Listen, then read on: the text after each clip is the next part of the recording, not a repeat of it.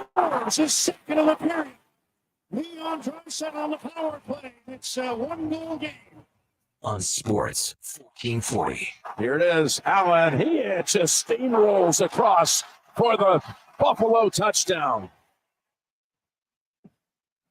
Mr. Automatic. Presented by PlayAlberta.ca, Alberta's only regulated online gambling website.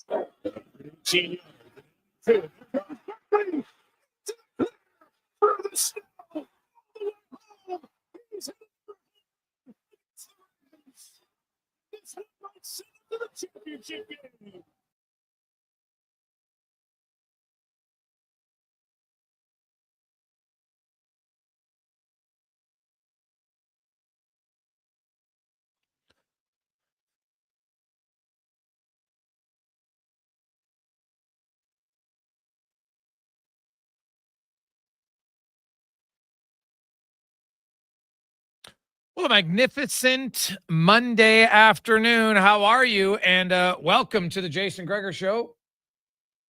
Sports 1440, Oilers Nation, YouTube, Facebook, and X, as always, presented by PlayAlberta.ca, where you can get in the game at PlayAlberta.ca.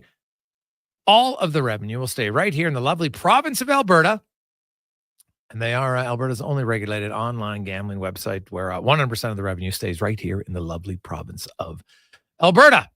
Hope you had a good weekend and are staying warm. It's a little cold. Good news is that we'll warm up slowly, which is nice. And something tells me that there'll be lots of chatter later this afternoon when the decision by the NHL will come down. Connor McDavid, Tyler Myers are both having their hearings this afternoon for separate cross-checks. And I think it's obvious both are going to get suspended. I do think that they're different plays in the sense that where McDavid hits him is kind of in the side of the helmet, where Myers hits a guy straight on the chops, where like the Myers one I don't really understand. There's nothing going on there. Why are you cross-checking a guy blatant in the face? A guy who's stick down, who's not doing anything remotely vicious. It's not like you're defending yourself. So that was an odd one to me. I didn't, like Evan Bouchard does not have a reputation of being overly aggressive with opposing players. So I wonder if they view them different. Make no mistake, McDavid's going to be suspended. He can't do what he did, right? That's full stop. We can talk about other things, but let's just full stop there. I think most are in agreement. It's worthy of a suspension. Okay. However, the one thing that this suspension is, and I've been talking about this for a while, and the numbers back it up, the NHL has once again been creeping every year closer and closer to the absolute gong show that was the late 1990s, early 2000s, where it was just obstruction, hook and holding. Now, it's not going to be at that level. But you're telling me in today's game, where the game is faster than ever, we have the fewest power play chances in the history of the NHL. Going back to 1963, 1964. That's 60 years. And you're telling me this is the most disciplined group of players in the history of the game because they all know how to defend great? I don't buy it. I don't buy it at all for a moment. So in 2022, Connor McDavid drew 50 penalties. Do you know how many penalties he's on pace to draw this year? Half. 50. He went from 50 to 45 to 41 last year. Now he's at 14, on pace for 25. It's not just Nathan MacKinnon.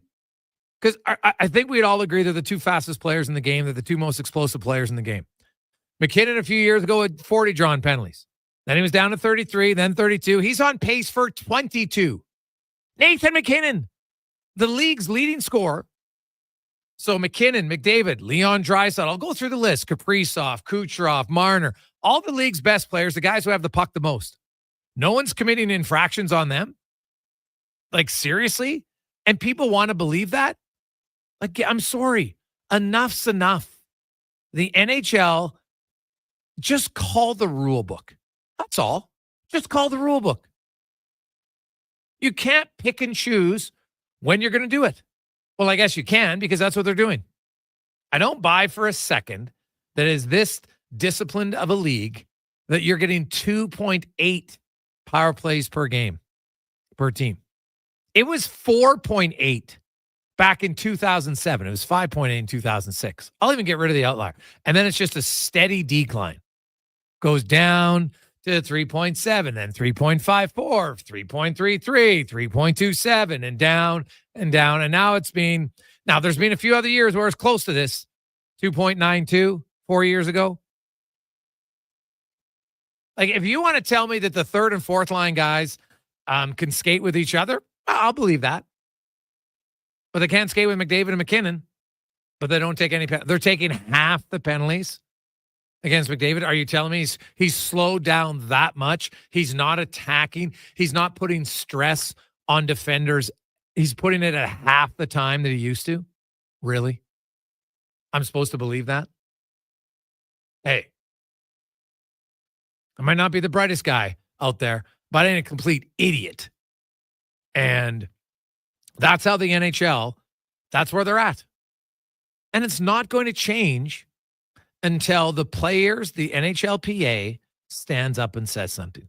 Mario Lemieux and Brett Hall had the courage to do it, but they kind of were on an island, and you had a lot of opposing fan bases mocking them, which is really sad because if he was on their team, that's the thing. You might not have a star player on your team today, but if you get one in the future, you can't say, well, now I want them to call penalties. No, you should want them to call penalties now because it's the right thing to do.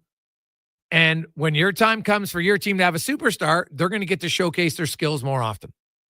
That's what you want. I'm not asking for new rules. I'm just asking to actually enforce the current rule book. It's not hard. It's pretty simple. But they just elect not to do it. Like, how that's not a penalty on Garland, I have no idea. Now, that doesn't excuse what McDavid did. I want to make that abundantly clear. You can't do that. McDavid's going to get suspended. I get that he's frustrated, all that, but it's not, well, he did that, so that should be less. No. Cross-check a guy in the head, right? Because the guy's I get why you're frustrated. I totally get it. But you can't do that. But the NHL, you can't just allow something. It's a one-goal game late in the game. What else are you watching? What else do you need?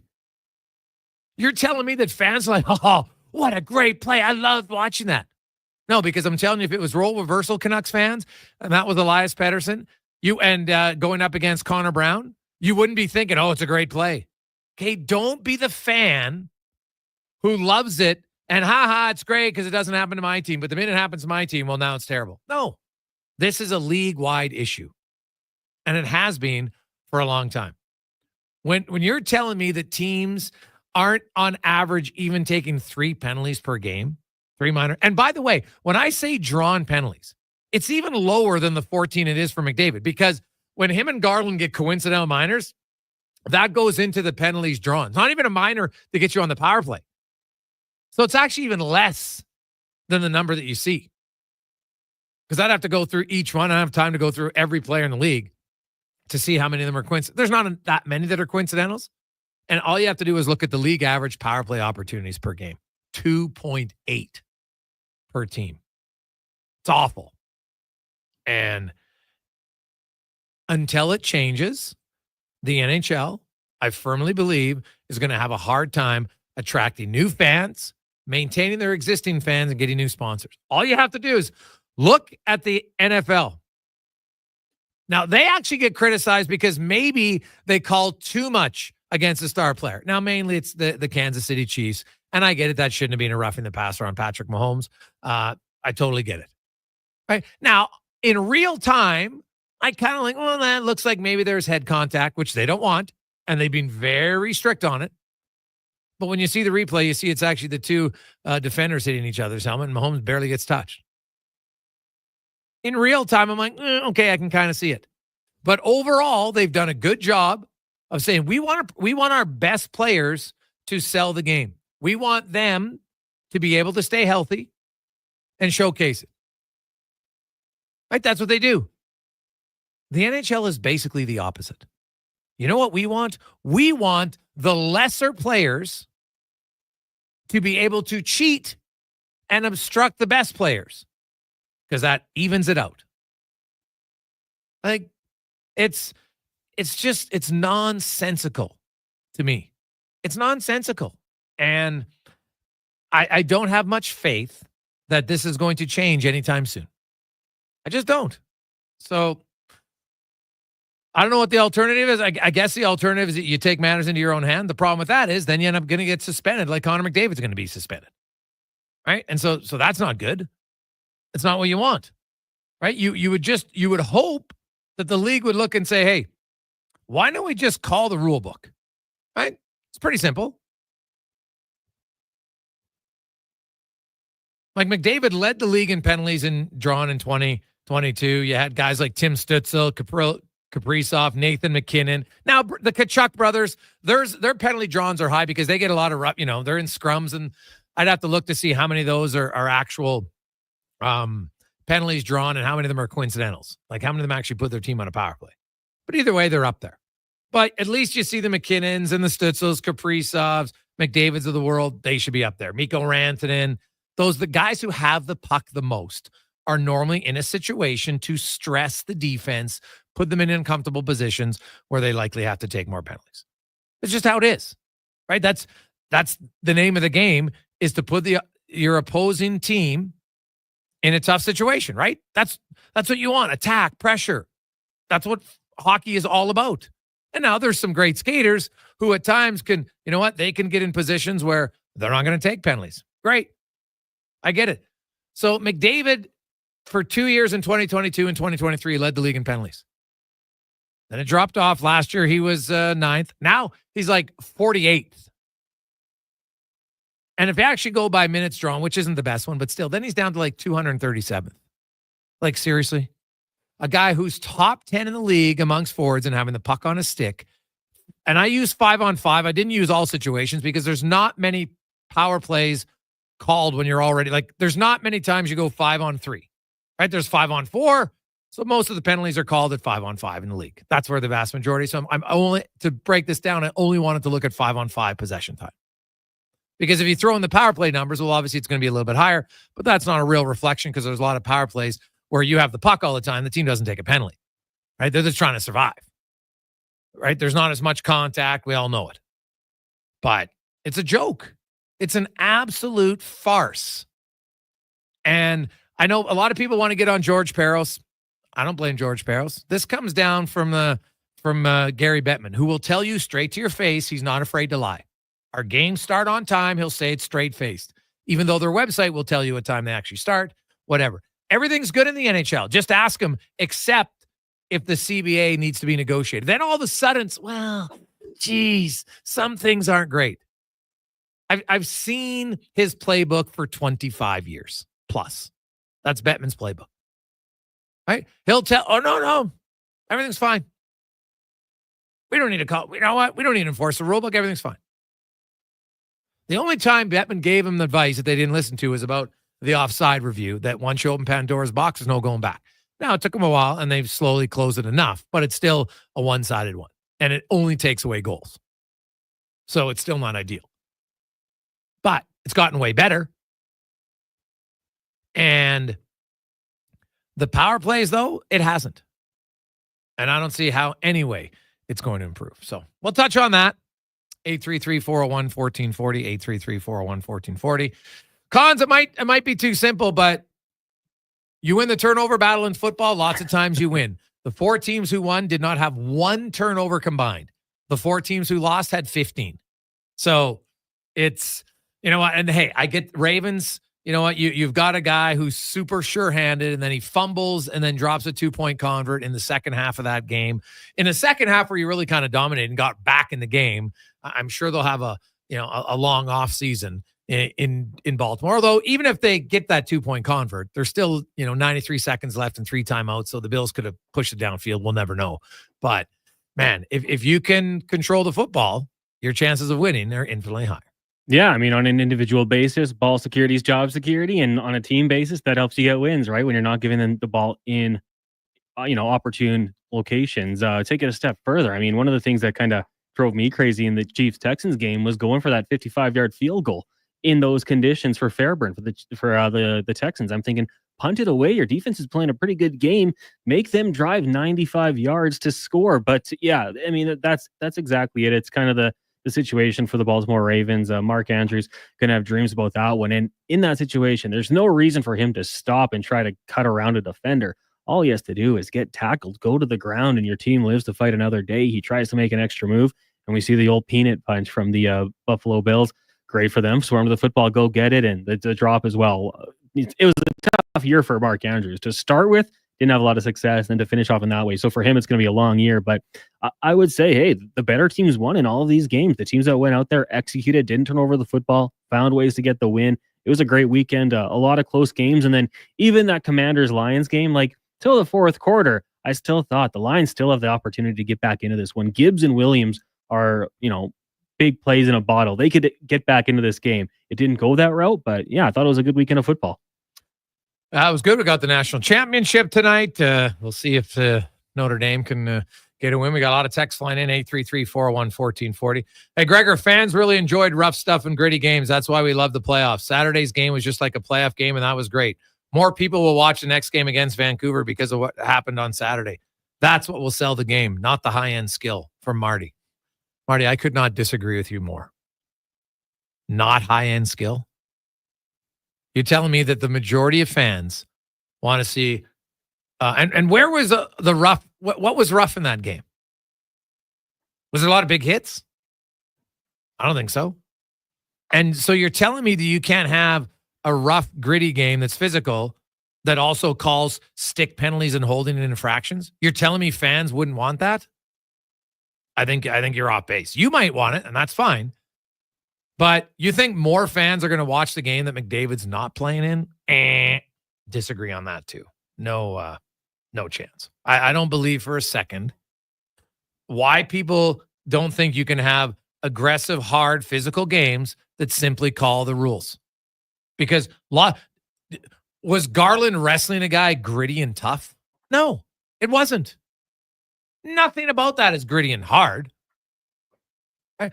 Allowing guys to hook guys, slash guys. You're telling me the fans, oh, geez, I can't wait to watch these guys hook each other tonight. Woo, this is going to be awesome. No one ever in the history of the game has said that. You can have hard, gritty games. I agree with you. That's what fans want. Intense games. Intense games that actually have infractions called, that are legit infractions. Why have a rule book then? Just get rid of some of the rules. No, it's okay, right? You can grab guys, you can arrest them. That's okay. Okay, fine. If that's the rules you want, then just take it out of the rule book. Simple. Why have the rule book then? What's the point of having it if you're not going to enforce it? Coming up on the program today, John Klingberg. We're going to hear from John coming up this hour. Gord Stellick will join us. We got Sal Capaccio, talk a little Sabres and Bills, talk about two opposite ends of the spectrum in Buffalo. Hart Levine from Puckpedia will break down the salary cap a little bit, look at some teams and, who's got, the best, who's accruing cap space and how much are we going to see from some of these teams. Speck and Woodley will be by. We'll have Sean Brown joining us from 3 to 5 o'clock on a busy Monday edition of the Gregor Show presented by PlayAlberta.ca. Hockey is back, and Play Alberta, Alberta's #1 sportsbook and official partner of the Edmonton Oilers, has you covered with bigger offers, boosted odds, live betting, player props, and more. New to Play Alberta, new players now receive $200 in free bets just for signing up. You already play? Get a $10 free bet for every $100 you bet every week all season long. Visit playalberta.ca and make your picks today. Bonus terms and conditions apply.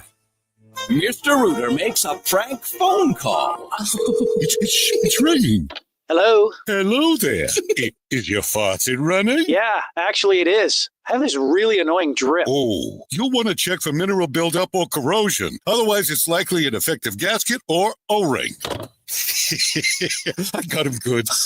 Mr. Rooter, you're the worst at this. For lousy punchlines and immaculate water lines, trust one plumber, Mr. Rooter. Sunday, February 9th. Touchdown! The biggest game of the year. It's on 30 TVs. Only at On the Rocks. Join host Ryan Jesperson at OTR's Rock and Bowl Super Party. Tickets only $30 and include guaranteed seating, a team t-shirt, prepaid Moosehead, and an all-you-can-eat tailgate buffet. plus prizes each quarter. And one person will take home $1,000 at the end of the game. Touchdown! Rock and Bowl Super Party, February 9th. Tickets at ontherocksyeg.com. Japa Machinery Group knows that XCMG may not roll off the tongue, but Japa's team will help keep your construction jobs rolling on time and on budget with heavy equipment sales and rentals. Visit japamachinery.com to find out more. I'm Colin Livingston, president of Cantork. Since 2016, we've been at the forefront of hydraulic torque wrenches in Canada. I'm delighted to share our latest venture, in-house production for quicker turnaround, superior quality, and heightened versatility. Experience excellence at cantork.com. 90 days? You're telling me I can buy a 2024 or 2025 Buick or GMC from Wolf GMC Buick and make no payments for 90 days? Whoa. And you're telling me there's more? It's the final days of GMC's employee pricing on remaining 2024 Sierra HDs and Yukons? Clearly now is the time to buy a new vehicle. I'm heading to Wolf GMC Buick, corner of 184th Street and Stony Plain Road. It's mere seconds east of the Anthony Henday. Wolf GMC Buick. We're making it easy. You know, this year I can't decide what to work on for my New Year's resolution. It's my confidence, my appearance, or my general happiness. Why not improve all three by finally addressing your hair loss? Hi, I'm Dr. Vancellia. Receding hairlines and bald spots can chip away at your self-image, make you look older, and feel unattractive. Let's discuss your options for regaining a full natural head of hair and make this the year you get your mojo back. Book a free first consultation today at drvancellia.com.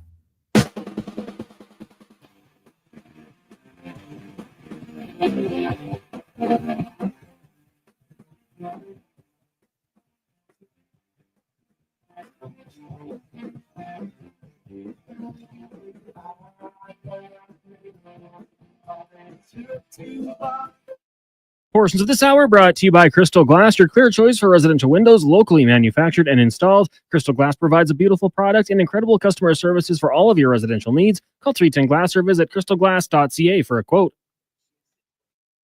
Best of Edmonton sports talk and beyond. This is Sports 1440. Presented by PlayAlberta.ca, Alberta's only regulated online gambling website.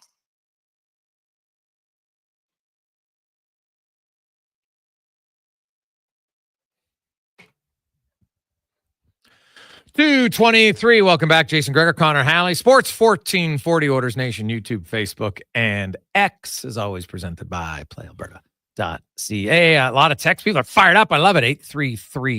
833-401-1440. 833-401-1440. Let's go around the NHL. Brought to you by McDonald's. And stop in now. And you could try the Big Mac David, which is the double Big Mac. Also, they got the new triple cheeseburger, the poutine fries with bacon, special Sunday for a limited time. Of course, it's the showdown menu, McDavid and Matthews, but only at McDonald's. As we are joined by former NHL GM, he's now a host on Sirius XM. Gord Stellick joins us. And Gord, I've been looking at, and I've been talking about this for a while, and power play opportunities in the NHL this season are on right now averaging 2.8 per team, which is the lowest in the history of the league, dating back to when they started tracking them in 1963, 1964. And the game is faster than it's ever been, yet I'm supposed to believe that the players are infinitely more disciplined. I don't buy it, especially when I see the best players in the game. 3 years ago, Connor McDavid drew 50 penalties. McKinnon drew 40. They're on pace to draw 25 and 22 respectively this year. Basically half of just what it was 3 years ago against the two most dynamic players in the game. I don't think defensive teams have magically gotten that much better. I just don't think the NHL enforces the rule book enough. Where do you come out? Well, yeah, I've been, of course, those numbers have been thrown around a lot given the circumstances of Saturday's game. And that is a appreciable drop. And it just doesn't make sense, that should be the case, because certainly in Connor McDavid's case, it's not like he's not as good as he was last year. I mean, the guy's playing phenomenal again. So, it's funny, Jason. It goes. I remember, what was it, like decades ago? Mario Lemieux made a big fuss about what he called it, a garage league or something, and it caught people's attention. It caught shakers and movers' attention. Things didn't happen overnight, but eventually the subtle interference that had crept into the game, got eliminated or mandated out of it. So, yeah, with what happened Saturday, and just given the fact there's no question Connor Garland, deserved a penalty on that play. It's one of those, and I chatted with Mike Johnson about it this morning, that, in this case, it's just kind of a short-term pain for maybe bigger picture gain about, whatever disciplines meted out for the cross-check. There's also maybe an awareness that something not right's going on about liberties being taken at the best player in the game, or maybe some of the best players of the game. So I remember years ago, Ryan Miller took a hit from Milan Lucic just when the general managers are meeting, and all of a sudden the goaltender, situation became a hot button topic. So it's a stat that doesn't make sense. A lot of people said, I don't like a game filled with penalties, but also you still have to call. That's the way the game is. You got to call what is a legitimate penalty. Oh, 100%. I don't like a game filled with penalties. Well, if they're penalties, then they're penalties. It shouldn't be, I want a game that doesn't have penalties. I've never understood that argument. I don't care which the team is. And I know fans who don't have the elite superstar players, they don't think it's an issue until in 5 or 10 years, their team drafts one, then they want one. And it's better for the league. I look at what the NFL did. The NFL changed rules to get more offense because that's what sells the game. And they protect their player. Maybe they've gone too far. A little, some will say, especially for the Chiefs' argument's sake, but maybe that's because they win, that they protect their guys, but they protect their best players. I find the NHL does not do that.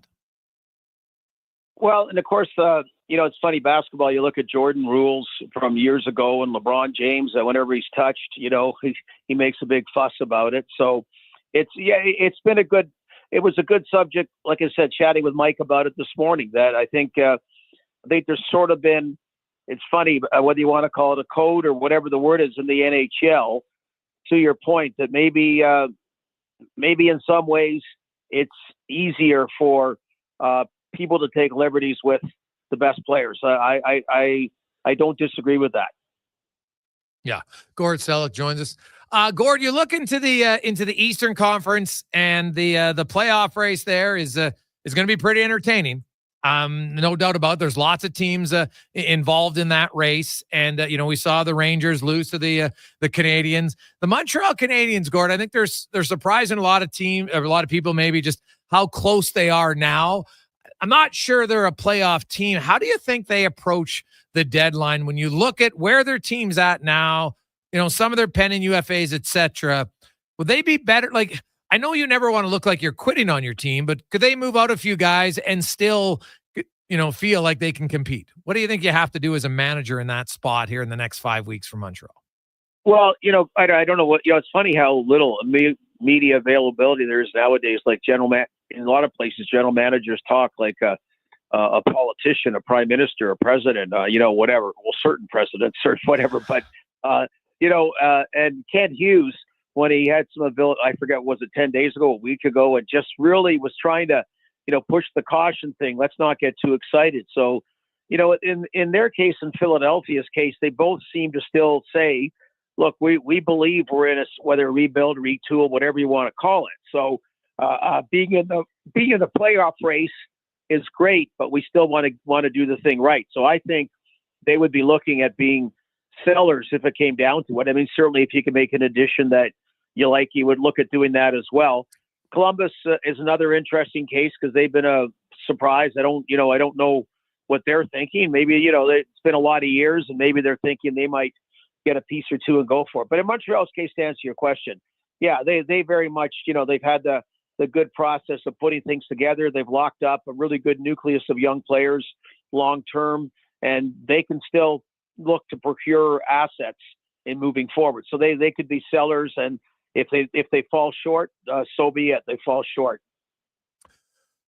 Gord, the Ottawa Senators, you look at their team and Steve Staios, and I get it. I get a sense they got to do everything in their power. They probably want to upgrade their defense core, right? Like they've had some injuries. They got a lot of young guys playing in there. I look at them and I think they probably would like to upgrade their D core, especially if their goaltenders get healthy. But is that the position? Like, I don't know if they have to take a major swing elsewhere. I think just they're probably looking for that good veteran third pair defender.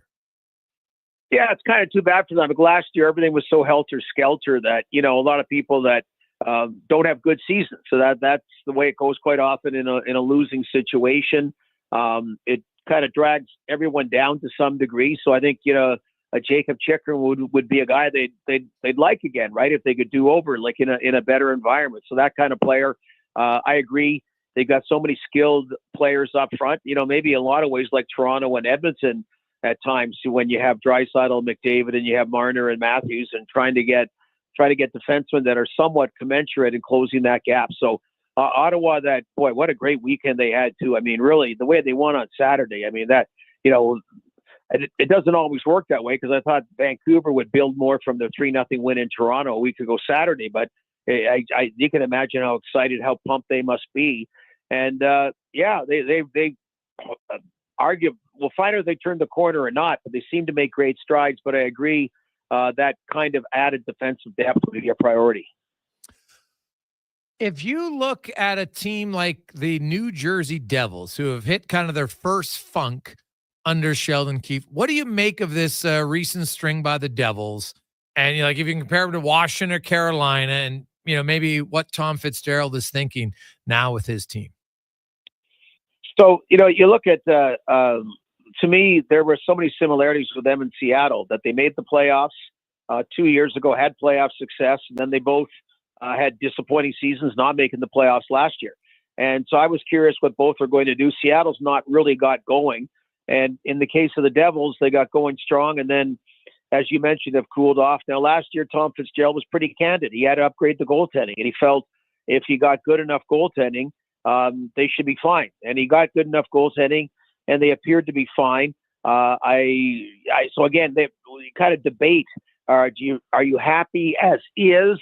Or do you think you need to make that move or two? So certainly in their case, I could see, them much like he was last year, looking for that one. I mean, they made some good moves over the last couple of years. It's not like they haven't been proactive, but they'll be really disappointed if this becomes a prolonged kind of slump. Is it the kind of thing it's the regular ebb and flow, or is it something that really needs to be addressed? That's kind of a curious team right now, because it's funny that Sheldon Keefe came to town and back to Toronto. They lost that game, but his body of work up till then, everything, even though they lost a couple of games, it's been a pretty successful season so far. I still like them.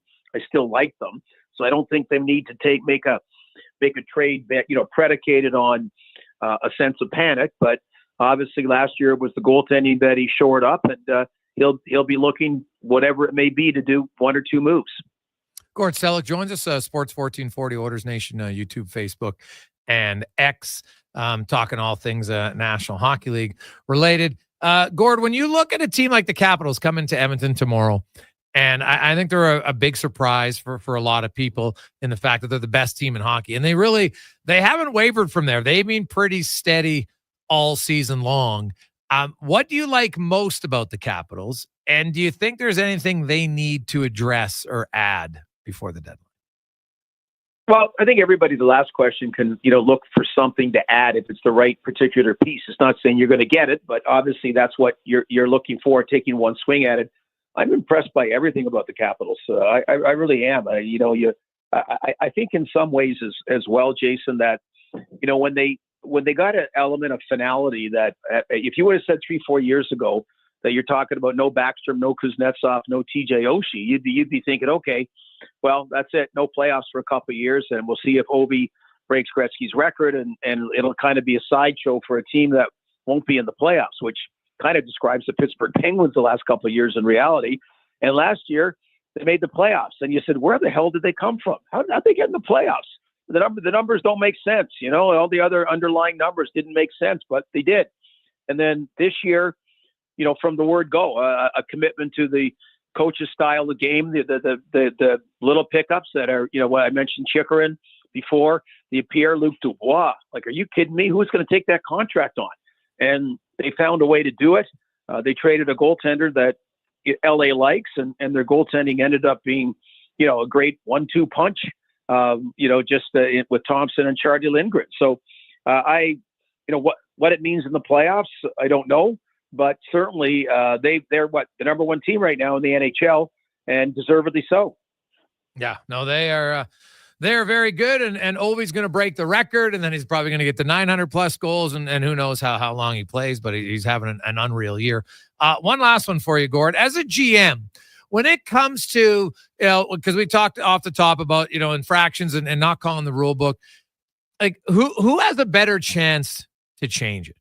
I think if the PA's best players all got together, because we talked about Lemieux and Hall, and it gets a little bit of, if they all, the NHLPA had all their superstar players, because they're the ones who are usually on the receiving end of these non-calls because they have the puck the most. They collectively all came out and address it themselves on one day in all these different markets. Do you think that would carry more, or can the GMs push for it? Like, how could you get the league to actually enforce the rule book more? Well, that's why I'm saying this particular situation with Connor McDavid's case may be something that stokes the fire and gets a bigger response. Obviously, as the general managers are kind of like the House of Representatives, and then the Board of Governors are kind of like the Senate, approving it, or it's Parliament and then the Senate, whichever country you want to use. It's interesting what you say about the play, because one problem I had with the NHLPA for a lot of years was when, I think it was Willie Mitchell that spoke up, was, when a guy was going for a hearing and they did everything to, defend the player at the hearing. And the other person said, well, wait a sec, I'm the guy that got hurt. I'm a member of the NHLPA. Like, shouldn't be looking at both sides instead of trying to save a game or two's pay for the transgressor. So I don't think that's a bad idea. You and I just talked off the top. We still remember decades ago, Mario Lemieux speaking up, and, I think something put together that way is not a bad idea, because, hey, the best thing about the game is the elite players. You want to see them in the playoffs. You want to see them healthy. You want to see them be able to exhibit their skill. Yeah, I'm with you. Gord, great stuff, man. I appreciate it. Have a great Martin Luther King Day. Okay, you take care, Jason. There you go. That's Gord Stellick from Sirius XM. It is Martin Luther King Day down in the United States. What a humanitarian that guy was, man. Stood up for a lot of things that needed to be stood up for at different times in his life, and created some change, but obviously for some would tell you that the change didn't happen quick enough, for sure. So it's that's why there's lots of matinee games today in the National Hockey League. One's already done, as the Boston Bruins came back from a 3-2 deficit to start the third period, and they defeat the Sharks 6-3. You have right now the Wild are leading the Avalanche 1-0. Jake Middleton the only goal. The Kraken up 2-1 on the Buffalo Sabres. John Hayden scored his first of the year. You got the Blues in Vegas later tonight. Other games that impact the orders, the Penguins on the road in LA take on the Kings. Also, the Jets are in Utah. The Orders come out of this tough break, which was essentially an 8-game road trip, and they are tied with Vegas. They got 61 points each. They each have 29 wins. Now, Vegas has a tiebreaker because they have more regulation wins at this point, but everything else is identical, and they are 4 points back of Winnipeg with a game in hand. So the race for not only the Pacific, but for the Western Conference is alive and well for the Edmonton Oilers. And now they start a 6-game homestand tomorrow against the league's best team right now, atop the NHL standings, the Washington Capitals. The Oilers will find out officially probably later today on Connor McDavid's fate. I think it's fait accompli that he's going to be suspended. It's going to be a matter of how many. I would think one for sure. I'm gonna say 2. So I think they'll miss him tonight and Thursday. Take a quick break. We'll return. We got a lot of texts to get to. Your thoughts on the lack of calls, in my opinion. Also, we'll talk about the Oilers. The one thing they got to change lately here, they're starting from behind too much. Can't be trailing 2-0, 3-0 every game and come back to win. They did win 2 out of the 3, which is great, but that's obviously a trend they want to change. And John Klingberg, some comments from Klingberg Order fans that should get you pretty excited. Coming up next on the Gregor Show, presented by PlayAlberta.ca. Excavators, loaders, lifts, compaction equipment, and more. Find the XCMG construction equipment you need. Available for rental or sale at Japa Machinery Group. Japa, helping build Alberta from the ground up for 50 years. Visit japamachinery.com. You've got a go-to coffee spot, a trusted barber, even a lucky game day jersey. But when it's about looking your absolute best, there's only one name you need. Mr. Dirk. Family run since 1939. We're experts in crafting impeccable tailor-made suits and offering a wide variety of everyday styles. Pair that with personalized one-on-one fittings and the convenience of on-site tailoring. Mr. Dirk elevates your style game. Visit our Edmonton store or explore MrDirk.com. Score big on style with Mr. Dirk. Oodle Noodle Origins. In 1864, Francis Oodle took over his dying father's business as a leatherman. He was quite proficient, but his heart was never truly in the trade. After his father's death, Oodle met a cocksure young man named Vladimir Nudel, who was a trailblazer in the popular new art of food boxes. They formed a partnership and aimed to ply their trade in the new world. At Ellis Island, Nudel was renamed David Noodle, and henceforth, the franchise has been known as Oodle Noodle. When picking a New Year's resolution, try to avoid things you have no influence over. Like bringing home the cup? That would be awesome. But completely outside your control. Instead, pick something you can control, like bringing home some Wilhauk beef jerky. That would also be awesome. But what if we brought the cup home to Canada and it was filled with Wilhauk beef jerky? Okay, I'll allow it. Wilhauk beef jerky, only available in Leduc. Get yours today, because you don't win cups with salad. At Leading Edge Physiotherapy, we believe in the wisdom of Patch Adams. Treat a disease, you win, you lose. Treat a person, I guarantee you'll win no matter what the outcome. We don't treat conditions, we treat people. From personalized treatment plans to compassionate care, we're committed to helping you achieve your goal. That's why hands-on techniques, unique technologies, and a commitment to hiring amazing people mixed with friendly, fun neighborhood environments. And ta-da! No, it's not magic. It's about being human. Sometimes being human hurts, but life shouldn't hurt. LeadingEdgePhysio.com. Planning for your future. Vision Credit Union makes it simple with 2 RRSP options to fit your goals. Choose a secure term deposit RRSP with guaranteed returns or a mutual fund RRSP offering higher growth potential with exciting opportunities. With an RRSP, you'll save on your 2024 taxes, grow your investments tax-free, and get closer to your dreams, whether it's retirement or your first home. Don't wait. The deadline to qualify for 2024 tax deductions is March 3rd. Learn more at visioncu.ca. Just when the weather is raising your nosy, someone's got a new menu that's tasty and cozy. What? It's Booster Juice. Now you can warm up and chow down with a savory selection of grilled fresh favorites. Breakfast wraps, chicken wraps, grilled cheese, steak, and chicken paninis. Topped with melty cheese, creamy pesto, spicy chipotle. Grilled fresh options made in-house, warm and delicious. Made daily with the finest ingredients. Cozy comfort food at Booster Juice. Download the Booster Rewards app today.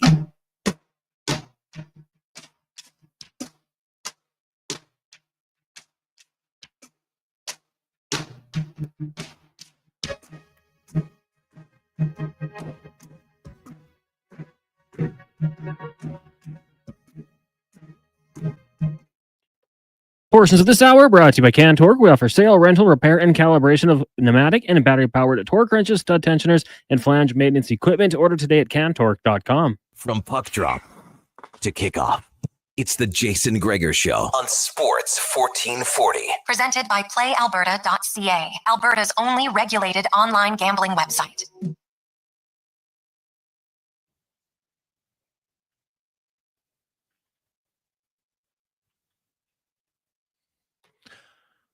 .243. Welcome back, Gregor. Connor Halley with you. Sports 1440. Orders Nation, YouTube, Facebook, and X is always presented by PlayAlberta.ca.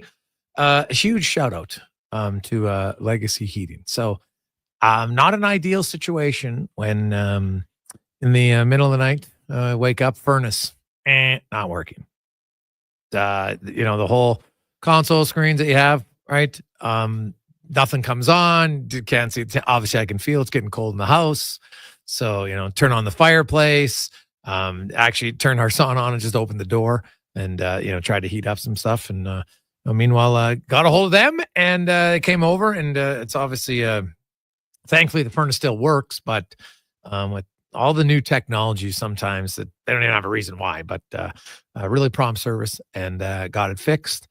And big shout out to them, man, because I'm sure like this is the worst time. It's minus 33 overnight and the furnace isn't working. You realize quickly how much we rely on that in our where we live in this lovely place known as Northern Alberta. Can be a tad chilly, and on certain nights you're like, thank goodness they had a furnace that works. So shout out to everybody at Legacy, from Nancy who took the calls, and then Shane who was fixing everything. So appreciate it very much. And that leads us to the 2-minute warning brought to you by Legacy Heating and Cooling. Trust me, as I've said, no overtime charges. Call you late at night, they'll get it fixed, and it works. LegacyHeating.ca. Cam Tait, of course, longtime journalist in town. Cam has cerebral palsy, he's in a wheelchair, and due to his disability, was never able to be on radio. But now, through the wonders of technology, Cam's words come to life in the 2-minute warning. As I write this, we are awaiting smoke to rise over there in New York office, home of the National Hockey League, which will indicate, we think, the short-term future of Edmonton Oilers captain Connor McDavid. We are anticipating number 97 will be suspended following his high cross-check at the 1958 mark of Saturday night's loss against the Vancouver Canucks.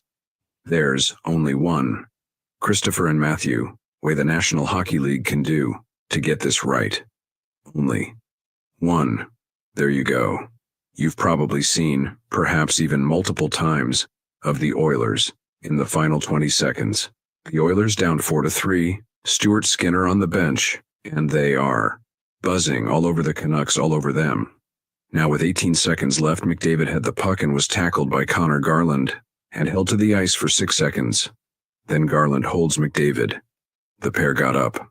And then, with 11 seconds left, Garland ties up 97 again. With 2 seconds left, the cross-check happened, but the play certainly should have been called down. Holding or interference. Mr. Gregor mentioned some great numbers on how McDavid is getting less penalties. Throughout today, we have heard a very simple thing. The NHL has a rule book. It needs to be used. So, McDavid will be suspended. We know that, and he should be. Can't cross-check a guy in the head, but the only way something right becomes equal from this, the only thing, is if the National Hockey League also suspends Wes McCauley and Chris Lee, the officials who work the game. The 2-minute warning with me, Tater, Monday, Friday, Gregor Show, Sports 1440. Well, I don't think the refs need to get suspended, Tater. I like that, but I don't think we need to go there. Officials are going to miss a call every now and then. That's going to happen. And Wes McCauley, historically, because they get to analyze on all their games, and he's one of the better officials, right? The numbers back it up. So you don't suspend a ref because he misses a call, especially one that wasn't a headshot. It's a wrestling match. Was McDavid holding on a little bit of time? Sure. Right. Even if they would have said, okay, just coincidental's done. But the fact that they just let it go on, to me, is, I don't like it, but it's not suspension worthy at all. Thing is, McCauley's actually a pretty good official, right? It's the one guy the players don't really seem to complain about very often, right? Now, he'll miss a call every now and then. That's fine. But to me, it's a bigger issue than one missed call. It's the fact that, and like I said, the numbers between McKinnon and McDavid, the amount of penalties that they drew in 2022 was 90. They're on pace for 47. And we know that historically, penalties go down in the regular season. So while they might be on pace for 47, they might end up being at like 44. That's 50% less than just 3 years ago by the league's two most dynamic players. Right now, there's lots of other. I could throw Draisaitl in there. I can throw Kucherov. Makar. You can throw Kaprizov, Austin Matthews when he's healthy. There's other guys for sure. But McDavid and McKinnon, no one attacks at the speed that they do consistently. I think we'd all agree with that. It's very close, McKinnon, McDavid. And like Nathan McKinnon has more bursts of 22 miles an hour than any player in the league by a substantial margin. And he's drawn a whopping 13 penalties. Come on. You're telling me that all the defenders now have figured out how to defend the ridiculous speed of Nathan McKinnon, right? How do you do that, right? It's impossible. So I don't see how anyone can think that the officiating in the NHL, and I don't blame one ref. This comes from up above, and because when it's across the league, that's why I know this is more than just one official. The NHL, and it's been a slow erosion of enforcing the rule book. They've got a rule book. It outlines what hooking is. It outlines what holding is. It outlines what obstruction is. But they don't want to call it, right? You always get the lame excuse. Well, no one wants to see that many power plays. Really? Who? Most fans want the game officiated by the rule book. There'll be some calls that are missed, just like some defensemen miss a pass, some forwards miss the net, they make a bad decision. Sure, some. It happens. But when you're seeing a consistent every year erosion in the amount of power play opportunities in the league, we're talking 2.8 this year is what right now teams are averaging. It might end up being even lower by the time the season's over, based on the numbers usually go down in the second half of the season. So what, it's going to be at 2.7? In 2006, coming out of the lockout, where they said they wanted to crack down on obstruction, there was 5.85 penalties per team per game. Now you have both teams combining for less than that. Both teams combining for less than that. It's nuts. In 2007, teams were at 4.85. Now they're at 2.8. Come on.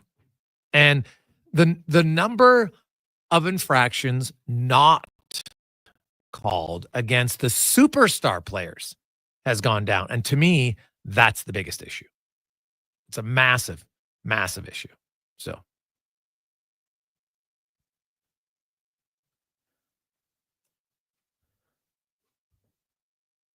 Hey, Greg's, they can't blow it down as Edmonton had the puck unless they're going to give them both a penalty. Garland would have just had a delayed penalty, no whistle. Sure, but if Connor McDavid sees it, it's a delayed penalty. Do you think he cross-checks the guy in the face? Right? Do you think he does? I don't know the answer to that, but I'm guessing probably not.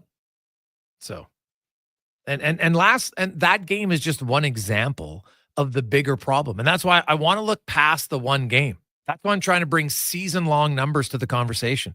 It's not about one game. It's not about one call. It's about the collective erosion of calling penalties against the best players. You cannot tell me that teams in a short 3-year span have figured out to the degree of 50% less infractions against the league's two fastest, the league's two players who can stress a defender and put people in a bad position quicker and more often than anyone in the league. Because that's what they do. And now it's gone from 90 penalties combined called against those two to on pace for 47. 90 to 47. And that's just against, I just picked the two best players who I think are the best when it comes to attacking and putting stress on a defense. Now, Leon Draisaitl does a lot too. Don't get me wrong, because he has the puck. Leon Draisaitl's had the puck on his stick the most of any NHL forward this year. Right? He's a pretty dynamic player too. Right? But he plays a different game. Sometimes he'll slow the game down. He likes to have somebody, he likes to feel him close. That's okay. But even him, he's only drawn 17 penalties. It's just, until it's talked about, it's not going to change. And that's why, because people outside and the uninformed will try to suggest it's a homer take because it's about McDavid. So that's why I include Nathan McKinnon. He went from 40 down to 22, almost half his infractions. Do you think Avs fans are happy with that? But it shouldn't be about your team. It should be about the league, because it's cyclical. 10 years ago, like in 2006, 7, 8, 9, the Oilers didn't have a superstar forward. But I still would have wanted the penalties called that should be called. And teams now who have superstars might not have one in 10 years. So what? You can't only ask for the things that are right when it impacts you. It's what's for the betterment of the game and the league. Hey, guys, I wonder how many penalty stats will be affected by refs arbitrarily giving all of the Oilers top line a penalty for no reason. Have you ever seen that before, Scrum? Well, again, Rolly, but these are not power play. You're confusing two different things, right? These are not power play opportunities. And they actually, the Nugent Hopkins didn't have a penalty. They took it off the score sheet. And it's irrelevant with 2 seconds left in the game. The point of the matter is look bigger than the one game. It's not against, this is not Edmonton is the only team that's getting screwed over. Again, that's a narrow view that you don't need. You can be a fan of the Oilers first and foremost, but if you're a fan of the Oilers, you're a fan of the NHL because that's where they play. And so it's the NHL that has to do it. So, guys, there's too many teams, not enough superstars. They use refs to maintain false parity. NHL has way more average player than high skill players from Avro Arrow. See, I don't know about that. I think there's lots of skilled guys in the league. Lots of very skilled players in the league. I'll just go down the list of guys. Obviously, there's McDavid and McKinnon and Draisaitl and Kucherov and Mikko Rantanen. Kyle Connor has been an elite shooter for a long time. Jack Eichel, Quinn Hughes, Cale Makar. Go down you're telling me in the 80s there was way more? I don't think so. There's way more of European input now than there was in the 80s. The 80s was basically Canadians and some Americans and the odd sprinkle of European players. That's just a fact. There was no German superstar. Right? There was no Russian superstar for the majority of the 80s. Right? Some of them started to come in the 90s, sure. But I would disagree. Yes, there are more teams, but you have a much bigger pool of where you're grabbing the players from now than ever before. And I think there's lots of skill players. There's lots of the game overall, top to bottom, is quicker. And when you have more speed, that means you have quicker decisions. That means now players have to react quicker. And if one guy gets a half step on you, a quarter step now, you're in more trouble. Whereas before, there might only be, you'd have the elite guys and I can make up for it because I'm an elite skater. Well, now we got a lot of really good skaters. So I don't get it. Hey guys, when the refs explained to McDavid they felt like the cross-check to Edmonton wasn't hard enough from behind to warrant a penalty on Eichel, I knew the league was broken. A judgment call on a 6'4" Viking not being able to take a hit from Gilly. Well, there's hits from behind, man. Yeah, I've stood on my pulpit many times to that one. But to me, this is a bigger problem that's all across the league. And it is, until it gets addressed, I don't think it's changing. And it really, I think it's imperative for the PA to have more of a vocal force in this. Hey, Gregor, players are smart and adaptable as well, which means they will take more liberties based on game situations. 100%, Mark. You're bang on about that one.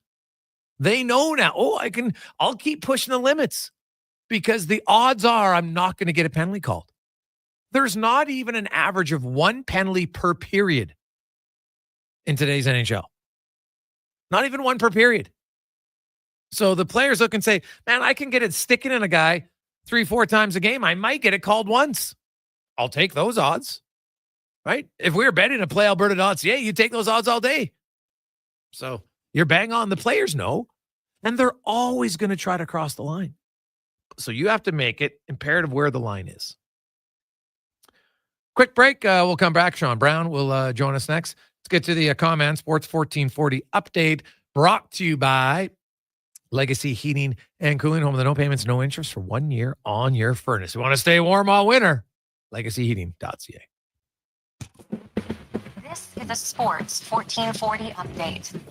Martin Luther King Day down in the States. So afternoon hockey after 40 minutes, Avalanche and Wild tied at 1 apiece. Just so to get going in the second period down in Seattle. The Kraken on top of the Sabres 2-1. Coming up at 4, you got the Golden Knights hosting the Blues, the Lightning in Toronto. Islanders host the Jackets. Canes take on the Blackhawks. Utah hosting Winnipeg. And the Kings take on the Penguins. Earlier today was the Bruins doubling up the Sharks 6-3. In the NBA, we got a couple games going on right now. Fourth quarter, Grizz lead the Timberwolves 106-100. In the third quarter, the Knicks have a 91-83 lead over the Hawks, and the Suns trail the Cavs 73-51. Later today, Warriors host the Celtics, Jazz in New Orleans. Clippers meet the Bulls with 2 finals. Hornets knocked off the Mavericks 110-105, and the Pistons over the Rockets 107-96. The Chicago Bears are finalizing a deal to hire Detroit Lions offensive coordinator Ben Johnson as their next head coach. Johnson's been the OC in Detroit the past 3 seasons.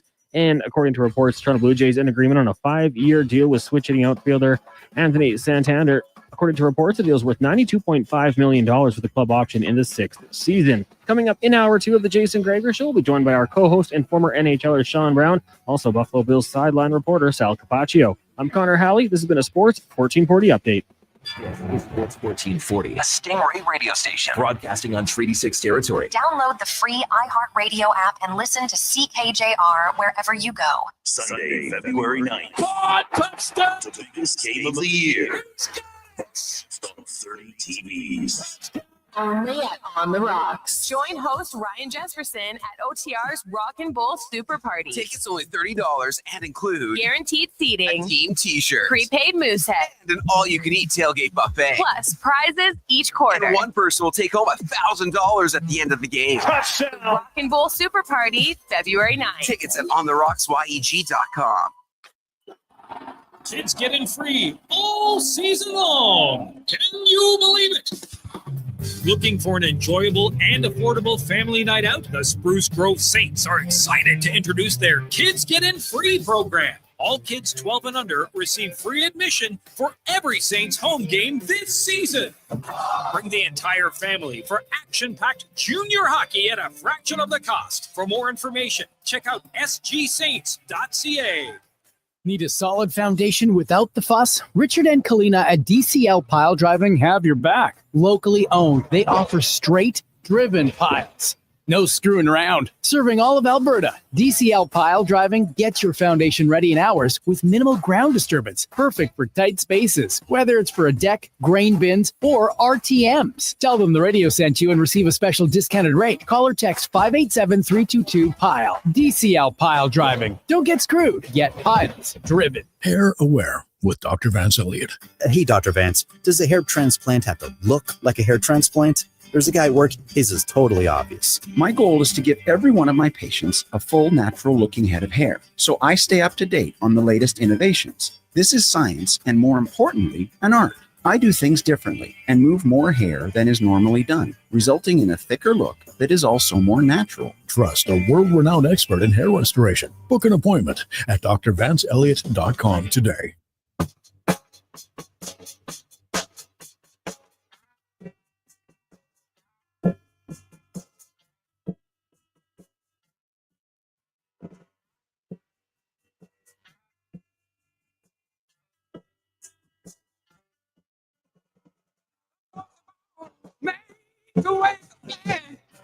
Portions of this hour brought to you by Japa Machinery. Japa is digging deep on their 50-year history of supporting Alberta's construction industry with their line of special edition blackout excavators. Visit japamachinery.com for all the details. The Jason Gregor Show, the best of Edmonton sports talk and beyond. This is Sports 1440. Presented by PlayAlberta.ca, Alberta's only regulated online gambling website.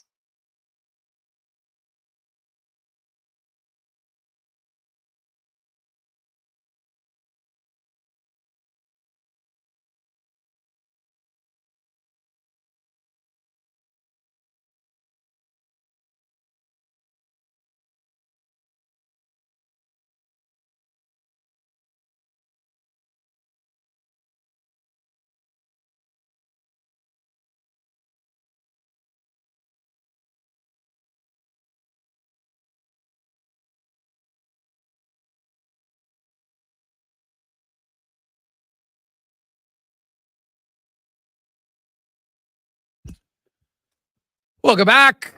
Monday afternoon. Jason Gregor, Connor Halley, Sports 1440. Oilers Nation, YouTube, Facebook, and X. And of course, it is if you're a college football fan, the national championship tonight, Notre Dame and Ohio State. Man, this thing's like drug out forever. Oh my goodness, get the game going. Let's just hope it's competitive. It's interesting. The first time they expanded the seeds to 8 teams, and it's the number 7 seed and the number 8 seed in the national championship. And so we'll see if the Fighting Irish can get a win. They haven't had one in a long, long time. I'd love to see it.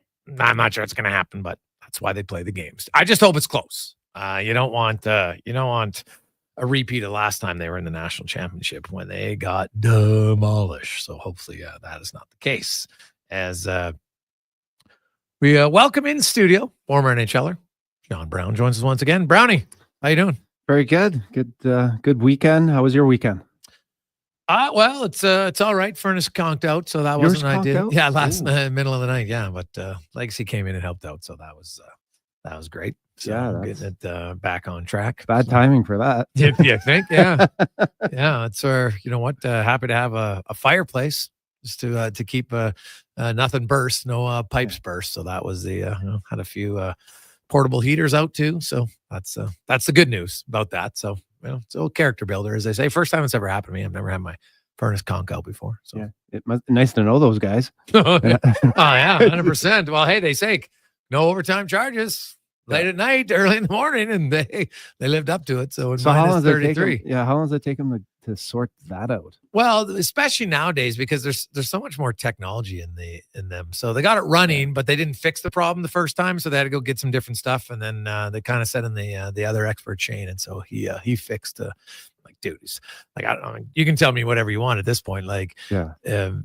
nothing I could have fixed. That's all I know, right? Because You weren't YouTubing it? I'm like, hey, can I turn on the pilot light? Yeah, no, that's not it, right? Yeah. So it's a lot of the technical stuff now that's involved in it, and you have a furnace, so it's got two different zones and stuff like that, and then the one zone's not reading. I don't know. It's well above my pay grade. Shout out to all the trades guys out there working in this. buddy. Could you imagine being those electricians, like working with your fingers in this? Hey, dude, I worked in the oil field for 7 years, man. Yeah, outside, and anytime you had to take your gloves off was like the worst. And guys, and lots of jobs you have your gloves on, but then you're fumbling around, and you got to take your gloves off. And hey, anybody out there, I don't care what your job is when you're working outside in weather like this, it blows. So kudos to everybody who had to who's working out there.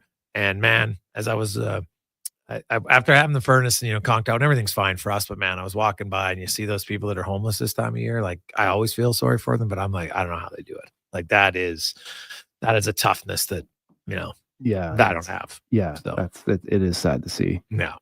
Now, when you played, Brownie? Now, you played in the late 90s into the early 2000s, hooking on guys, it was allowed. But even then, there were still 4 power plays a game, right? Like, they still called some, they just let a lot go. And then but you as a player, you knew what you could get away with. And so you'd probably say, you know what? I'm gonna hook the superstar guy 5 times because I'm probably only gonna get called once. Yeah, I mean, everyone's trying to figure out how much and what they can get away with. The game has changed since I've been in the league, but I feel like they've actually done a pretty good job of being more consistent on making the calls throughout the season. I think, maybe they've gotten away from it a little bit, but obviously, anytime Connor McDavid's involved in any type of, penalty or the situation he finds himself in, that's going to bring a lot of attention, which is going to help, probably dial it back in a little bit. But yeah, I mean, it's especially for a player like myself that, when you're playing against skilled guys and you have, to be honest with you, the ability that I had to try and do as much as I could to kind of, slow them down and make it hard and uncomfortable. And then trying to find a way to do it in a way that, you're not necessarily putting your team down and putting your team in jeopardy. So it's tough. You're just trying to find that rhythm, and try, every player's, competitive and trying to get that edge within that. Yeah, and that's fine. But when I look at, so in 2022, Connor McDavid and Nathan McKinnon drew 90 penalties. In 2025, they're on pace for 47. That's half. These are the 2 most dynamic players in the game, Brownie. You watch all the other guys in the league. Oh. You're telling me that they've all figured out how to not take penalties against the guys who stress the defense more than anyone else? I just think those 2 numbers itself tells me all I need to know. The NHL has had fewer power play opportunities this year on pace in the history of the game.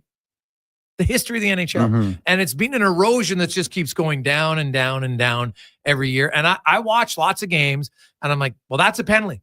Now people say, oh, it's a ticky-tack call. No, it's a penalty. I have the best guy coming in and I got an inferior skill player who's cheating to stop him and they allow it. It doesn't make sense. Yeah. Because no offense to the inferior guy, he doesn't sell the game. He actually wants McDavid and Draisaitl to score more points because then there's more money in the pot and they get more money. That's just a fact. And the NHL, when you look at what the NFL does to their best, they protect their best players. Some would say maybe too far. The NHL is the opposite. They're like, let's help those less skilled guys have a better chance to match the skill. That's basically what they're doing.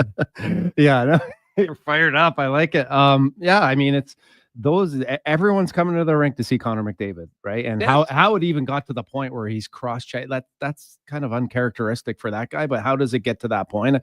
For sure, you got to find a way, to protect these guys because they're everything to the league. But you're not, when you're on the ice and you're competing against these guys, you're not obviously, thinking that way. But yeah, I mean, those guys have so much skill and ability that, if you're not cheating, to be honest with you, in some ways, to try and, to bring your skill or at least level it out a little bit, it's hard not to, because those guys they have every skill and every ability to beat you in every little situation. So you're always trying, you're always very close to the line against those guys, right? I mean, he probably could, every other shift, there's probably a situation where he could draw a penalty.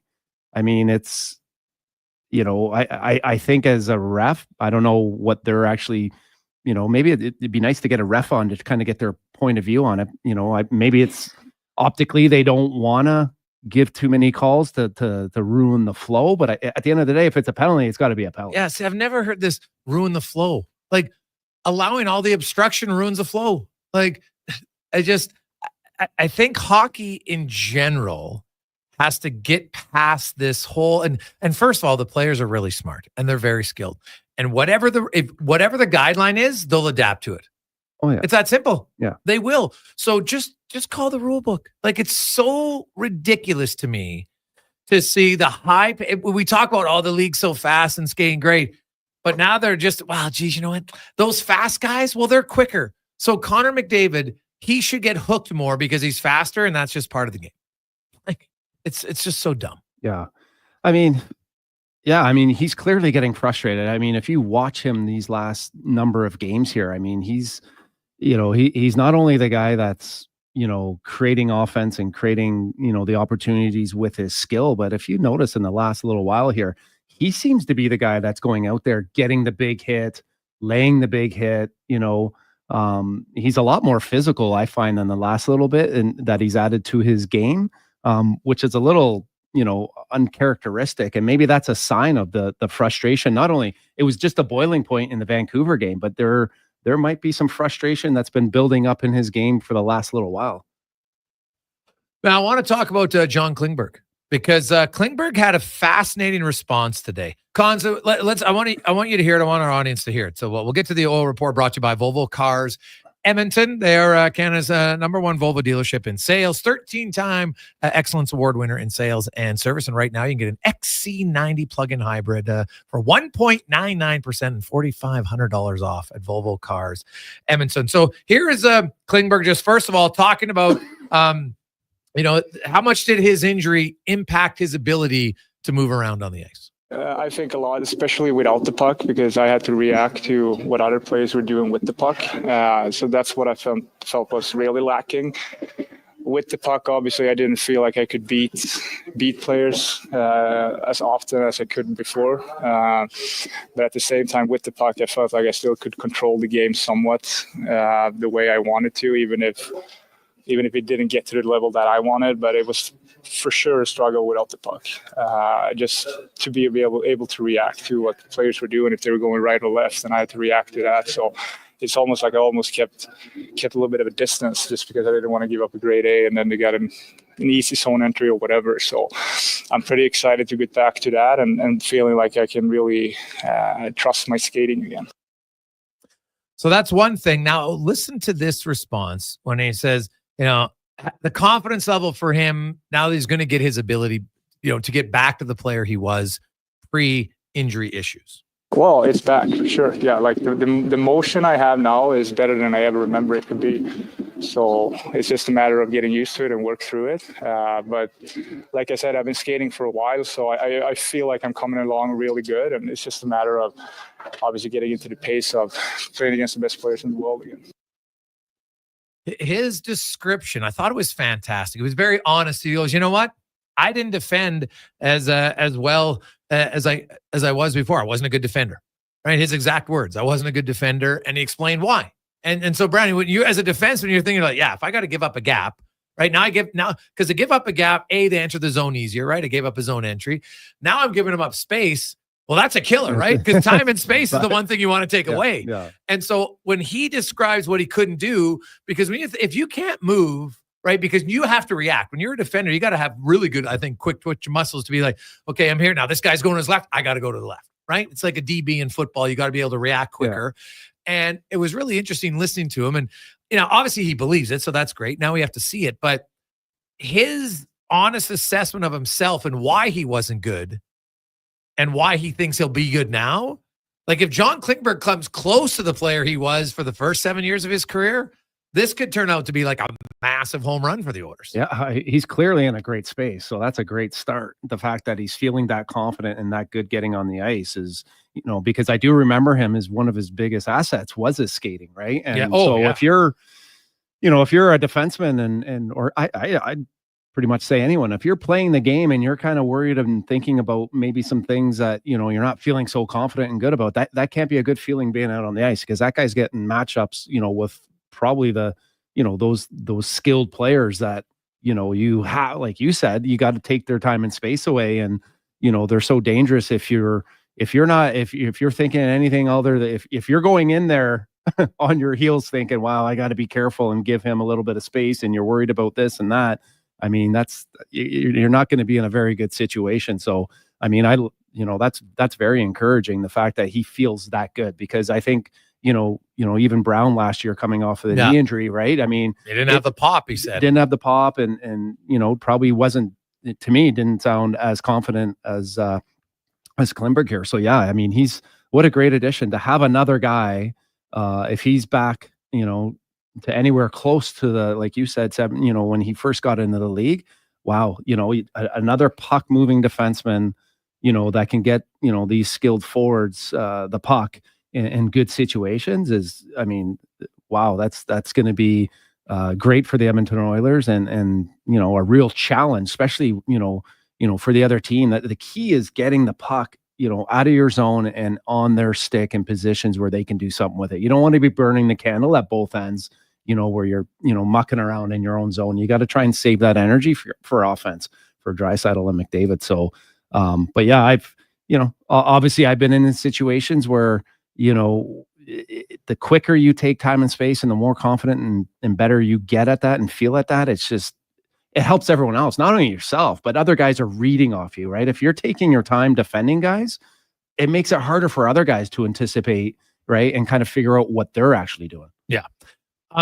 What is your thoughts? Chris Pronger had put out on Twitter that, Mike Rupp had made a post about McDavid and being frustrated. And Pronger's quote was, actually, I love it. It needs to do this more often. Maybe not to the level of suspension, but it'll give him extra space. Teams key on taking time and space away from him and try and frustrate him. Taking it into your own hands is good sometimes. Yeah, I mean, that was quite a vicious cross check there for both guys, really. Like that. Well, I think the Myers one's worse. What do you think? Well, I think the McDavid one was, to me, a little bit more spontaneous. Yeah. Right. You're in it and it just kind of, the other one was, it was very kind of calculated, slow. And like right in the chop. But it was kind of like, and like Evan Bouchard. What did he do? he didn't do anything. Yeah, and he skated away. Yeah. And like Evan Bouchard, I think all would agree, is not the threatening presence on the ice, right? Like he's not going to come over and cheap shot you. He doesn't have that reputation, right? That's not who he is. So So I think it goes hand in hand for both of them. For Myers too, right? That sends a message in the same way that it sends for McDavid. Like every once in a while, I like that part of the game. And every once in a while, if you can create a little space and a little uncertainty in other guys, I think it kind of helps you. So yeah, I like it. 320-833-401-1440. Hey guys, who do you think Klingberg plays with? Oh, he's going to start with Nurse, no question. Now he's not going to play this week. So it'll be next week. It sounds like the earliest maybe is next Monday, Seattle. Then if not, it would be the following Thursday.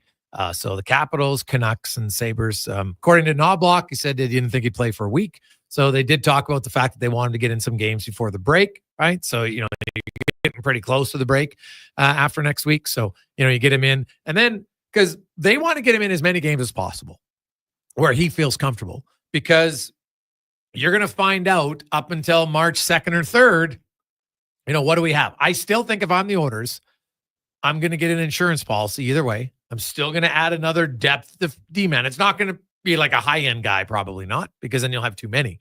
But I think they'll be looking to get another veteran third pair defenseman just in case, because injuries are real. And if the Oilers' window is there to win, and I look at Dallas last year in the playoffs, Brownie, they basically had to go with 5 defensemen because they didn't trust Nils Lundqvist. Right? They even actually called up Alex Petrovic and played him more than Nils Lundqvist at times. And the Oilers don't really have a defenseman, like I guess Josh Brown, but I don't think that's a guy they want to play a lot of minutes either. So I still think they're going to go out there and maybe add probably a lefty, right? Because if Stetcher's your extra righty, you probably need an extra lefty. To me, it's similar to the Jeff Skinner. I think when they signed Jeff Skinner, I mean, it just on paper, everything looked great about it. I know it hasn't quite worked out, and I still think there's still a chance. And same with Klingberg. Like, everything looks great.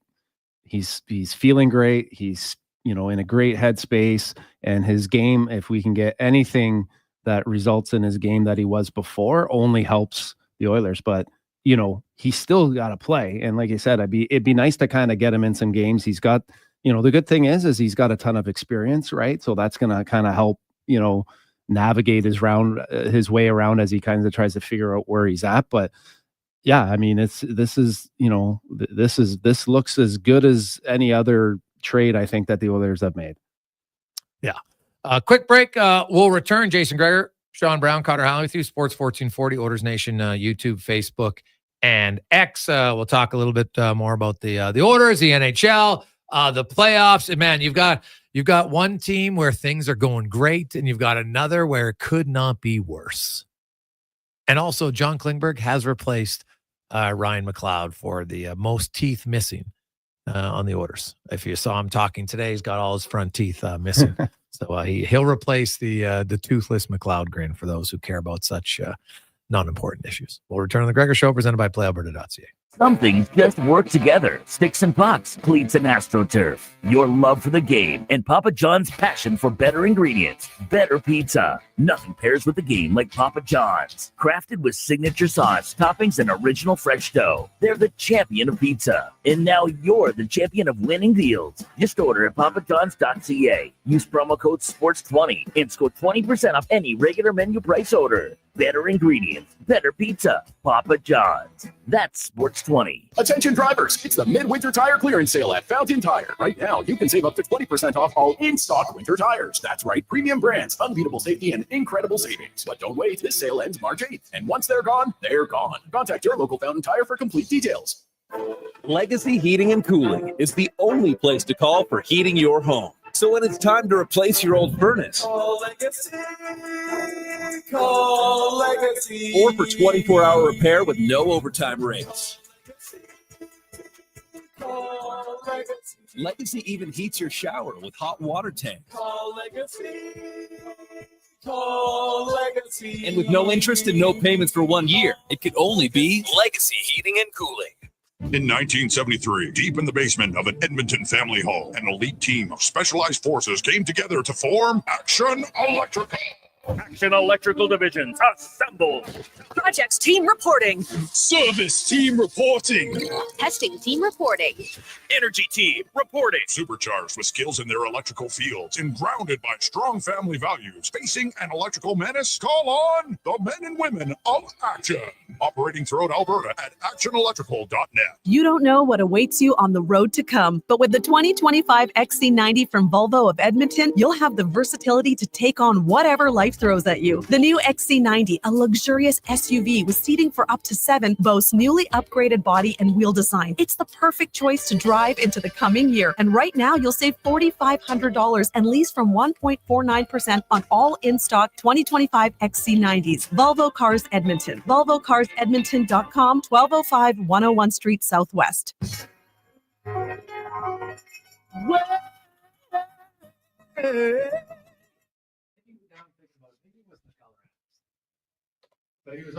Portions of this hour brought to you by Culligan. For all your residential water needs, your local water treatment company. More than just big bottles, Culligan.com. The Jason Gregor Show, the best of Edmonton sports talk and beyond. This is Sports 1440. Presented by PlayAlberta.ca, Alberta's only regulated online gambling website.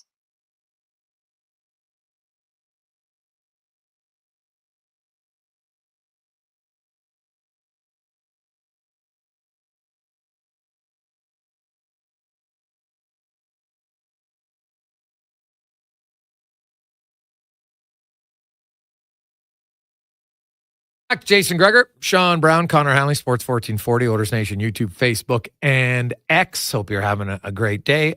Many texts coming in. What's the update? Well, there is no update yet on Connor McDavid and his impending suspension. Make it clear. He's going to get suspended, right? Cross-check the guy in the face. He's getting suspended. And there's, you know what? Whatever Garland did, you don't want to, people say, hey, I don't mind if he reacted like that. That's fine. But he's going to get suspended. And he'll deserve a suspension. But that doesn't mean that Connor McDavid earning and deserving a suspension doesn't mean you can't talk about the ridiculousness in the NHL and how they just don't call penalties that should be called on a regular basis. It's ridiculous. Both things can happen simultaneously. He deserves a suspension. The league has to do away. And that's why I included McKinnon and Kucherov and all the other stars. The amount of penalties that they've drawn this year is down significantly from the last few years. Who has the puck the most? Who draws the penalties the most? The guys with the puck. But suddenly, now they don't. It's ridiculous. Anyway, let's talk, man. There's I don't know if there's another city where you have two teams on such opposite ends of the spectrum right now than in Buffalo. You got the Bills going back to the AFC Championship, and you got the Sabres on their way to their 14th consecutive playoff list season.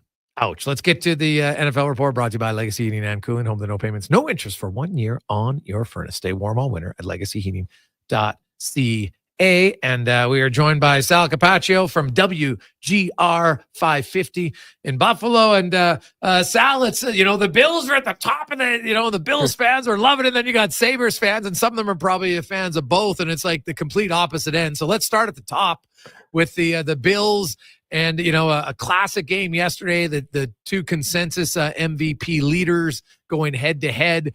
And it came right down to the wire. And, Andrews drops a ball that, God, he'd probably catch that 999 times out of 1,000. And the Bills still had tons of time. But take me through that game and how you view it from, what went right for the Bills and what do you think they have to improve on to beat KC next weekend? Yeah, thanks, guys. Always good to be on in Edmonton. I got a lot of radio hits, appearances, and requests, but I always make time for you guys. We love Edmonton down here in Buffalo. So just so you know, by the way, the Oilers sell pretty well when they're here as well, as you could imagine. Yeah.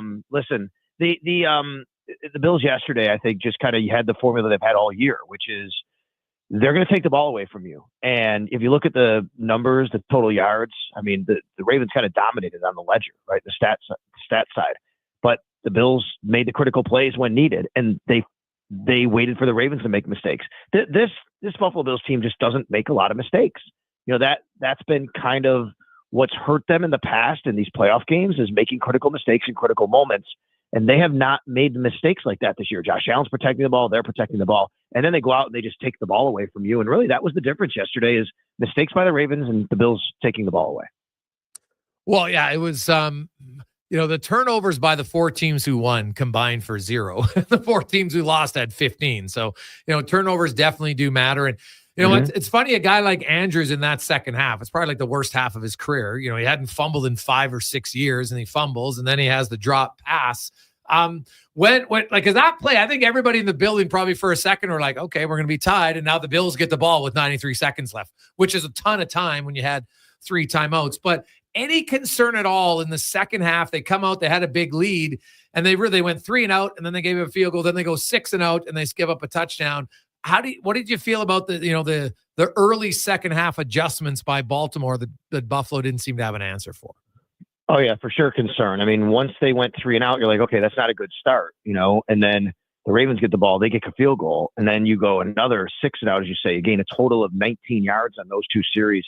And you're like, okay, now this is, becoming a concern because now the Ravens have made it a 1-score game. And, this is something that they're going to have to kind of take to the end here when you may have been able to kind of put them away. I think the biggest reason was if you score on one of those first 2 possessions, the Ravens can't get back into their run game really, right? They're going to kind of be like, okay, we're still 2 scores down. We got to open it up a little bit.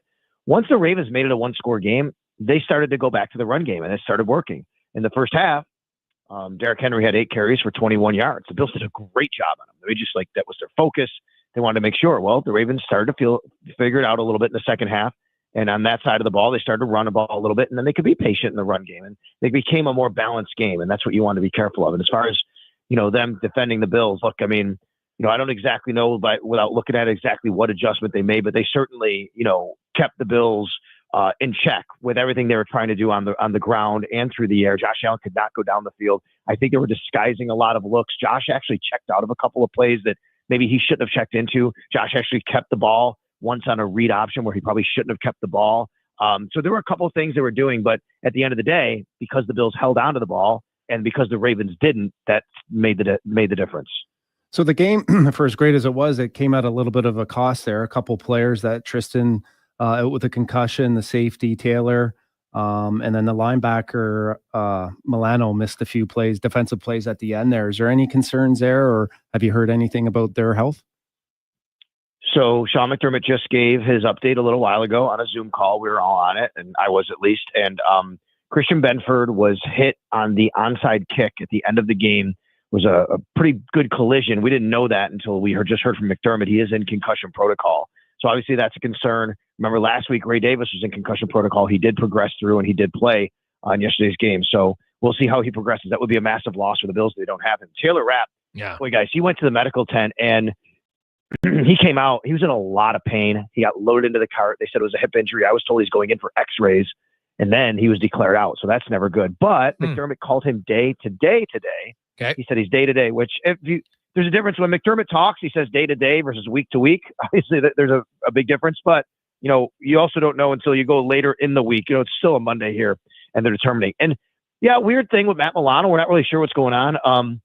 He played the whole game, and then at the start of the final series for Baltimore, there was a play where Lamar came out. He threw the ball. Matt hit him, and you could see on video Matt kind of seemed like he just kind of limped a little bit. Like it wasn't a big deal. Yeah. And then we never saw him. We never saw him for the final 3 plays and the 2-point conversion. Sean McDermott was asked why he was taken out. Was there an injury concern? He said, not that I'm aware of, but he also said, I haven't received a full update from trainers yet, meaning, well, maybe there's something there. I would tell you that there's been a lot of internet sleuthing going on since then. And we've seen like the Bills post-game pictures, and there are a couple pictures of Matt in the locker room with a smile on his face. So let's hope he's okay. Sal Capaccio joins us talking Bills. Now, you go back to KC, and, it's almost like this was what everybody expected. And, the Chiefs are the Chiefs, and, they're probably the least I don't know. I've never seen a team that's 15-2 have so many people question them. But, they find ways to win, Sal. And if the game's everybody says, you got to keep it close in KC. I'd argue you got to be ahead going into the fourth quarter in KC, not keep it close because they kill everybody when it's close. You got to put them and maybe force them to have to play outside their comfort zone. How important do you think that is for the Bills that they got to get a lead in KC, not just keep it close? No, I agree with you 100%. I think Kansas City has an NFL record right now of, maybe 16 straight 1-score wins, right? If they're in a 1-score game, they win. You don't want to keep it close because that's how they find a way to win. The Bills game yesterday, I've heard people refer to the Bills win as a very Chiefs-y-like win, right? Where the Bills just forced you to make a mistake. They didn't make mistakes. You made the mistakes. They capitalized. That's what the Chiefs do. you'd love to go there and in any game, of course, you'd love to put, go full throttle and open a big lead and make a team one-dimensional. No doubt about that. I'm sure the Bills would love to do that. It's not that easy against Kansas City and against Patrick Mahomes and Andy Reid and that Steve Spagnuolo defense. But you're right. You don't want to get in a close game at the end because the Chiefs always seem like they make the plays. Let's go back to the game in Buffalo in November. You guys remember what happened? It was a 4th down. The Bills had a 1-score lead. Sean McDermott elected to go for it. Yeah. And Josh Allen winds up, running. It was a 2-3-point lead, whatever it was. And Allen runs it in and it widens it. It was a 9-point game. So the Bills won a 2-score game statistically, but I like what Sean McDermott said after the game. He said, we've seen Andy and Patrick in those situations take the ball, go down and win the game. Yeah. We don't want to give them a chance to do that. We had to try and score to widen the lead. And I think that's the aggressive approach you have to take in this game as well. So they didn't do that against the Ravens on 4th and goal, but it was 4th and 2.5, right? They took the field goal, they go up 8 and they're like, worst case scenario, we're tied. And obviously they right. weren't, but it is very different because I know a lot of people are like, oh geez, I would go for it. And did they talk at all about the play they made on 3rd down that lost them yards? Would they have wanted a different play there? I have to go back to, we just heard from Joe Brady. My apologies. I think if it was that play he was referring to, he kind of put it on himself. Okay. That he should have done a little bit of a better job. But let's go to the overall decision. I agree with Sean McDermott's decision. Everybody thinks you're going to go for it, you're going to get it. I mean, what if you don't get it? If you don't get it, you could lose. The Ravens beat you with a touchdown. Yeah. You lose the game. Yeah. Sean McDermott did say if it was 1 yard, they would have gone for it. Right. It was 2 yards, they would have had a decision to make, and they would have discussed it. Since it was over 2 yards, they didn't do it. They took the field goal. They went up by 8. You have to remember, what you said is right. Yes, 8 is a 1-possession game. But to a defensive coordinator, to a football coach, it's a 2-score game. Yes. Because you have to score, and then you put it at the 2-yard line, have to score again, right? I mean, like, that's how he's thinking. And he was banking, you're not going to score twice on me. If you go down and score, and even if you do, I have a chance because it's only the worst that can happen, as you said, is overtime. So I agree with the decision, and we ultimately know how it played out. Mark Andrews dropped the pass, which, by the way, literally, guys, I stand right there on the sidelines. I'm right there at the goal line. I did not see him drop the pass. The referee was in my way. Darn referees, right? He's in my vision, and so I didn't see it. I thought Andrews caught it because he was so wide open, and then literally the ball landed at my feet. That's the only reason I knew he didn't catch it, because I saw it, because it looked like it was going to be an easy catch and roll in for a 2-point conversion. And then when that happened, obviously Bills Mafia went crazy, but you still had to get the onside kick. Great job by Rasul Douglas, who said he was a shortstop growing up, so that was a routine ground ball, which was funny. Well, you know what? That kick, I don't love the fact that the NFL, like there's no more suspense and surprise on when they're going to short kick or not if they have to. I don't love that rule, but on a snowy field and a bouncing ball like that I think that was a very good play to just secure the ball. And I want to ask you, Sal, in Buffalo, you got the Bills, and they've been very good here now, like competitive. I know they haven't won the title, but they mean the AFC championships. Right? Allen's had some great years. They've had a lot of excitement there.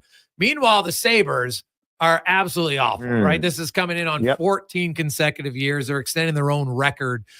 How are the Bills does the Bills' success, at least make it palatable, or how frustrated are Sabres fans? And do you think the Sabres organization is eventually ever going to get this right? So there's a lot there to unpack. The Sabres are playing right now in Seattle. They're losing 4-3 at the end of 2 periods. The Sabres are 1-6 against the expansion Seattle Kraken all time. It's amazing, right? I mean, even these teams they can't beat. But anyway, I digress.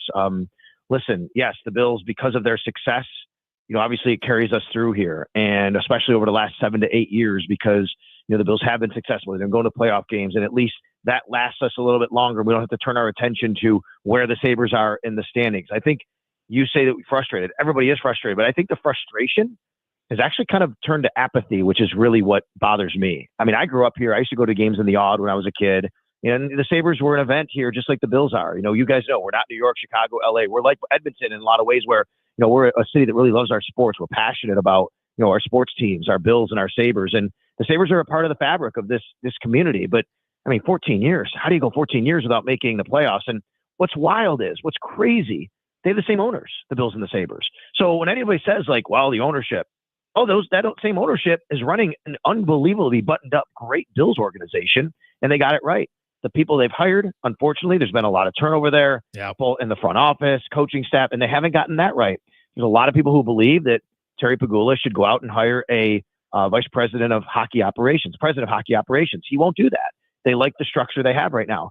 I do think that if this continues, and it looks like it will, for another non-playoff season, that there's going to be more massive changes. I don't know if they would immediately, get rid of Lindy Ruff after 1 year. He's so beloved, and Terry loves Lindy Ruff. I think he really felt so bad after firing him when he took over the team. But I do believe that Kevin Adams' job would be in jeopardy, and the scouts and the front office and all that. Maybe Lindy goes to the front office. Maybe he stays on as coach. I don't know. I don't know the answer to it. Nobody does. We're always scratching our head. They have a talented young roster, but there's certainly a lot of things missing. And seems like every year no one can really put their finger on what that is. Maybe leadership and those kinds of things that go along with it. And the other part of this is, and I don't mean to be long-winded, what hurts the Sabres is, I know Kevin said what he said a few weeks ago, a couple months ago, about we have taxes, not palm trees, and that made all the memes and all that. But I understand what he's saying. In the NHL, I think what has really hurt the NHL is these no trade clauses, no movement clauses. And guys are looking and going, why do I want to go to Buffalo if they're not winning? And it's so hard. Until you win, you can get the players, the free agents, and that's kind of the cycle they're in right now.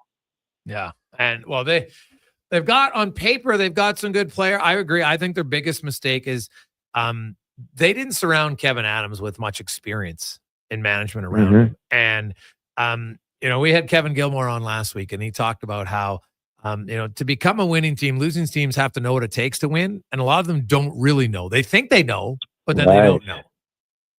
Yeah, that's right. It's a great point. And I point to the Bills for this a lot, right? I mean, when Brandon Beane and Sean McDermott took over in 2017, they had the longest, playoff drought in professional sports, just kind of like the Sabres are right now. And they came in and they had a lot of, they surrounded Sean. You know what Sean did his first year? Go back and look at Sean McDermott's first year as head coach. He had like the oldest coaching staff in the league around him because he surrounded himself with guys who had been head coaches in this league. And he surrounded himself with guys who had been coordinators in this league. He needed to lean on that experience. And Brandon Beane came in and he brought guys in from other organizations, from winning organizations and cultures. And the first thing he did was change the culture and say, trust us, we're going to make these right decisions and what's best for the team. And, since then that's carried it, right? Once you made the playoffs once and then you get Josh Allen the next year, it helps obviously. That's where they've gone, and the Sabres just haven't been able to do that yet. Sal, great stuff, man. I appreciate it. Should be a heck of a game, KC and the Bills. And then, of course, the Eagles and the Commanders. Give me your thoughts. Who do you like in the NFC, Commanders or the Eagles? Well, I like the Eagles. I mean, listen, by the way, Nick Sirianni, he is a Western New York native. Him and his family grew up here, played near Buffalo in Jamestown area. His dad is a longtime coach. His brother's a longtime coach. I know the family very well. Happy for his success. That being said, I know they've had, some drama over in Philadelphia, but they also have a really good football team, really strong offensive line, defensive line. That said, and I love Jaden Daniels and watching him. He is going to be a superstar in this league. I just think it's going to be tough to go to a division rival and win on the road for a championship on the line. So I'm going to take the Eagles in that one. And guys, I think Buffalo's just got to be America's team this weekend, right? I mean, go do it for America. Take care of the Kansas City Chiefs. Finish them off. Get somebody in the Super Bowl other than Patrick Mahomes and the Kansas City Chiefs. Yeah. Well, I know there's a lot of people outside of KC that want to see someone else get in there, Sal. So it should be a great game. Yeah. We'll be watching. Appreciate your time. You got it, guys. Thanks. There you go. That I think it's fair. That's Sal Capaccio joining us from WGR in Buffalo. And it is a great small town, a small city really in the grand scheme of things. And, but that made that a lot of losing for a long time. The Bills now, after having the longest drought, they ended it. And they've been very competitive. The Sabres are right in the muck. Order fans, you had the decade of darkness, which kind of expanded to 13 years where you made it once out of 13. This is 14 in a row for the Buffalo Sabres. And they're at the bottom of the division. So not only are you missing the playoffs, now you have to pass 8 teams next year to get in to avoid it being 15 in a row. I was shocked when they brought Lindy Ruff back. I thought that was great, right? Older veteran, the experience and the hardness. I thought that was really going to help their organization. And for the pieces that they have, like Power and Darlene and Benson, like they got some really good, nice pieces there. So it's unfortunate there because I haven't spent a ton of time in Buffalo, but playing with guys that have, everyone just love playing there. Oh God. Yeah. Yeah. No, the communities around you, they love it for sure. Quick break. We'll return.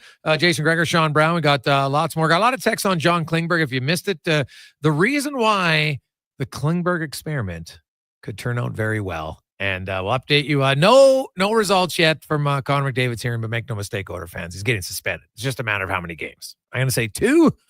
We'll see how many he gets on the Gregor Show, presented by PlayAlberta.ca.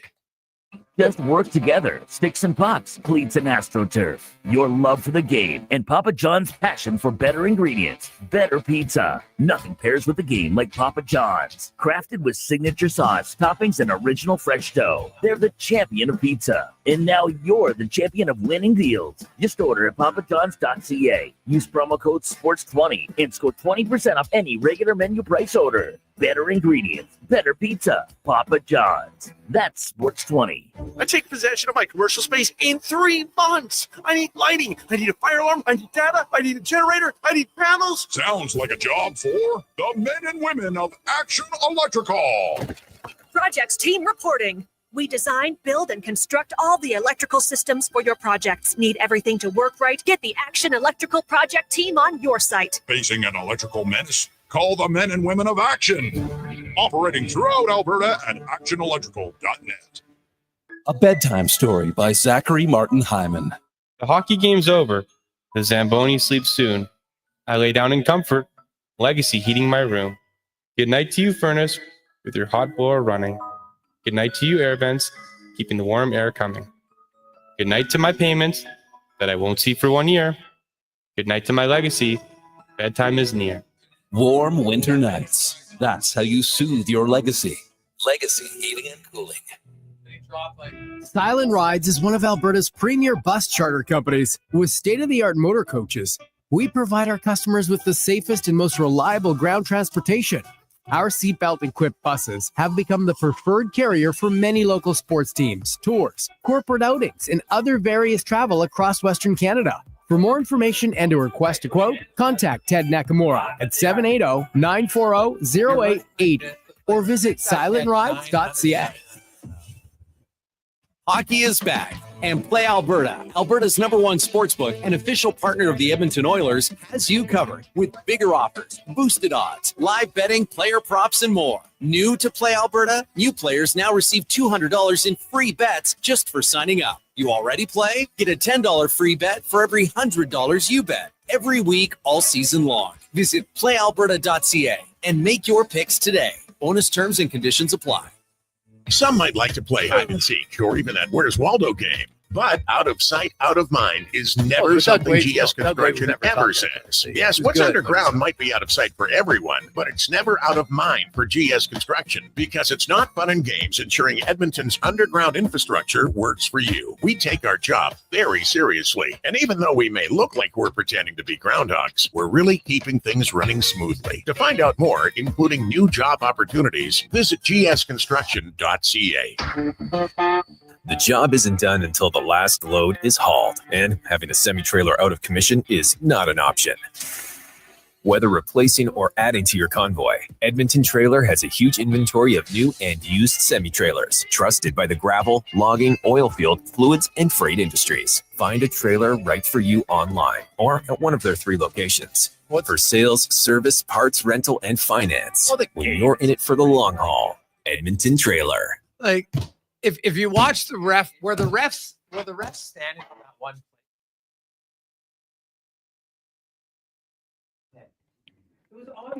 Portions of this hour brought to you by Papa John's. Papa John's would like to say thank you to their pizza-loving customers. Take 40% off any order this week. Use code TY40 at papajohns.ca. The Jason Gregor Show, the best of Edmonton sports talk and beyond. This is Sports 1440. Presented by PlayAlberta.ca, Alberta's only regulated online gambling website.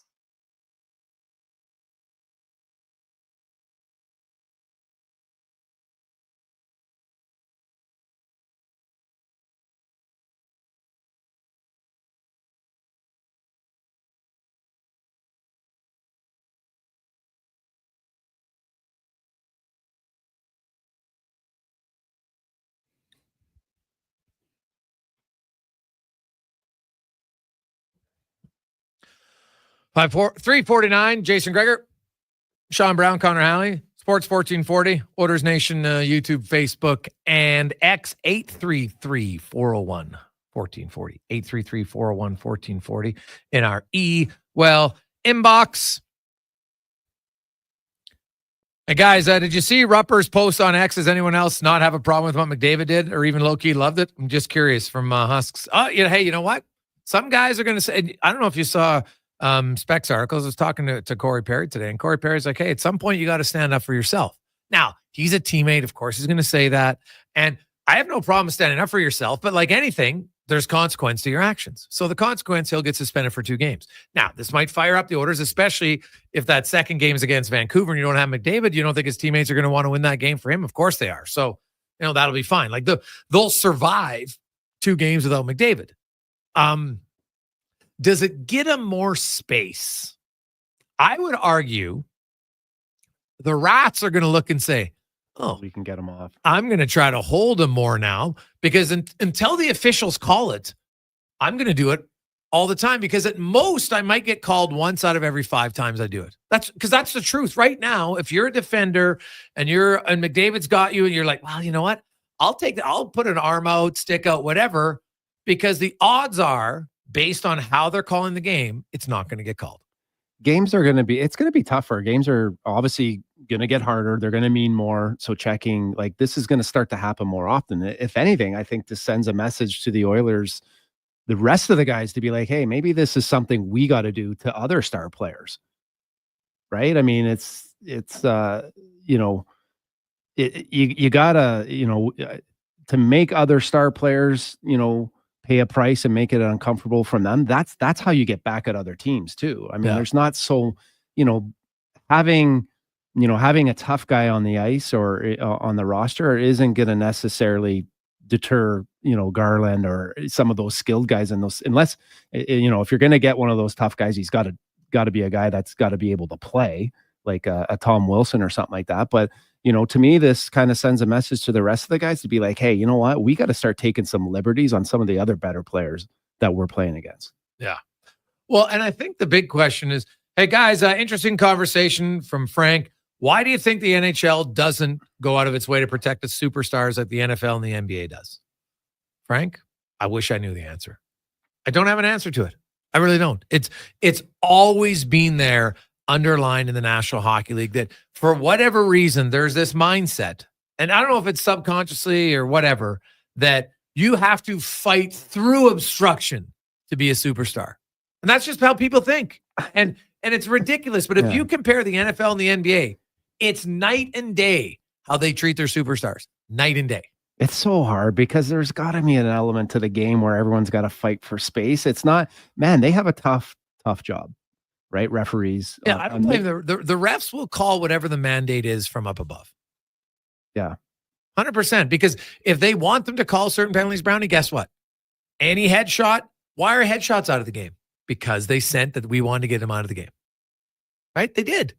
Now, so you don't have, now they'll have one every now and then. It's going to happen. Okay, moves on. It's a penalty and everybody just goes on with their day. It's not a big deal. The hooking and the whole, because remember the one year where they first came back, if you put your stick parallel, you're done. That's a penalty. Mm-hmm. And they enforced it. And then after 1 year, they're like, oh, well, geez, this is hard. So let's not. And then it went from 5.85 power plays a game down. They went down from a total of 11.7 to the next year, 9.7, right? One less penalty each per team. And it's just eroded and eroded and eroded since. And like Austin Matthews, I got a text her, hey, Gregor, you're bang on about McDavid. Go look at Austin Matthews. He's only drawn 150 penalties since 2016-17. One of the best scorers in the game, right? He's like 330th in penalties drawn. He's got the puck a lot. You defend it. Who do you take penalties on the most? The guys who have the puck or the guys who don't have the puck? Guys have the puck, obviously. Yeah. So if the guys who have the puck are also then the most skilled, so they can put you in stressful situations, just on basic, simple theory, they should be there to the top of penalties drawn. Now, they might not all be, there'll be a few, but you shouldn't have, like Connor McDavid in time on ice this year per 60 is 237th in penalties drawn. 237th. Like, what? It doesn't make any sense. Yeah. I don't know. I mean, I don't, you watch the game and I are there times that they could call it? I mean, is it for, do I see him getting away with, I don't know. It's a tough one. I wouldn't want to be a ref for sure. I think that, there's the element of where you got to, kind of grind through it. I think, and also when you're coming down to the last minute and a half, 2 minutes of a hockey game, right? It's tough for these refs because there's another set of rules, right? I mean, everyone's trying to, cheat a little bit and get an extra edge, whether it's, body position, holding a guy's stick, an extra nudge, cross check. I mean, the game's known for at different times, there's going to be different rules. Again, though, so do you accept it and just say, well, that's how it is? Or do you say, maybe we should look at making it better? I think as it gets down to that, when it gets down to those nitty gritty, those moments, it is kind of, everyone gets excited and everyone likes the fact that the intensity and the fight for space becomes that much more important and, magnified on whether you can get it. So but if a fight for space is different than Connor McDavid speeding down the wing and having a guy who's clearly beaten, putting a stick into his stomach and hooking him, who in their right mind's like, oh, I'm really happy they let that hook go. Just call the damn hook. Yeah, but does that happen a lot? Does that happen enough? Really? Go watch Nathan McKinnon's games. Nathan McKinnon actually has more 22-mile-an-hour bursts than McDavid, significantly more. Yeah. He's using high speed more often. He's drawn 13 freaking penalties. Brownie, you've said it yourself. The hardest thing to defend against a guy is speed. You don't know where he's going. He blows by you, and your natural instinct is to what? Hook him. Get your stick in there. There you go. So the fastest guy in the league, which is McKinnon, just based on the amount of time, McDavid might have him a higher end speed, but McKinnon uses more bursts more often. And you're telling me that only 13 times all year, so once out of every 3.5 games, somebody takes a penalty on Nathan McKinnon? Get the hell out of here. I can't really speak to McKinnon, but the games that I watch McDavid, I mean, if he's blowing by and he has speed, I think anyone gets a stick on him. I think they're pretty good at calling it from what I can see. So you think it's only happened 13 times all year? Because that's how many. Because keep in mind, penalties drawn. So he's at 14, but that includes him and Garland. Because Garland got a roughing on him, he got a roughing on Garland. So that cancels. So the 13, I'd have to go back and see out of those 13, are there any others that were coincidental? I don't think so. McDavid hasn't taken that many penalties, so I'd have to look. But my point is, I can watch, and also I'll keep track, and I'll send you a video every time. I'm like, that to me, by the rule book. So if you have a rule book, why do you have it if you're not going to enforce it? Because that's always I don't understand in the NHL. It's like hits from behind. They don't enforce it. I don't care who, and it can be anybody getting hit. Matthias Ekholm gets hit from behind by Jack Eichel. We're not going to call it. From 5 feet away from the boards. Because that's tough too, because it's almost a play now when you get the puck to almost turn your back. Right? But he didn't turn his back, dude. He was skating straight. Ekholm? Yes. Oh, that was that was a penalty. But okay, but why didn't they call it? That's my point. It's a clear penalty based on the wording of the rule book that they do not call. Those are just the obvious ones, and they don't call the obvious ones. There's lots of 50-50s that are now never called. And then make it 50-50. First one not called, second one called. Fine, that's a legit 50-50. It's not 50-50 anymore. It's like 80-20. There's the ones that are right on the line, 80% of the time they don't get called. And I don't understand why. Like, if someone can explain to me, are anybody out there listening being like, yeah, I want fewer penalties because everyone says, well, you don't want to impact the game. But you are impacting the game by not calling an actual penalty. That's impacting the game. Yeah, I mean, as a fan, I mean, I like the balance of it all. I mean, I like the fact that, when you're watching and guys are fighting, for space and ice, and that's part of the game that I like, the aggression and that space that you're trying to fight for, and to see guys do that is exciting, and that's part of it. It's otherwise it just kind of becomes like a glorified like men's hockey game.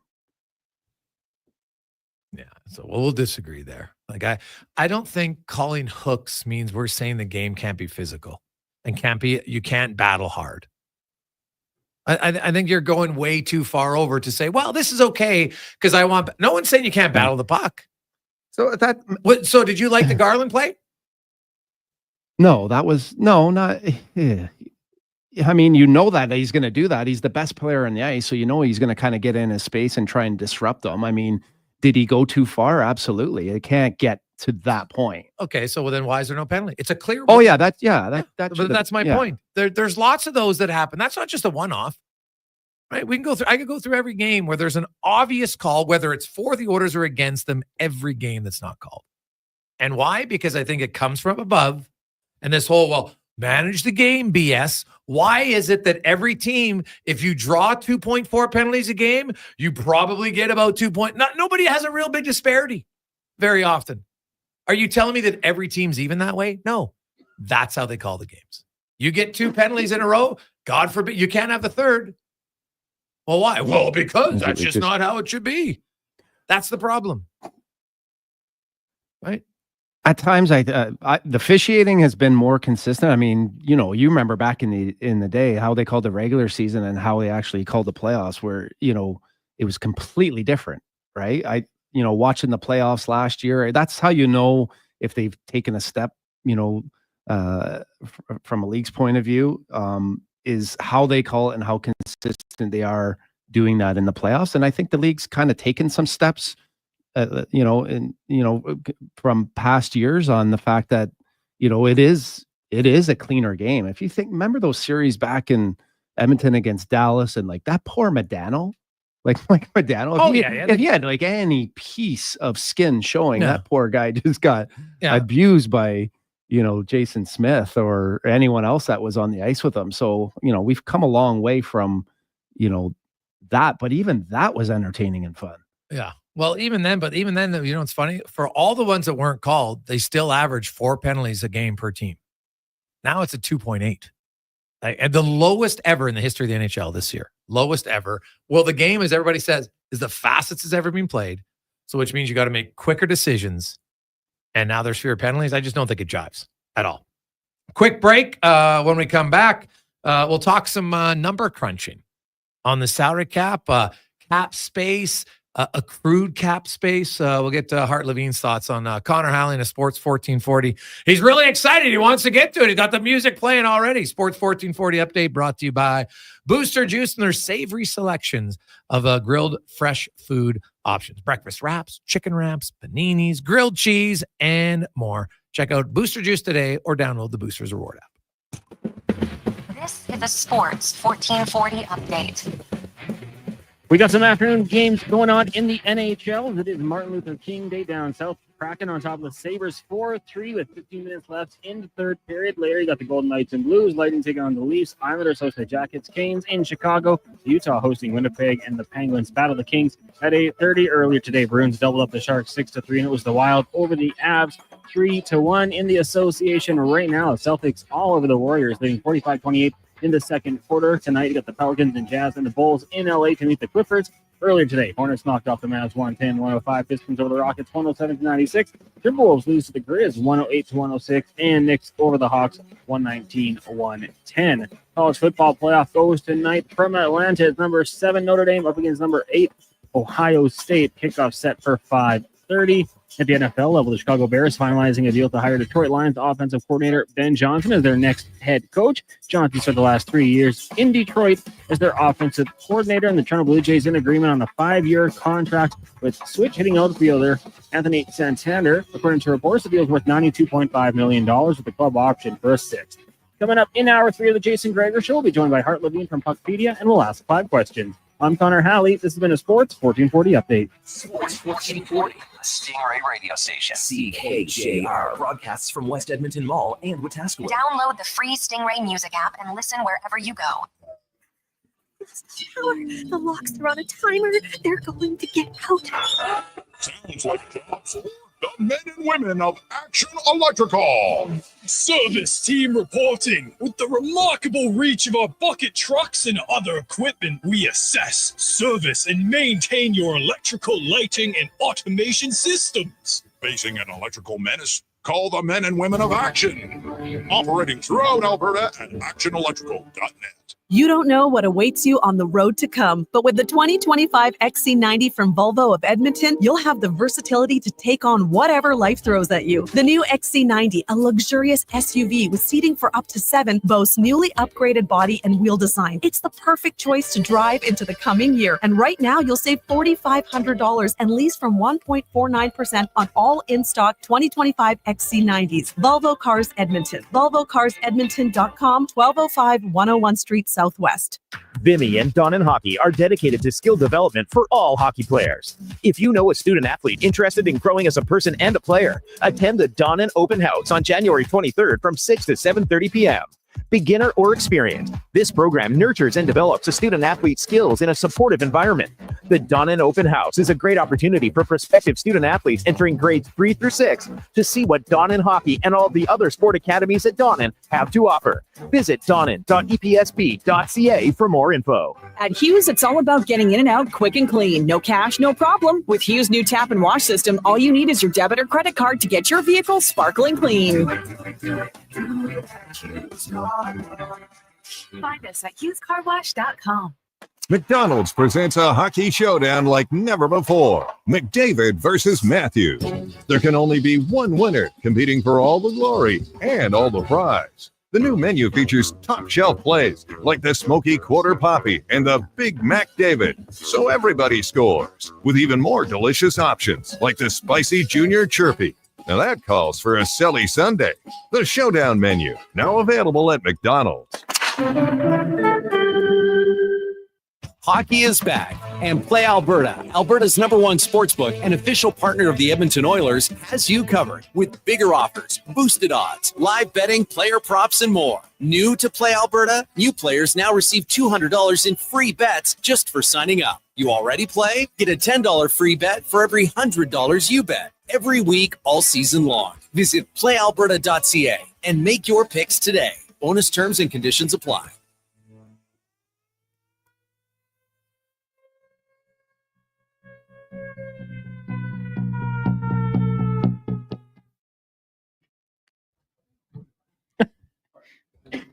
Portions of this hour brought to you by Leading Edge Physio. The team in Old Strathcona have special training dedicated to reducing the impact of cancer care before, during, and after your diagnosis, from lymphedema to the management of fatigue and side effects of chemotherapy and radiation. They can help. Learn more at leadingedgephysio.com. From puck drop to kickoff, it's the Jason Gregor Show on Sports 1440. Presented by PlayAlberta.ca, Alberta's only regulated online gambling website.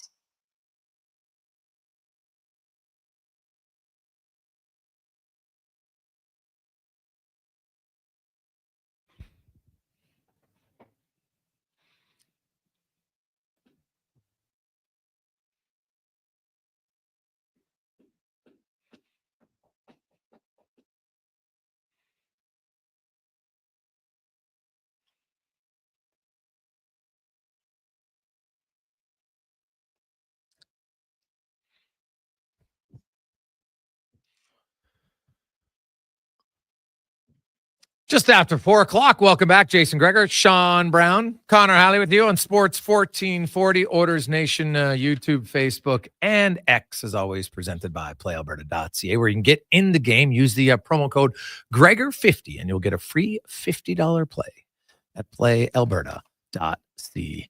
Edmonton Oilers and their fans, everybody's waiting for the announcement for the Connor McDavid. Had his hearing today, as did Tyler Myers. I fully expect that both of them are going to be suspended. Usually those hearings, it could see it by 5 o'clock today, maybe, I would think. But I'm guessing you won't see McDavid on the ice tomorrow against the Vancouver Canucks. The Washington Capitals. I don't think you'll see him against Vancouver either. I'm thinking 2 games, so we'll see. But it'd be great if there's only one and then they play again on Thursday. That'd be unreal. But it's the NHL. Oh, geez, we don't want any emotion in the game. So other than frustration from non-calls. But let's talk a little numbers now, because the NHL trade deadline comes up on Friday, March 8th. I think it is, whatever the second Friday in March is, 7th. Sorry, it's first Friday. It's the 7th. And the orders, John Klingberg is going to be on a little bit of basically a month audition And if he plays well, then they can, look somewhere else and not have to aim as high and give up as many assets for a second pair right defenseman. Accruing cap space, LTIR, how it works, who's got the most. Let's get to our big guest of the day, brought to you by the Spruce Grove Saints. And you can support all the Saints games, whether you go home to the Grand Fear Arena or online and get your tickets at saints5050.com for the Saints 5050. That's saints5050.com. As Hart Levine from Puckpedia joins us. Hart, welcome back to the show, man. How you doing? I'm doing great. Thanks for having me. So, the numbers for the salary cap, there's always little wrinkles here or there. John Klingberg gets paid $824,000 in actual cash, but because he's there, if the orders are in LTIR, then, his prorated $1 million salary plus basically double his bonus of $350 makes him like a 1.7 mil cap hit. Are there other ones similar to that, or because he was an in-season sign, there's really no one that's going to be in the same boat as him this Yeah, year? the reason why he has sort of an adjusted cap hit is because he signed during the season and has a signing bonus. And actually, the Oilers had an example of that when Evander Kane signed with them after he left San Jose that year. Came in actually almost at the same point of the season, January that year. It was similar. He had a small signing bonus, and that made his cap hit. It was like 2.1 or 2.2 million that year. Again, he was getting a lot less of that in cash. The reason the NHL does that is basically like their players are going to get a prorated amount of the salary since they're only going to be there for part of the year, but a signing bonus they get 100%. So it's basically an adjustment that makes it so there's not like some big advantage if the team just gave a big signing bonus mid-year. So it's basically, the reason why he has a $1.75 million cap hit is if that was his salary for the year and there was this number of games left, he would get the $815,000 of cash. So it's the same, so there's not like, it's not a loophole to get a guy more cash because there's a signing bonus, but it does make it seem like a little more of a penalty if you try to give a guy a signing bonus if he signs mid-season. Okay. So looking at your site, when there's projected space and then current cap space. So you have the Blue Jackets at current cap space of 40.9 million, but then projected of 18.75. Can you explain that to our audience so that which number is the one they should look at? Yeah. So projected cap space means if they didn't make any roster moves, how much space would they finish the season with, right? So Columbus's case, if they made no roster moves, they'll have a $69 million cap. They'll finish at 18.75 million. But the way that the salary cap works is because everything is prorated. If you're projected to finish the season with 18.75, or let's just say 19 million cap space, because now we're just over halfway through the season, you could actually add about just over double the annual cap hit of a player because they're only going to hit your cap for just about half. So, let's just use round numbers. So if a team is projected to have 20 million of cap space for the end of the year, now that we're halfway through, they could actually add a $40 million player if it existed, or several players adding up to 40 million because they're only going to be on that team's cap for 50% of the season. So the projected cap space means what their team's on track to finish with. The current cap space is how much annual cap hit they could fit into that space as of today. And so if you look at the site every day, you'll see that for teams that are under the cap, where everything's prorated, that current cap space number ticks up every day. Every day it goes up because when you add a player, they're going to take up less of that final cap hit since they'll be on the roster for a smaller percentage of the remainder of the season. So for the Oilers, they currently have a current cap space of 5.04 million, and that's because of LTIR. So when they send a guy like Josh Brown down, and then Derek Ryan cleared waivers today and he'll go down, does that give them more of the so they can max out the LTIR? Because when Derek Ryan counts in LTIR, does that eat away at your LTIR space every day? So LTIR, nothing is accrued, right? So everything is just on a full annual cap hit basis, and what you do one day doesn't impact the next day. Okay. So the Oilers sent Brown down yesterday, Ryan down today. That's already reflected on the site. They're still just into LTIR. They would have to send one more player down to be under LTIR, under the cap. So because they're in LTIR, they have 5 million of space in LTIR. If they don't make any moves, that's good. That would be 5 million today. It's also 5 million at the deadline. Like nothing grows or accrues. But let's just say a team was $5 million under the cap right now. They had projected space of $5 million. They could fit, a $10 million player today, but by the deadline that would grow to $20 million. So that's the difference between being under the cap, where everything is prorated. So when you trade for a player, you only have to be able to fit that player's cap hit times the prorated for the remainder of the season. But if you're in LTIR, you have to fit for the full season. So that's why I put a tweet saying they're in LTIR. So Klingberg's cap hit is $1.75 million. That's his cap hit. It's a $1.75 million. But just like any player, if they acquired a player with a $1.75 million cap hit and they were under the cap, on the projected cap space, they only need at this point half of that available, the $800,000. Right. If they, the trade deadline, they acquired a $1.75 million player, they'd only need to fit about a quarter of that if they were under the cap. So that's, again, there's a huge benefit to being under the cap and accruing space versus when you're in LTIR, that cap number is the cap number. You have to fit the full cap hit of a player. And so you had mentioned that when the Oilers aren't in LTIR, then Klingberg would be an $824,000 cap hit. So let's say they decided to go back to 21 players here next week, and they send one of their forwards down. Would each day that they're under, would he count as 824 on those days? And then if they went back into LTIR, he'd count as 1.7. Does it work like that for a guy like Klingberg? Yeah, so it's not like his cap hit switches. It's that because they acquired him halfway through the season, he's going to be charged. No matter what they do, he's charged to their cap for that $820,000. Like basically half his cap hit because there's half. That's what he's being charged at. But when they're over the cap in LTIR, they have to have room for the full amount. When they're under the cap, my point was just like he's only going to be charged half of that $800,000, and all that only matters when they're under the cap. So again, it's not like his cap hit flips up and down like when they're in LTIR or not. Okay. It's just a matter of like how much it's actually chewing up of their full season cap space. But to your question, if they're under the cap again, they would start accruing space. So what the Oilers did, which is actually unique for most teams, they put Kane on LTIR right when the season started because they were able to optimize and get almost a perfect.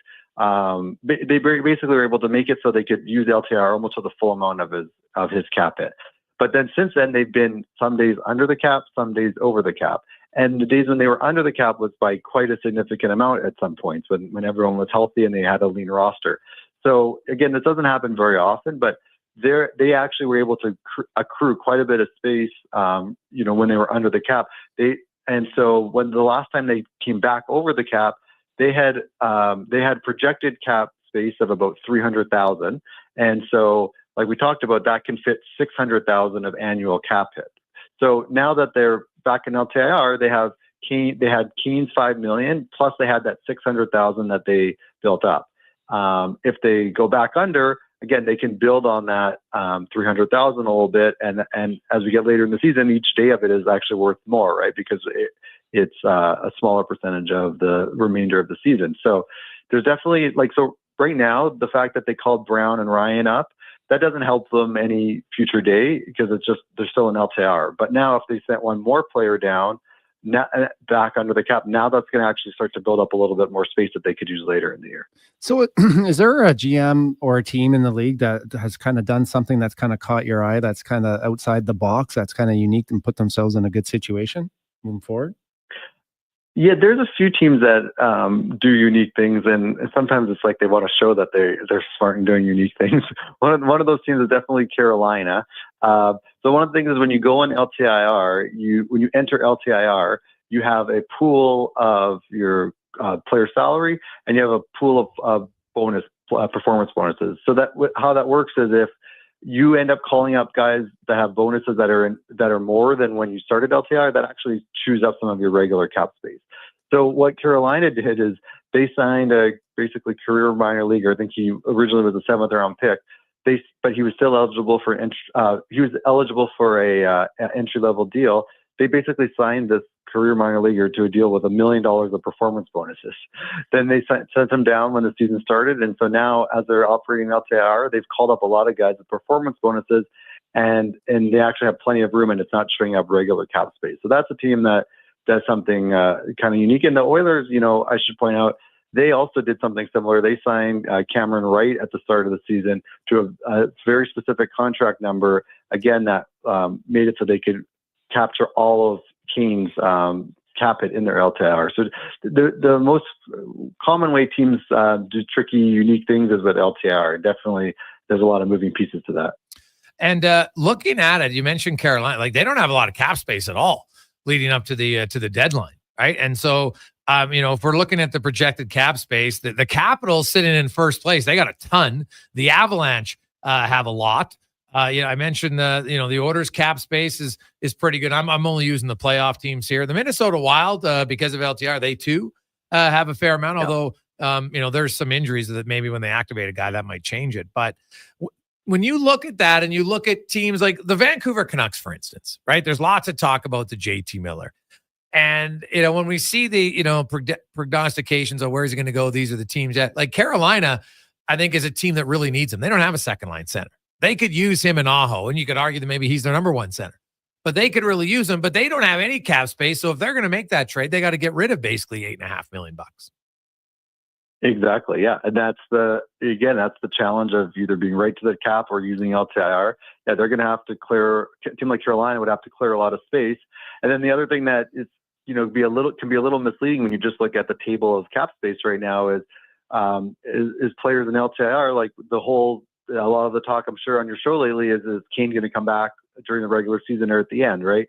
It really seems now like he's out for the rest of the season. Yes. So you feel like, okay, that space that the Oilers have is like real space. They can actually use it. But if you look at a team like LA, they're going to have Drew Doughty coming back, and there goes that LTIR space, and they're going to be basically capped out, right? Yeah. Even though it looks like they have a lot of space right now.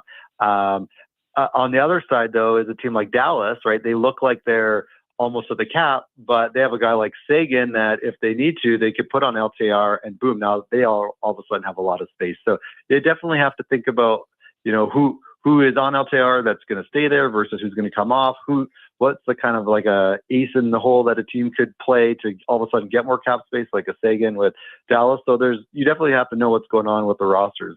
But the other one would be like Colorado. It's a question we ask all the time, like what's happening with Landeskog? Is he out for the year? Okay, if he is, they have $4.5 million of space in LTIR. If he's coming back, I think he's a $7 million cap hit.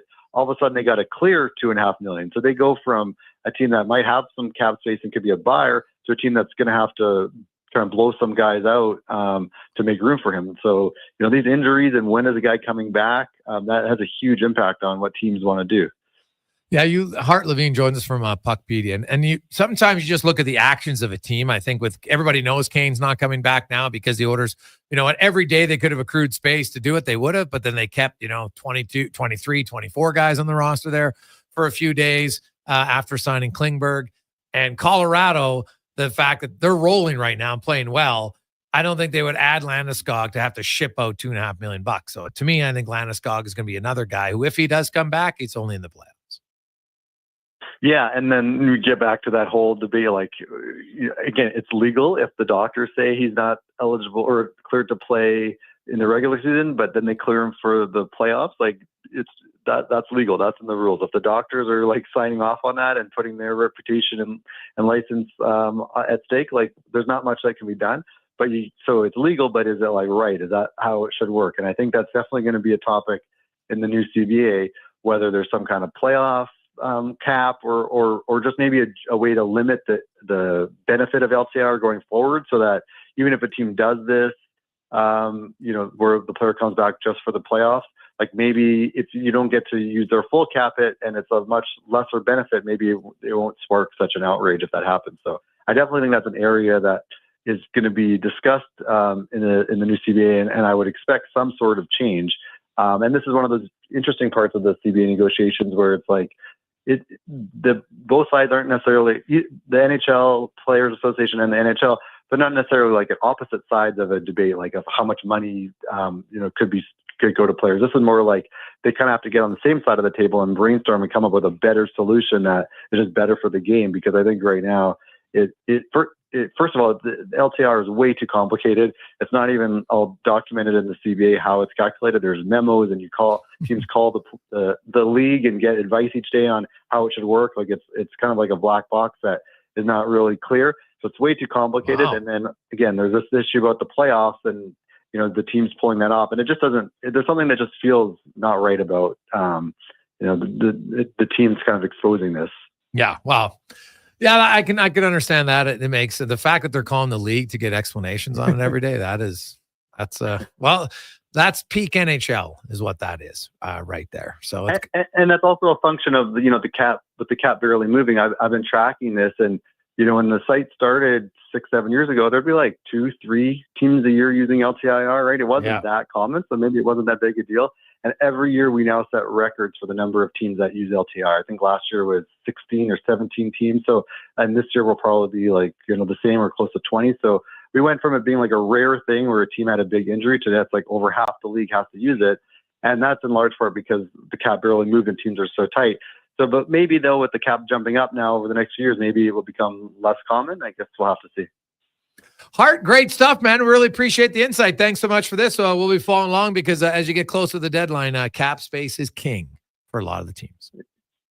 Thanks. Really appreciate it. That is Hart Levine joining us from Puckpedia. If you want to follow the salary cap and everything else, I recommend going there. And if you ever have any questions, Hart's pretty good. He'll answer all your questions for you. So the Oilers, you know what? They got about just over $5 million in cap space right now with their current roster with with Klingberg on the roster. So we'll see. They're not going to, LTIR, as he said, is not something they lose. So they have that all. So it's just a matter of, what they're going to do at the deadline. But $5 million for them at the deadline is massive. They never had close to that much space. So we'll see if Stan Bowman, does he have to use it or not? If you can get John Klingberg and he plays really well and solves your hole at the second pair right defense, well, that's just a lot of assets you've just saved yourself, right? And if Noah Philp keeps playing, like the coach really liked his game, especially in Vancouver, well, there's your fourth line center spot. You've just solved 2 spots internally without having to give up anything in assets.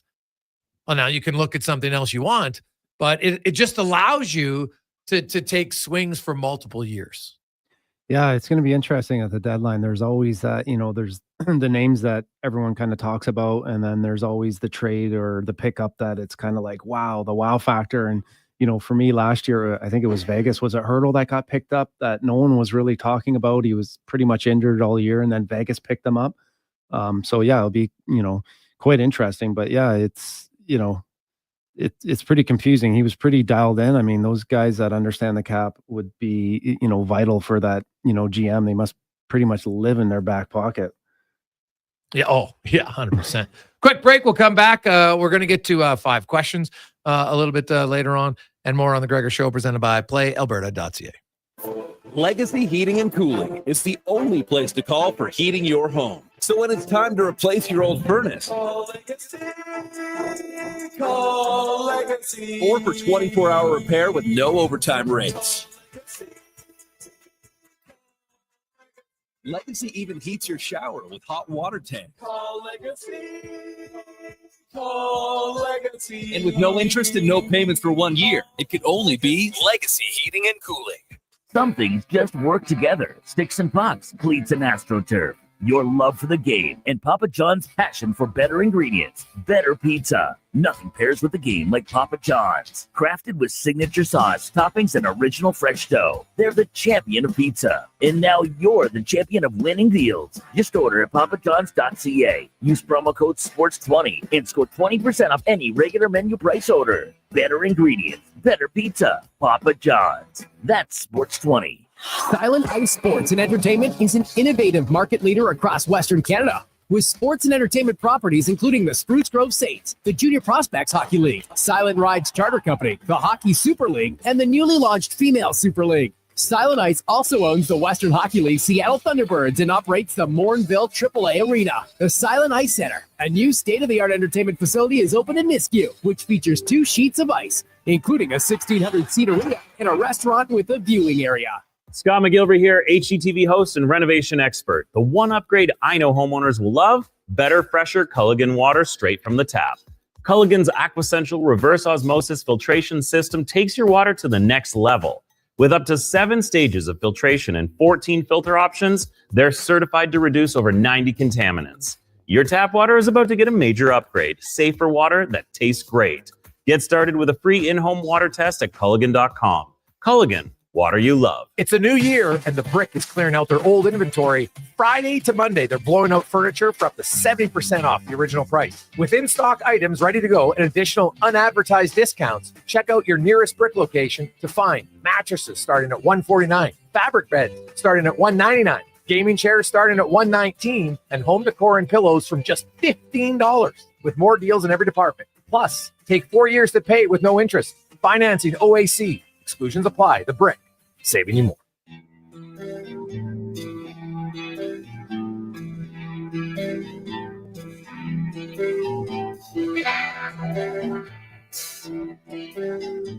Portions of this hour brought to you by Papa John's. Papa John's would like to say thanks to their pizza-loving customers. Take 40% off any pizza this week. Use code TY40 at papajohns.ca.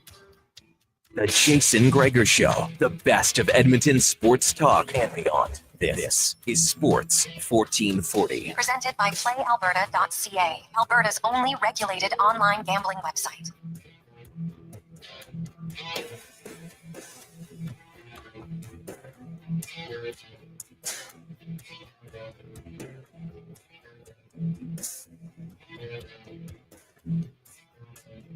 Welcome back. Jason Gregor, Connor Halley, Sean Brown, Theo on Sports 1440, Oilers Nation, YouTube, Facebook, and X is always presented by PlayAlberta.ca.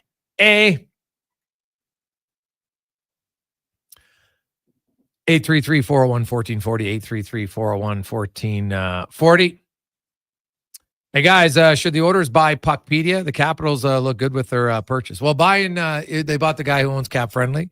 I don't think that's the reason why their team's having success. Because, that's just, using the cap, but the evaluation to go out there and get Strome, which happened before they purchased Cap Friendly, was a great signing. He's turned out to be huge for them.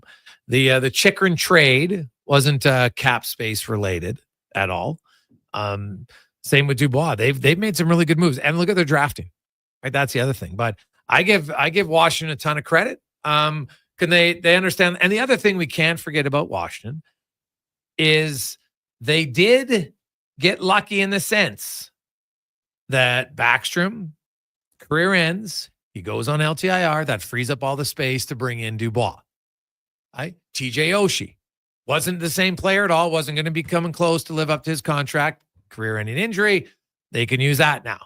And so there's a little bit of luck in the sense that some of your older players who weren't going to live up to their contracts anymore got injured, and legit injured. Like, make no mistake, they're legit injured.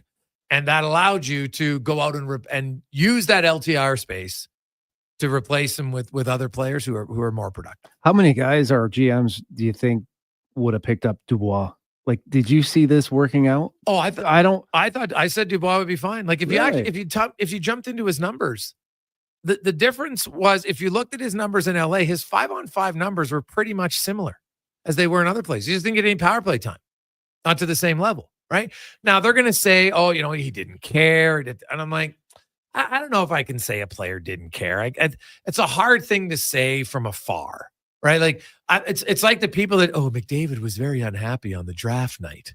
Anybody who met Connor McDavid knows he's not Guy Smiley. Right. Like, Connor McDavid is not Mr. out there. Trust me, I'm not Guy Smiley either. So I get it. Right. And so I think at times it's risky to say that about a player, to say, because guys in LA were like, they had no problems with Dubois. He's always been liked by his teammates. And so he wanted to trade out of Winnipeg. He's entitled to want it. That doesn't make you a horrible person because you want to trade out of one city. Right. Some guys want to get traded out of other markets. It happens. But I thought Dubois would go there and he'd be now, I didn't think the Capitals would be first place in the league. I'll say that. But I thought Dubois, I said at the start, he's going to get close to being back to a 60-point player. That's kind of what he is. Now, he's still not great value at $8 million at that point, right? Because I'm a big believer in the high-paid guys. You're bet $1 million for every 10 points. If you're an $8 million player, you should be an 80-point player, give or take.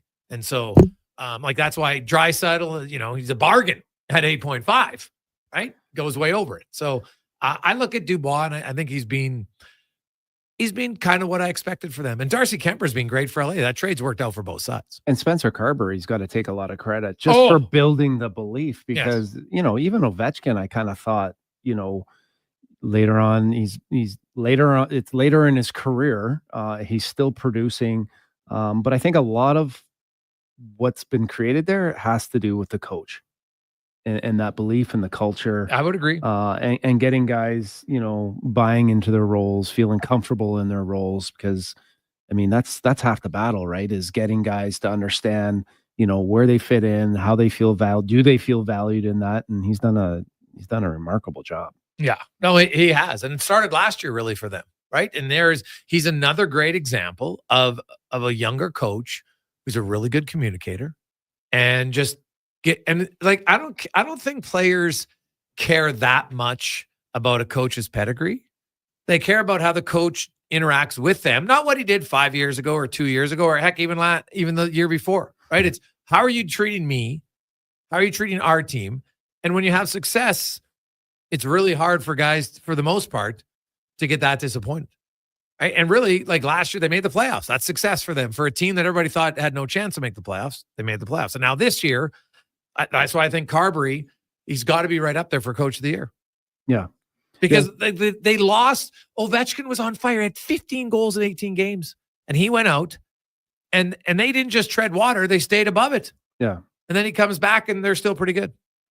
Yeah, I mean, it's tough. I mean, I like to see these young coaches that come in there that, haven't proven as much as maybe some other guys get an opportunity and have success. And I think because his success, Knobloch's success, that will probably open the door for some others. But I also like, the Rick Tocchet's and what's his name?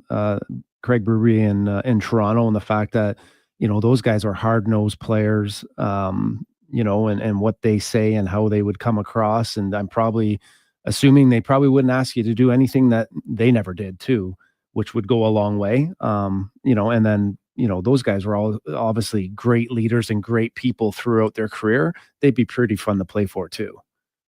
Hey guys, it's all about Logan. Washington solved their goaltending issues. Well, from James, he's been good. But Charlie Lindgren was great for them last year too. So yeah, both of those guys, like they're scouting for both Thompson and Lindgren, two guys they've acquired in consecutive. So Lindgren is 2.5 years ago, I think it was. Yeah, that's huge, right? Like you get guys, and like Thompson didn't have to give up very much at all, and you got him on a good. Now he's a UFA, so he'll probably have to get paid. Hey boys, do you think the Oilers should get Olivier from Columbus? I'd have interest. I'm not going to grossly overpay him because he's having a career year offensively. I'm not expecting him to have that high of a shooting percentage and score as much as he is, but he can kill penalties. So he's not just a tough guy. He can play 10 or because if you can play on your fourth line and kill penalties, well, now you can play 10 or 11 minutes a night for most teams, right? So I like how physical he is. There's no question about it. Do I think Columbus is going to trade him? I do not. I think they love him there. They got a pretty young team. They don't have an overly big team of forwards. I think they'd be foolish to trade him for what? Unless someone is just going to ridiculously overpay, why wouldn't you try to re-sign him? Right? Like if you have to give him whatever, $500K, $300K more than maybe you want to, he might be worth it. Some guys, his value to your team, Brownie, won't always be measured in points. No. Those guys, that guy is valuable. If you ever get a chance to get your hands on a guy like that, could you imagine? I mean, that's the difference between a guy like him or a guy like Ryan Reeves, where, they're limited on, your tough guy has to play and has to be in situations that, he's going to have an impact. He's not just going to go out on the ice and get 3 or 4 minutes and, ask a guy to fight and not really do anything to provoke it. Right. And, if you can get a guy like that can play on your fourth line and kill penalties and be an absolute nail gun, could you imagine if they had him? How much bigger everyone else plays. And then when you get a guy like Kane coming back, wow, what a mixture. What a fun team to watch. How do you want to get beat up or beat with skill? Dude, I think it's the one thing that when I look at how the Oilers played in the playoffs last year and I still think Edmonton needs to add another, like you have Kane as one. I still think they need another skilled player who plays with an edge. Yeah, I mean, you watch that, Sam Bennett last year was just a thorn, right? Just a complete throwback pain. He didn't care whether it was McDavid or who he was playing against. I mean, especially in the playoffs. Like it was like that was hard. They were hard to play against. They were physical. They were uncomfortable. If they can get a guy that could play that role, now all of a sudden, you get Philp, a young player, he's got some big, he's a big kid, skates around, got some size, right? Maybe now he starts to pick up a little bit more edginess to his game. We all love the way Podkolzin, he gets in there, he's uncomfortable to play against, but it would be a nice mixture of you would have the perfect mixture of skill and toughness. You got Kane, and then you got Ekholm, and you got Nurse on the back end. Podkolzin's physical, right? I love watching it. Podkolzin's great. Kulak, Emberson, like in the middleweight cacategories, they can be fine. Kulak? What? Kulak? You didn't see that fight? Kulak can drop the mitts if he has to. Really? Oh, buddy. Who did he fight? Oh, right. It's like right at center ice last year. Or there was a great tilt. I can't remember who it was. Okay. I'll look it up. But you haven't seen that fight? No, I don't find him to be overly physical. No, he's not overly physical. All. No, but he's just not scared is what I mean. Right? Like I never. Yeah, but I don't see him like he's having a great year, but he doesn't have a little bit of sandpaper. He doesn't have a little bit of edge. Him to and his game. Sam Lafferty. That's what. Okay, well, maybe he can fight, but I don't. I think it seems to me he would take a lot to get to fight. Yeah, that could be right. He's not overly aggressive. I like Emerson. Emerson plays physical. I love Emerson. Yeah. Emerson's coming along really well. So you have enough of it. What about? And the other thing is, who has a very sneaky, not afraid is John Klingberg. Klingberg's fought like 6-7 times, and he's competitive. It's funny. I was talking to a few of the Oilers today about Klingberg, and they said when he's on his game, he's such a mobile player. But he says three guys like Corey Perry's like Klingberg is sneaky when it's sneaky cheap. And I'm like, you know what? Those guys, sneaky cheap is a level of toughness because what it does sometimes is it brings up the temperature of the game, and automatically other guys, rise with it. All of a sudden, there's a little bit more chirping. And I still think Edmonton's team plays better when it's more of an emotional game. Well, everybody, for sure. Everybody plays better when they invest themselves emotionally. But a guy that kind of comes to mind for me was a guy, Niedermeyer in New Jersey. Right, he was tough, and he was Scott or Rob. Scott. He was very dirty. with his stick. Yeah, like not a fighter, but no. Yeah, I mean, he didn't want that guy fighting, but just in a way, like that guy was nasty with his sticks, his cross checks. Just all in the right spots at the right times. And it's just coming in. Connor McDavid 3-game suspension. Whoa. So 3. Wow. Yeah, they both get 3. I think Myers benefited from the fact that McDavid took basically the same penalty, because I think they probably, if Myers did that on his own, he probably would have got a few more. Yeah. I would agree. Yeah. So. Like that was nasty. That Myers one, when Bouchard, who's the least confrontational guy on the ice for both teams, comes in there just out of nowhere. Yeah. Like, did he say something? I don't know. I don't know what. It doesn't matter. What's he going to say? What's he going to say? Hey, your skates untied? Yeah. Like, honestly, like Evan Bouchard is not an intimidating player at all on the ice physically. He's intimidating you with a shot and with his skill, but he's not intimidating you with his physicality by any stretch. 3 games, that's a lot. I kind of thought maybe 2. Yeah. Well, I thought for sure it'd be 2 minimum, because they weren't going to play each other again, and they played the second game on Thursday. And so that means for the Oilers, he will miss Washington, Vancouver, and Buffalo, the matinee game on Saturday for Connor McDavid. So I'm curious who plays with Nugent Hopkins and Hyman. I think the Draisaitl line is going to stay together, so Nugent Hopkins is going to center Hyman. Do they put Kapanen in there because he was the extra forward today, or do they move up Jeff Skinner? I wouldn't mind seeing Skinner getting an opportunity. He's got, he's proven that he can put up points. He's got some skill. I'd like to see him get an opportunity to play with some players and find a way to kind of get him going, because I think down the stretch, as the games continue to get harder, checking becomes, space becomes harder to get. You're going to need, Skinner and Nugent Hopkins and some depth guys to, have the ability to step up. Yeah. So who do you think you go, Kapanen or Skinner? Tell me right now, who you playing left wing, Kapanen or Skinner tomorrow night? I'm going Skinner. Who do you think the coach does? I think he goes Skinner. Oh, I think it's going to be Kapanen, but I too wouldn't mind seeing Skinner. I want to see it.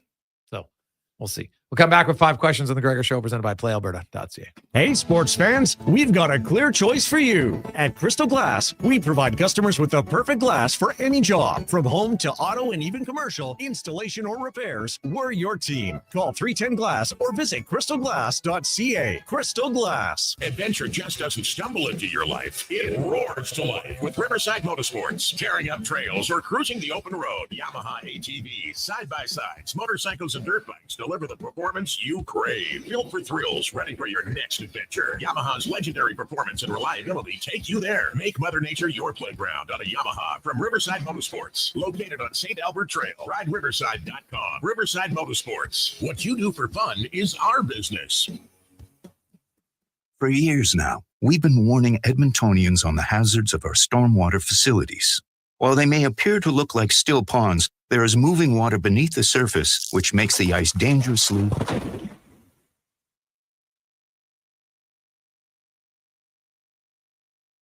The unpredictability of stormwater facilities makes them treacherously unsafe for all winter activities, even walking.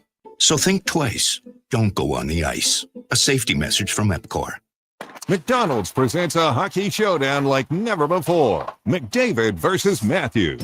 There can only be one winner, competing for all the glory and all the prize. The new menu features top shelf plays like the Smoky Quarter Poppy and the Big Mac David, so everybody scores, with even more delicious options like the Spicy Junior Chirpy. Now that calls for a silly Sunday. The Showdown menu, now available at McDonald's. From the casinos of Vegas to the bingo halls of Leduc, everybody wants a piece of Lady Luck. And what thanks do I get? It's like I don't even... There's no such thing as luck. If you gamble, use your game sense. Visit GameSenseAB.ca. I'm Rick Showers from No Bull RV, and I'd like to thank all the people who buy new RVs. Buying your RV new is the most generous thing you can do to help your fellow man. Every year, thousands of people just like you go to the RV show or walk into a new RV store, pay full price, take great care of it like you always do, and then eventually sell it to us. And of course, we pay you market value for your used RV. But that's tens of thousands less than you paid for it. That's right, Bob. Could be half of what you paid for it when it was new. And it's still in great shape. So who gets the benefit of that reduced value? Our customers, that's who. No Bull customers never pay full price for an RV because we only buy used. Right again, Bob. So we'll enjoy the same RV you have now, only we pay like half as much. And it's only possible because you generously decided to pay that higher price when you bought it. So thanks again to all the new RV buyers, and we'll see you in a few years. And that's No Bull. NobleRV.ca. At Cross Mitsubishi, you can rest easy. You're getting a great deal this January, so hurry in now. Finance the 2025 Mitsubishi Eclipse Cross ES with super all-wheel control from 0.99% APR OAC, or lease from $309 monthly with $36.88 down. Embrace this winter with our super all-wheel control at only $72 a week for the next 24 months on your brand new 2025 Mitsubishi Eclipse Cross with a 10-year, 160,000-kilometer warranty. Offer ends January 31st. See Cross Mitsubishi in store for details. 9605 34th Ave and at crossmitsubishi.ca.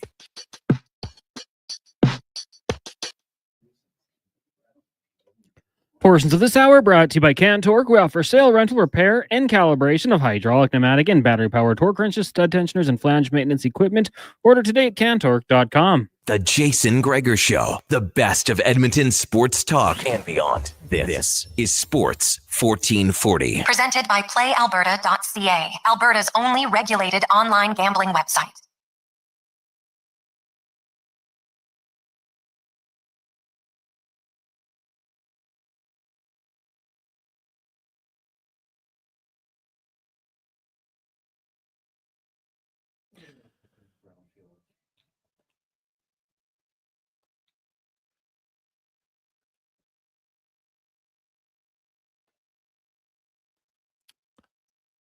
Let's go. Jason Gregor, Connor Halley, Sean Brown, Sports 1440, Oilers Nation, YouTube, Facebook, and X. Hope you're having awesome Monday afternoon. If you missed it, Connor McDavid, 3-game suspension.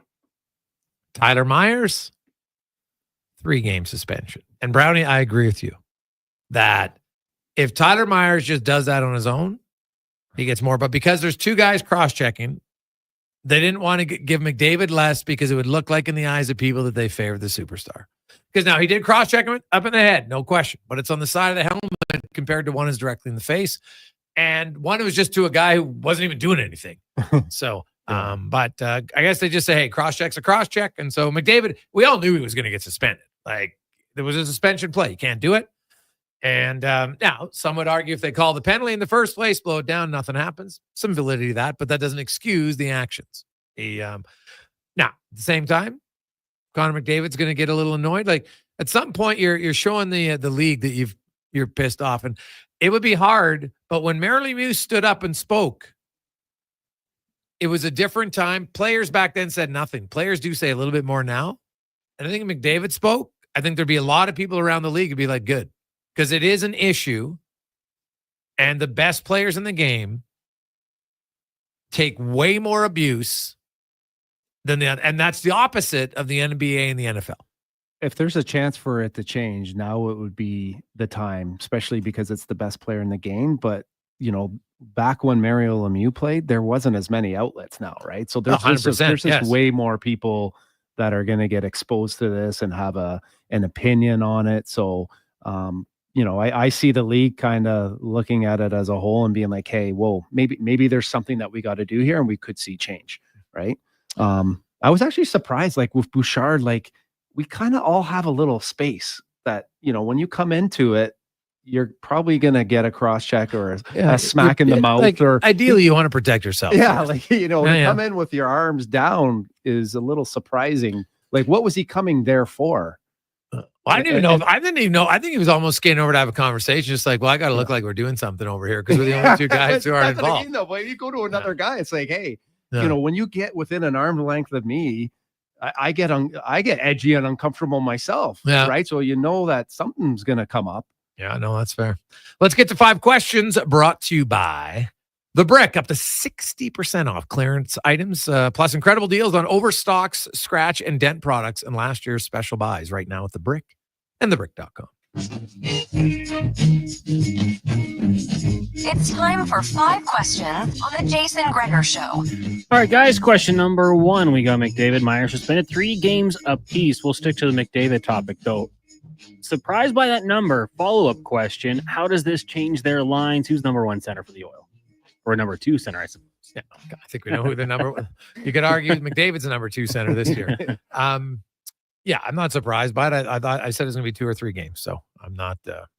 I'm not going to full outrage because it's 3 and I thought it might be 2. I thought it'd be 2, or I said it's 2 for sure.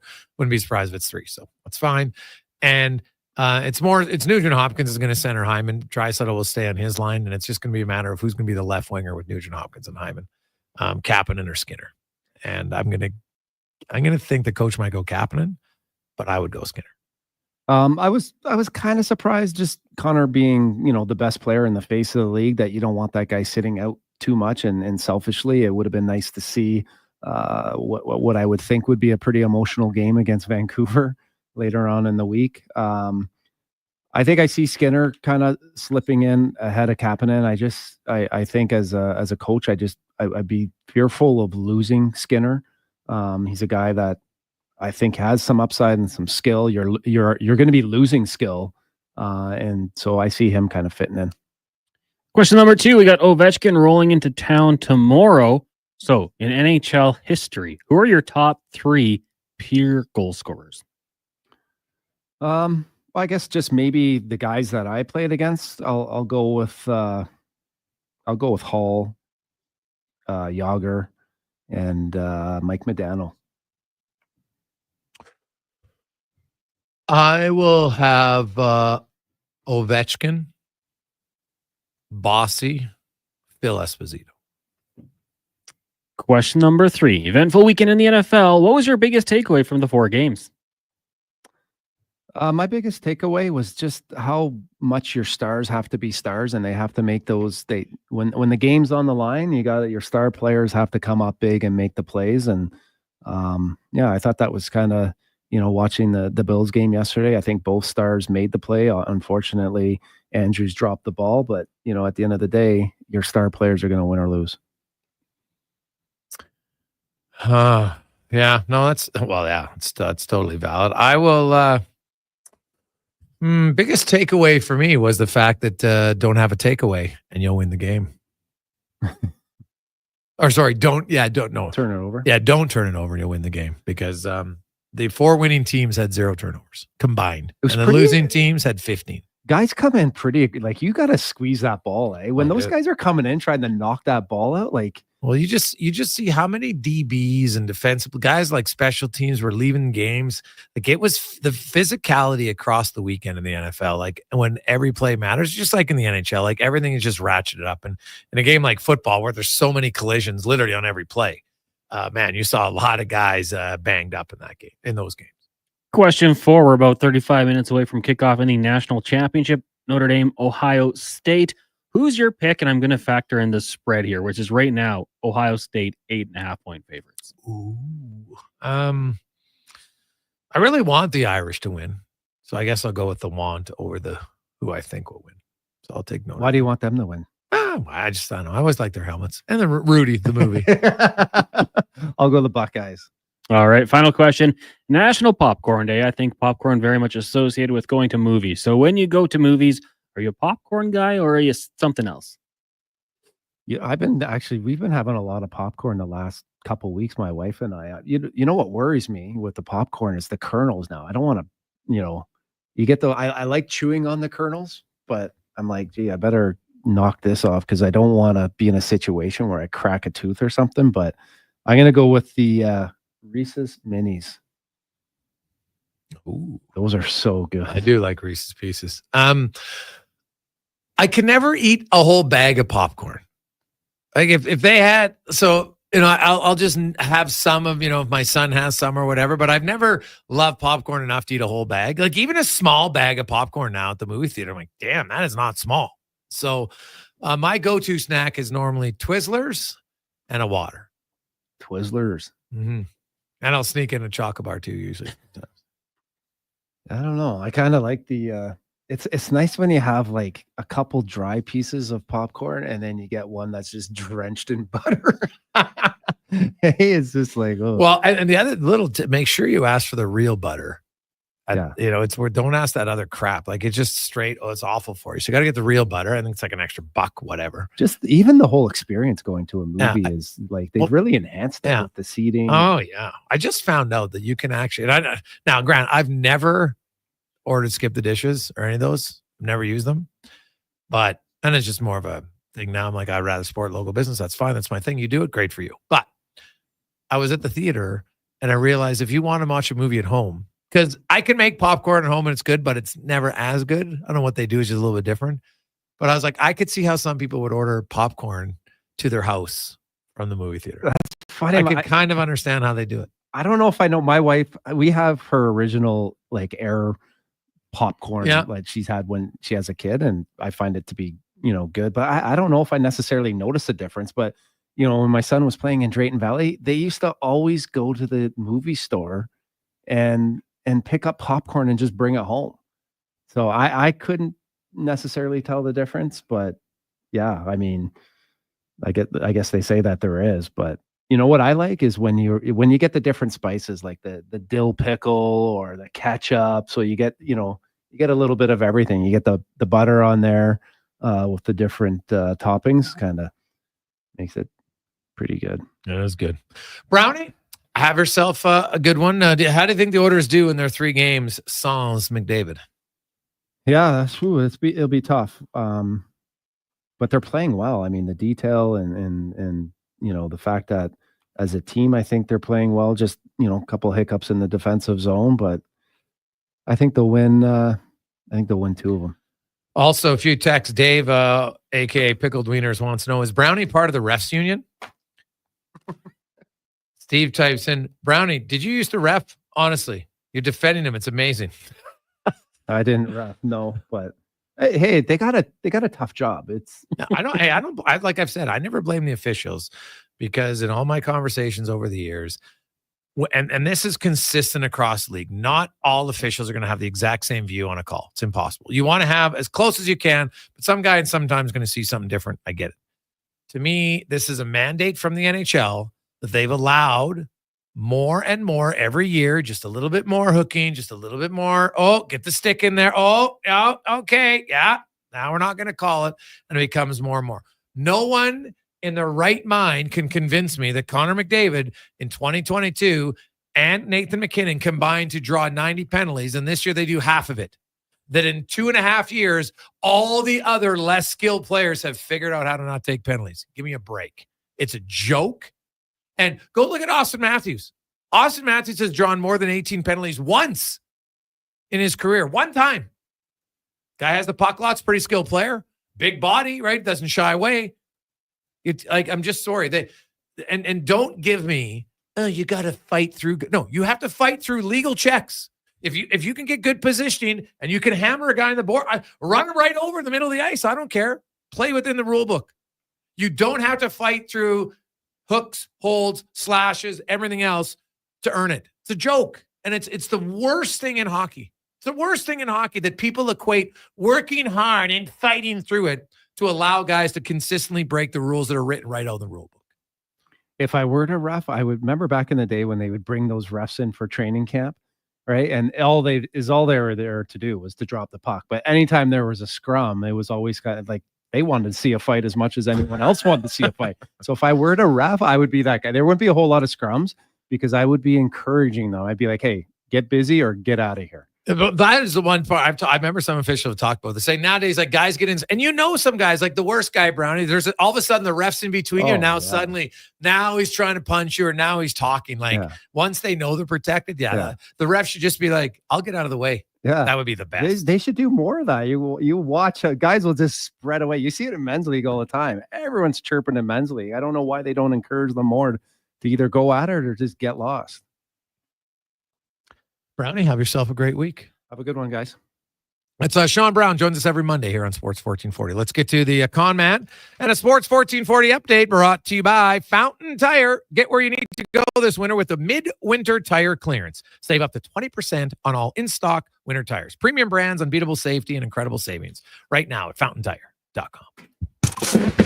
This is the Sports 1440 update. Edmonton Oilers captain and Connor McDavid and Vancouver Canucks defenseman Tyler Myers each suspended 3 games for their cross-checks on Saturday night. With the suspension, McDavid will return to the Oilers lineup next Monday when they take on the Seattle Kraken on the ice tonight. 1 game underway. Blues lead the Canucks 2-1 after 20 minutes. Later on, you got the Leafs and the Lightning. Jackets in New York take on the Islanders. Hawks host the Hurricanes. Jets take on the Utah Hockey Club, and the Kings host the Penguins earlier today. Bruins get past the Sharks 6-3. Wild over the Avs 3-1. And the Kraken drop the Sabres 6-4 in the association. The Celtics having their way with the Golden State Warriors leading 107-68. 8 minutes left in that one. Later tonight, Pelicans up against the Jazz, and the Clippers host the Bulls. Earlier today, Mavs fell to the Hornets 110-105. It was the Pistons over the Rockets 107-96. Cavs beating up on the Suns 118-92, and the Hawks fall to the Knicks 119-110. College football playoff national championship goes tonight as number 7 Notre Dame takes on number 8 Ohio State. That'll get going at 5:30 from Atlanta, Georgia. At the professional ranks, the Chicago Bears finalizing a deal to hire Detroit Lions offensive coordinator Ben Johnson. Johnson has been with the organization for 3 seasons, all as OC. And the Toronto Blue Jays in agreement on a 5-year deal with switch-hitting outfielder Anthony Santander. According to reports, the deal is worth $92.5 million with a club option for a 6th season. Coming up in hour 4 of the Jason Gregor Show, we'll hear from Mark Spector of Rogers Sportsnet and Kevin Woodley from InGoal Magazine. I'm Connor Halley. This has been a Sports 1440 update. Sports 1440 in West Edmonton Mall and Wetaskiwin. CKJR is a Stingray radio station. Download the free radio player app and listen wherever you go. McDonald's presents a hockey showdown like never before. McDavid versus Matthews. There can only be one winner, competing for all the glory and all the prize. The new menu features top shelf plays like the Smoky Quarter Poppy and the Big Mac David, so everybody scores, with even more delicious options like the Spicy Junior Chirpy. Now that calls for a silly Sunday. The Showdown menu, now available at McDonald's. It's a new year, and the Brick is clearing out their old inventory. Friday to Monday, they're blowing out furniture for up to 70% off the original price, with in-stock items ready to go and additional unadvertised discounts. Check out your nearest Brick location to find mattresses starting at $149, fabric beds starting at $199, gaming chairs starting at $119, and home decor and pillows from just $15, with more deals in every department. Plus, take 4 years to pay with no interest. Financing OAC. Exclusions apply. The Brick, saving you more. Hair Aware with Dr. Vance Elliott. Hey, Doc, I really want my hair restoration to fly under the radar, but I recently read that men have to shave their heads and go full Lex Luthor before treatment. The majority of my patients don't require head shaving because we can work around it. I can perform a no-shave FUE transplant or an FUT transplant if we determine that a transplant is necessary. Let's discuss your options. Trust a world-renowned expert in hair restoration. Book an appointment at drvanceelliott.com today. Need a solid foundation without the fuss? Richard and Kalina at DCL Pile Driving have your back. Locally owned, they offer straight, driven piles. No screwing around. Serving all of Alberta, DCL Pile Driving gets your foundation ready in hours with minimal ground disturbance. Perfect for tight spaces, whether it's for a deck, grain bins, or RTMs. Tell them the radio sent you and receive a special discounted rate. Call or text 587-322-PILE. DCL Pile Driving. Don't get screwed. Get piles driven.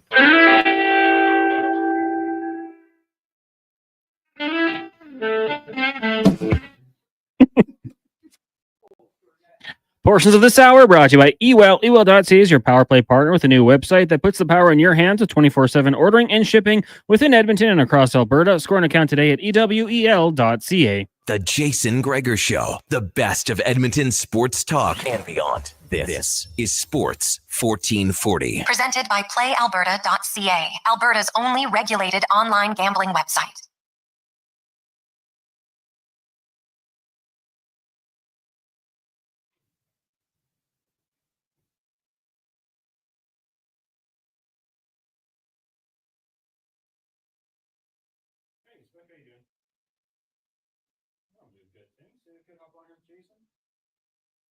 You saw the McDavid suspension I still?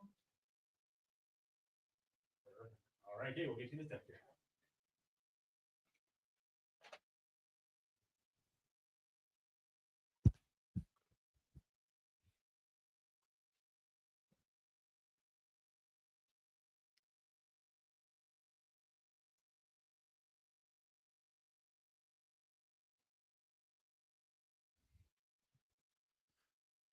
Just after 5 o'clock, how are you? Jason Gregor, Connor Halley, Sports 1440, Orders Nation, YouTube, Facebook, and X. The Gregor Show presented by PlayAlberta.ca. We joked about it that you probably would have put the line at 2.5 if you were doing, what do you think, McDavid? You're going to go over under 2.5.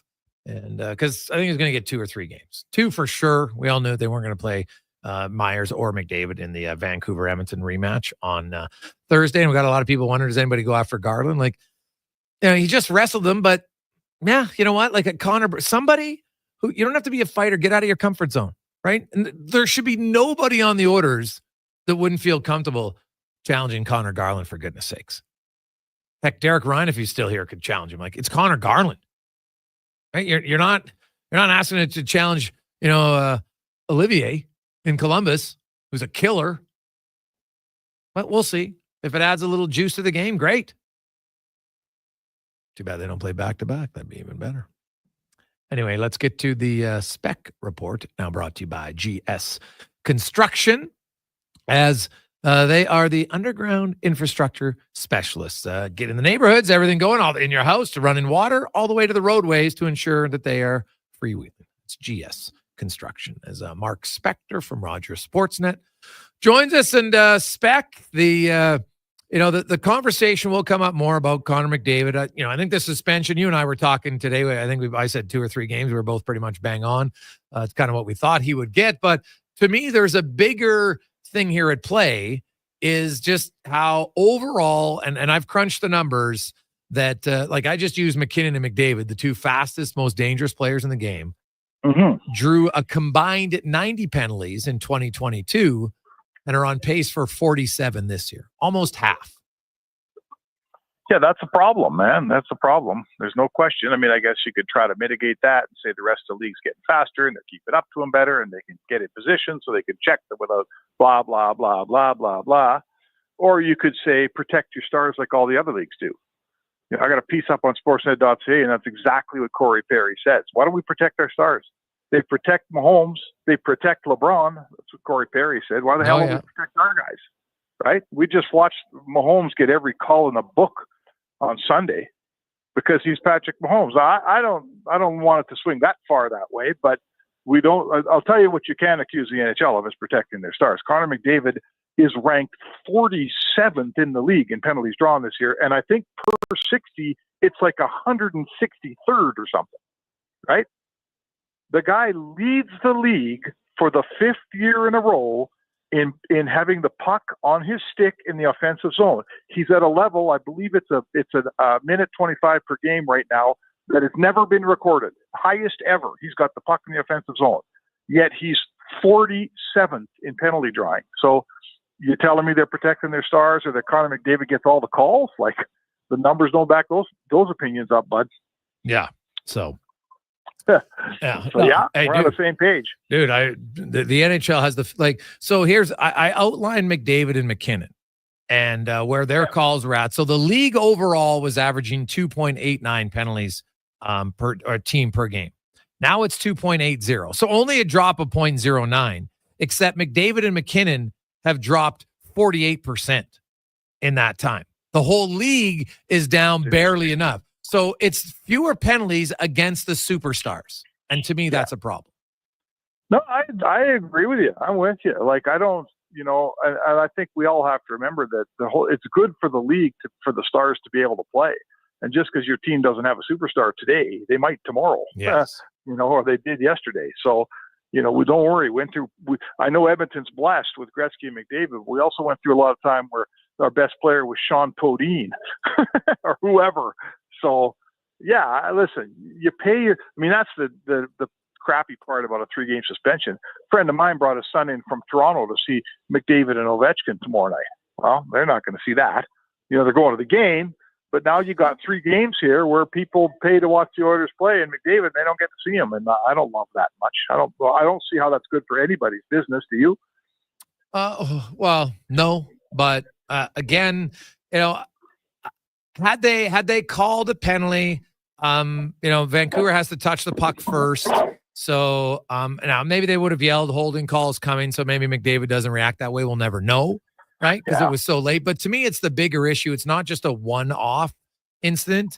And I use my numbers and I look at the superstars and they're the ones. So if the league overall is at 2.8 and it was at 2.89, but it's all the superstars numbers they're actually calling significantly fewer penalties on superstars, but more on average players. Like, make it make sense. It doesn't make sense. How does that? I don't really get how that works, frankly. Why, who's drawing the penalties? Clearly the guys who have the puck all the time are the ones who should be drawing the penalties, and they're the superstars. So, it's a little goofy for sure. It's hard to, it's hard to figure sometimes what exactly. Listen, and I don't, you can't go around condoning cross checks to the head. Like, that's something you can't condone, right? Yeah, for sure. But so if we can be on the record and get past the fact that yes, Connor McDavid makes a mistake and he shouldn't ever do that, and that's a bad thing to do, and he should get suspended for cross checking guy in the head. That's how it works. I'm for that.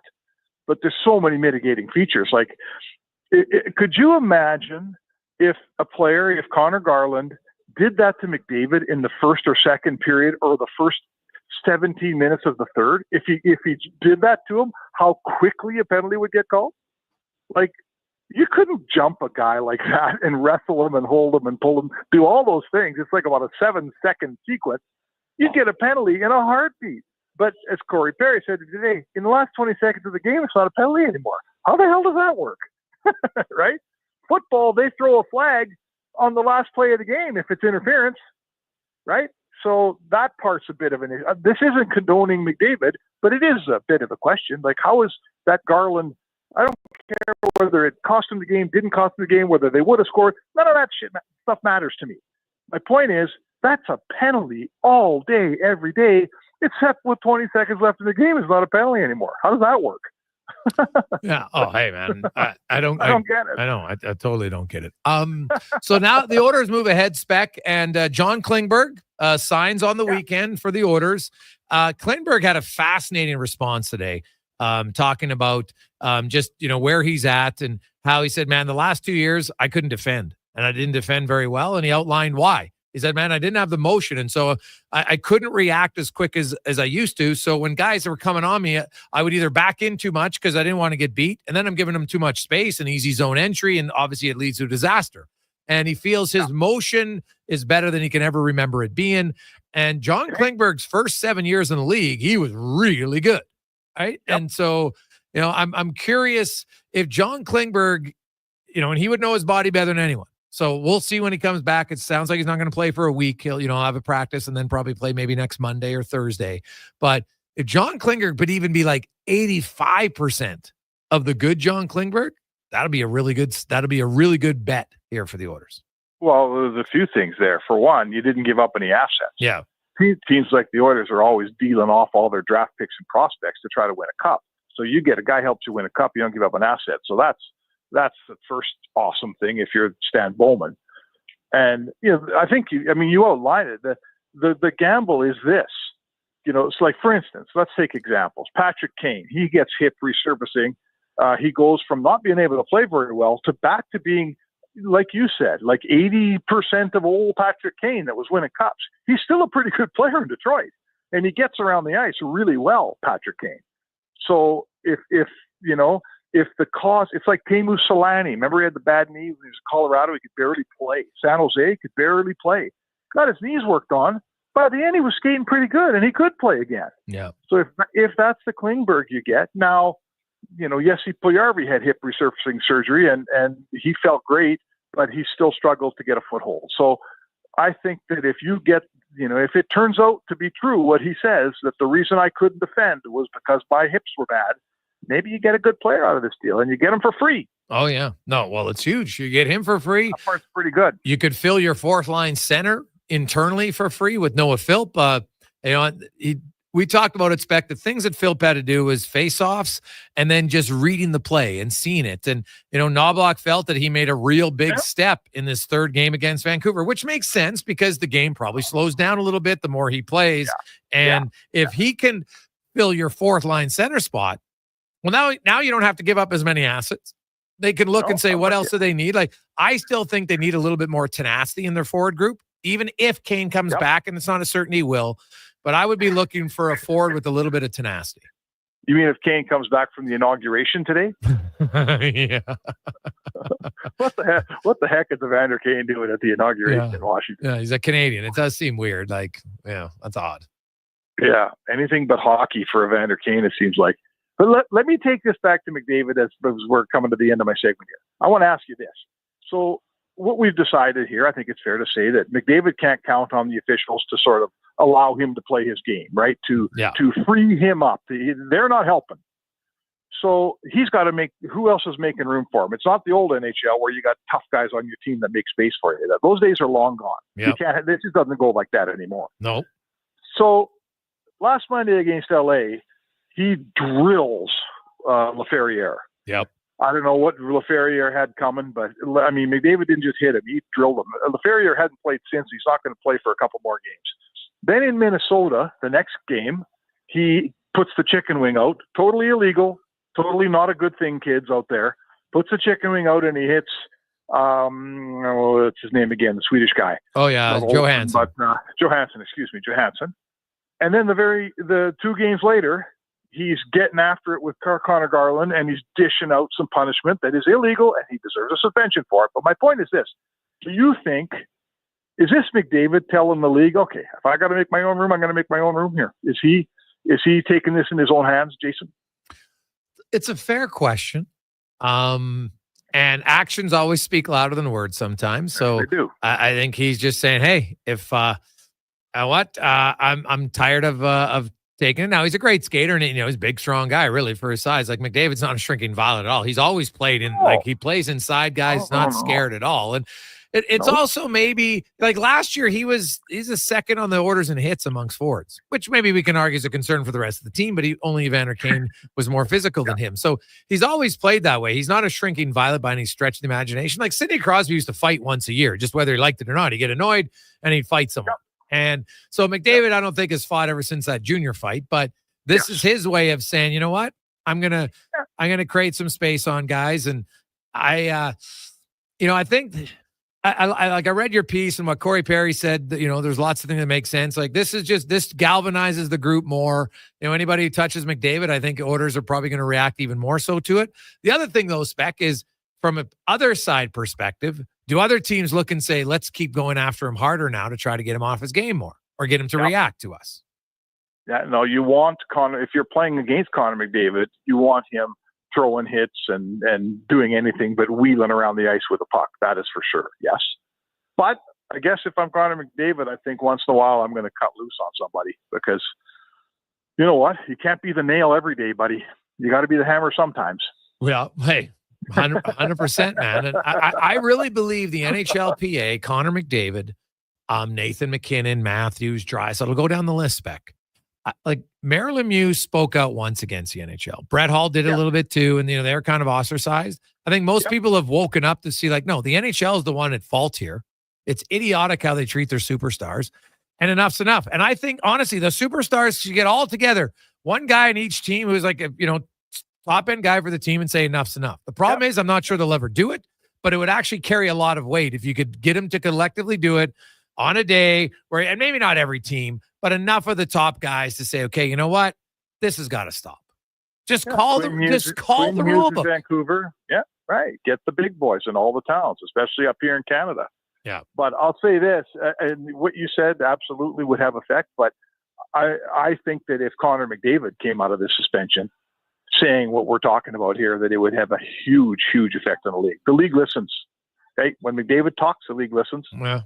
And if McDavid came out and said, "Look, it's impossible to play the game," they're not calling penalties. We've all got the numbers. We've been chewing on them here for 3 hours.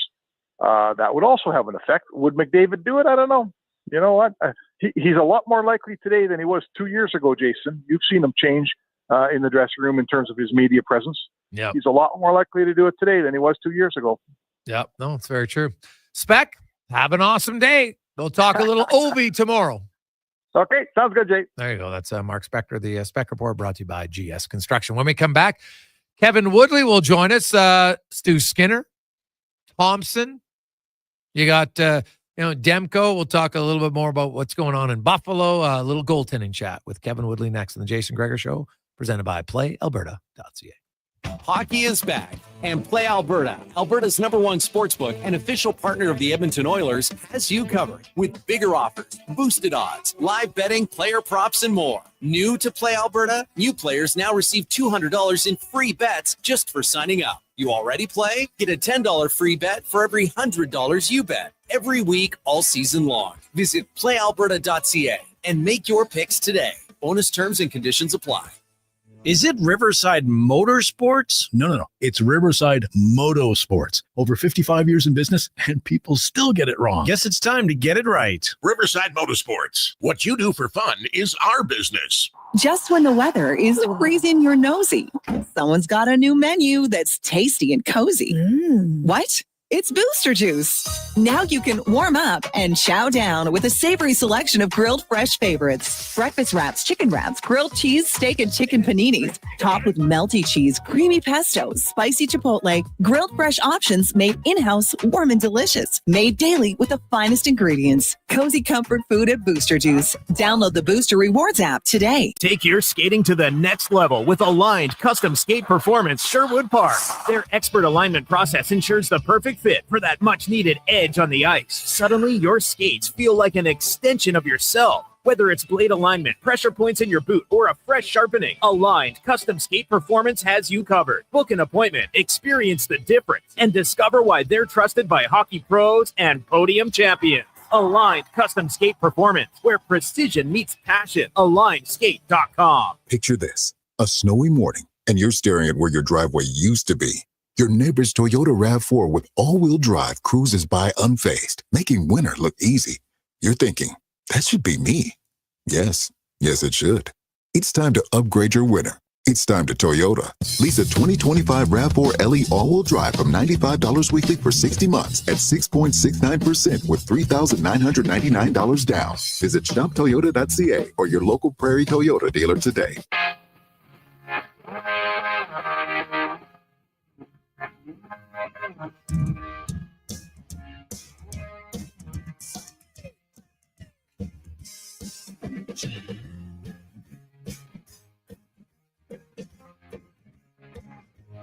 Portions of this hour brought to you by Epcor.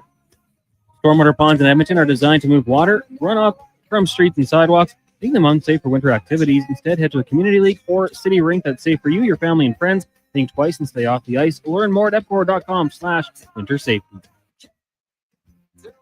The Jason Gregor Show, the best of Edmonton sports talk and beyond. This is Sports 1440. Presented by PlayAlberta.ca, Alberta's only regulated online gambling website.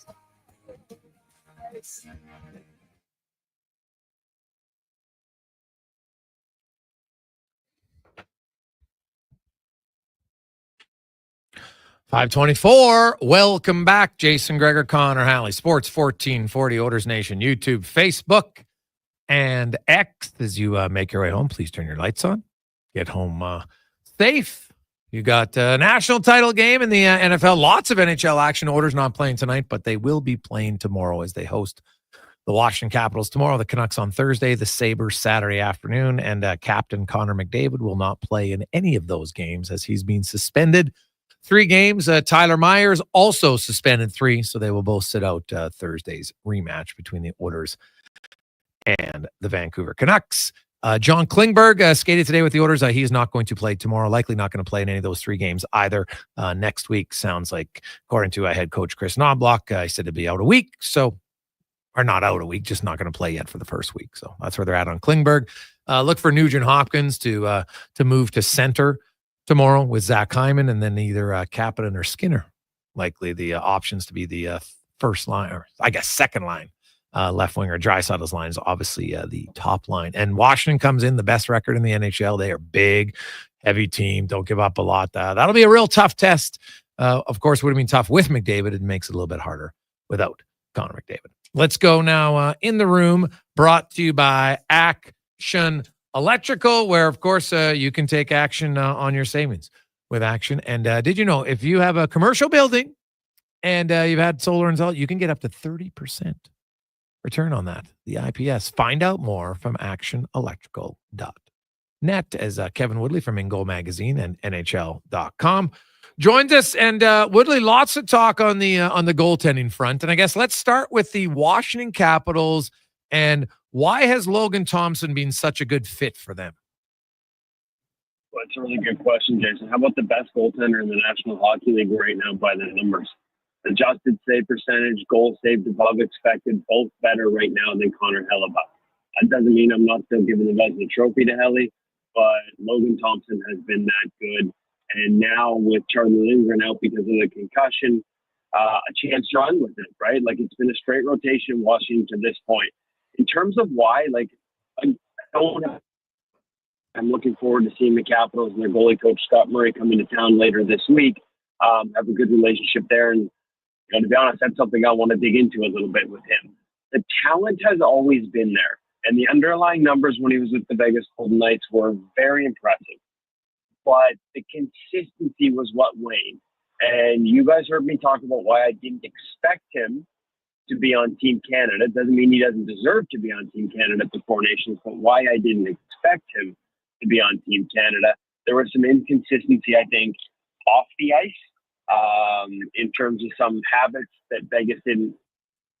And obviously 2 of those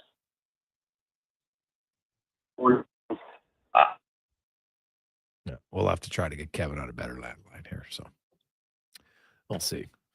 Like, the calling us from like a string in a can today. It doesn't sound great. So we'll have to try to reconnect there momentarily. But yeah, if you look at Thompson's numbers, I mean, fantastic. Now he's made 25 starts. Hellebuck's made 36. So that's that's a big difference there. But he's got a .925 save percentage, a .209 goals against average. Goals saved above expected. He's number 1. So really good numbers. So the Oilers are going to be facing a pretty good tender tomorrow. And you talk, Kevin, about consistency. Well, that's pretty much what most goalies are striving to find, and that's what separates the real good ones from the best. Like, this guy's only made 120 NHL starts in his career, and 25 of them have come this year. Like, maybe we shouldn't be surprised that he wasn't that consistent because it was only 100 starts in the NHL. Yeah, and I was just going to say, like, going back to, I think a lot of people forget that the Washington Capitals are the organization he started with. Like, it was that was the team, that was the goalie coach. Scott Murray was in their minor league organization when he first got an opportunity out of Brock University with South Carolina in the ECHL. And so they know the goalie. They believed in the talent originally, and may be able to get through to the person a little bit more, like in terms of some of those habits that, as you said, lead to consistency, right? Like consistent work ethic, consistent habits off the ice, consistent practice habits tend to be what lead you to consistent results. And I know in Vegas they weren't necessarily happy all the time with some of those, behind the scenes habits. And sometimes because the numbers were off the charts, Vegas is a team that is ruthless in terms of needing players to outperform contracts. He's on a league minimum deal. He's the best bargain in the National Hockey League right now. So I think that tells you for Vegas to walk from that, there were reasons. And I think Scott Murray's probably done a good job of sort of, you get moved from a team like that, like as much talent as you have, you better start doing the work. Okay. So yeah, that's fair.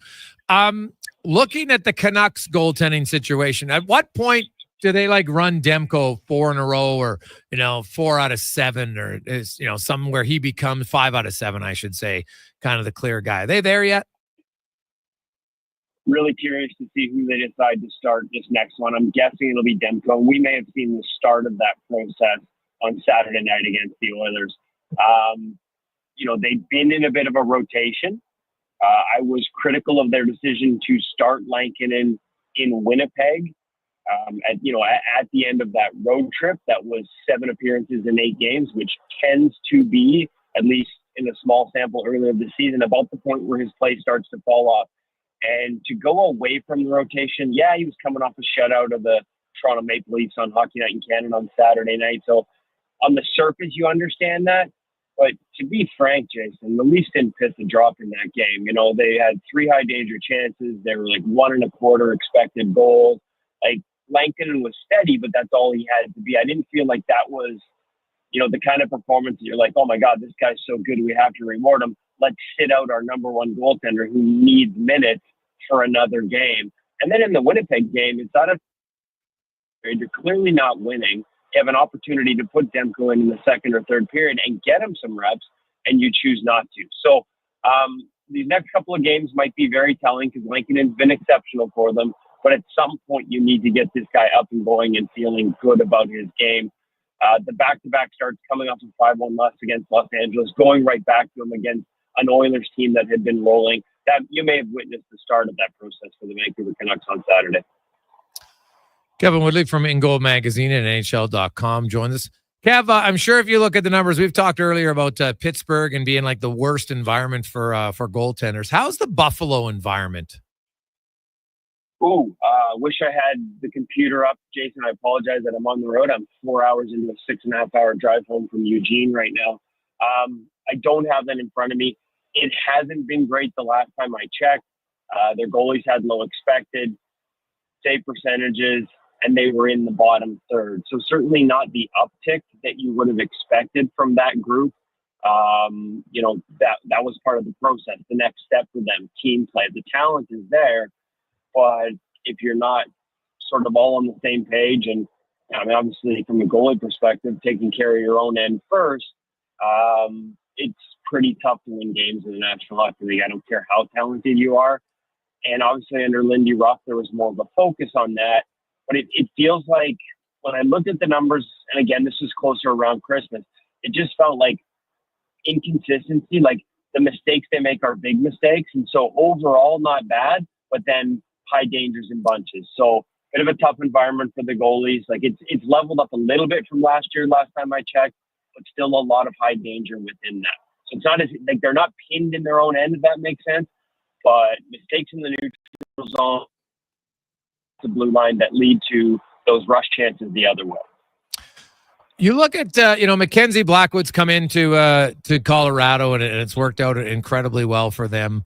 I want to ask you, Kev, when you look at Columbus, and neither one of their goaltenders have decent numbers. Even in their recent stretch, they're 7-2-1, and Merzlikins has an .894 save percentage, above 3 goals against average. Is Columbus? Should they be looking for a goaltender? Well, what if I told you they might have one? Jet Greaves has been, again, tiny sample, but every time he comes into the National Hockey League, he had success. He has in his recent call-up.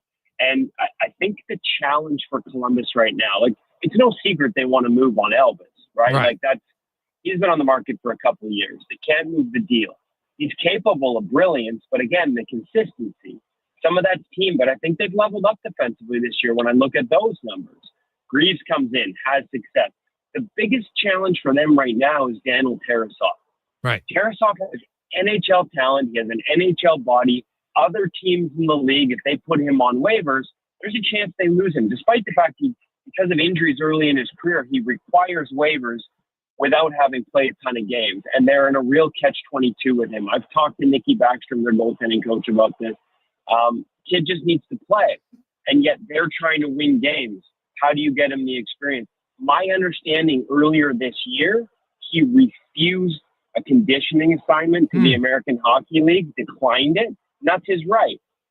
But he finally took it recently, and he went down to Cleveland, and it sounds like he played really well. He just came back recently, and his first, if not his first couple of starts, I haven't looked, since we left on this trip, it sounded like things went much better. And so that's the catch for them. Injuries sort of made the clock roll forward. That clock was ticking while he was out with injuries on waivers. He's no longer exempt, and yet they're just so nervous. And honestly, is a competitive team chasing for the playoffs going to take a kid with that little experience? No. But if I'm at San Jose or a rebuilding team, knowing the upside, as a kid when he was 20 years old, I had goalie coaches telling me he was Pekka Rinne at that age, but with more structure. There is an undeniable talent there. It's just the NHL is a really tough place to learn. And that's the situation they find themselves in with Daniel Tarasov. So between Tarasov and Greaves, they may have the future. The problem is they can't move Merzlikins, and neither one of those guys has enough experience. So it's a tough spot. Hopefully maybe Tarasov can get in a role now that he spent some time in Cleveland. Could you just send Merzlikins to the minors? Ooh. I guess you could. I don't know what his contract status is in terms of clauses. I don't think I'll look it up, but I don't think he has a full no movement clause. Yeah, some teams were handing them on a little willy-nilly around the time when we signed that extension at, I think, 5.6. I think he's making 5.625 in that area. He doesn't have one. He doesn't have one. Yeah, so that'd be a bold move, especially considering, like I said, to this point, Tarasov has shown all the talent that needs the reps. And because of where they are in the playoff race, don't forget, I know Merzlikins' numbers on the whole aren't great, but if you look, there's also been some really brilliant performances thrown in there. And so if you're going to make this push, they're punching above their weight class right now. Obviously, the tragedy they went through losing Johnny Gaudreau in the offseason. Last I checked, in a playoff spot, certainly flirting with a playoff spot for sure. You might need him, right? And so just because Tarasov, there's an inconsistency that comes with the inexperience. So, like I said, it's a bit of a tough spot. That would be a really bold move. But at some point, Jet Greaves just keeps coming up to the NHL and winning games, keeps going back down because he doesn't require waivers. At some point, they're just going to have to make the decision to keep him up and run the kids. Yeah, just I wonder now. What do you make of Pittsburgh's decision with Jari? It's a tough one. Listen, I heard you saying earlier the numbers that I'd given to you. I looked them up after they sent him down to the AHL. Dead last 5-on-5 high danger chances again, 32nd in the league. Dead last 5 32nd in the league. In zone, 31st in the league. Penalty kill, 16th in the league. They are the worst defensive team in hockey. And so you can only expect your goaltenders to do so much. That said, Alex Nedeljkovic is outperforming a bad environment. Joel Blomqvist, when he was up earlier this season, outperformed a bad environment by a significant margin. Jari's environment relative to Nedeljkovic is exactly this year, and he's underperforming, minus 0.6%. Now, is that end of the world, send the $5 million plus goaltender a year to the minor leagues and bury him publicly? The three guys, when they made the move, I looked up his numbers, and the three guys closest to him on the list of 85 goalies in the league at that adjusted save percentage, Sergei Bobrovsky, Thatcher Demko, and Jeremy Swayman. No, none of those three guys are being sent to the American League. And obviously not the start for Swayman, and Demko's coming off the injury, but that Bob one might surprise some people. So Jari hasn't been great. He hasn't been good enough if he's supposed to be your number one and making all this money. But it's not like he has fallen off a cliff. Dude, I agree. And it's just such a bad environment. I do wonder a little bit that he did the work this summer. He worked really hard, made a lot of changes in his off-ice training, was very diligent. He's a flow goalie. He's a field goalie. And they've tried to add more technical foundation to try and raise the floor on his play. Okay. I wonder a little bit, Jason, sometimes when you raise the floor, you lose the ceiling. And he was always a guy that was going to rely on timing and rhythm, a little bit old school in terms of how he played the game, how he read the game, how he moved on the ice. He's not a technician. And you are always going to have bigger peaks and valleys, but the highs could be that much higher. It feels like a guy in trying to raise the floor, they might have lost some of the ceiling there. And that's, for a goalie that plays on instinct, if you take that away from him or get him thinking too much about the technical aspect, that can be really difficult. So kind of like him and Merzlikins, these are guys that might just need to change the scenery, but because of the tickets, it's hard to find that spot. Yeah, no, that's totally fair. Kev, great stuff, man. Travel safe. We'll chat with you next Monday. Yeah, I don't know if you guys are the jinx, but I've just hit my first backdrop 40-minute delay on the I-5. So at least it gave us a clear reception for a little while while we did. I apologize for having to do the phone today, guys. Hey, buddy, it's all good, man. Have a good one. Okay, take care. There you go. That's Kevin Woodley from In Goal Magazine and NHL.com. So if you missed it, Connor McDavid, 3-game suspension. Tyler Myers, 3-game suspension. But some good news, Oilers fans. The John Klingberg signing has the potential to work out really well. I will tell you why next. And you'll hear from Klingberg what's been one of the biggest changes that he will have in his game that he didn't have the last few years. Next on The Gregor Show, presented by PlayAlberta.ca. The job isn't done until the last load is hauled, and having the semi-trailer out of commission is not an option. Whether replacing or adding to your convoy, Edmonton Trailer has a huge inventory of new and used semi-trailers, trusted by the gravel, logging, oil field, fluids, and freight industries. Find a trailer right for you online or at one of their 3 locations. For sales, service, parts, rental, and finance, when you're in it for the long haul, Edmonton Trailer. It's a new year, and the Brick is clearing out their old inventory. Friday to Monday, they're blowing out furniture for up to 70% off the original price. With in-stock items ready to go and additional unadvertised discounts, check out your nearest Brick location to find mattresses starting at $149, fabric beds starting at $199, gaming chairs starting at $119, and home decor and pillows from just $15, with more deals in every department. Plus, take 4 years to pay with no interest. Financing OAC. Exclusions apply. The Brick. Saving you more. Get set for another exciting year at Century Casino. 3 great locations: Century Casino Edmonton, St. Albert, and Century Mile.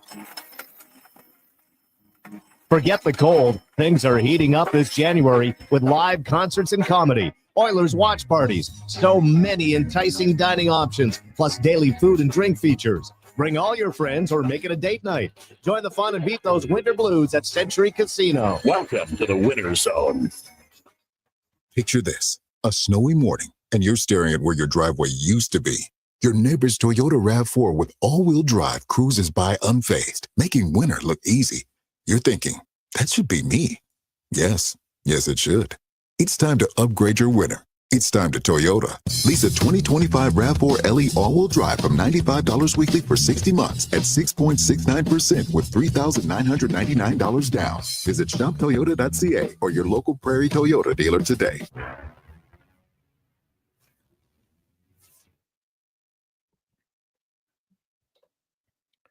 Portions of this hour brought to you by On the Rocks. Watch every Oilers game at OTR with $5.25 Molson Canadian, $5 Penquitney shots, 60-cent wings, plus play Oilers score and win for your chance to win On the Rocks gift cards. Oilers hockey at OTR. Book your table today. Jasper Ave and 118th. The Jason Gregor Show. The best of Edmonton sports talk and beyond. This is Sports 1440. Presented by PlayAlberta.ca, Alberta's only regulated online gambling website.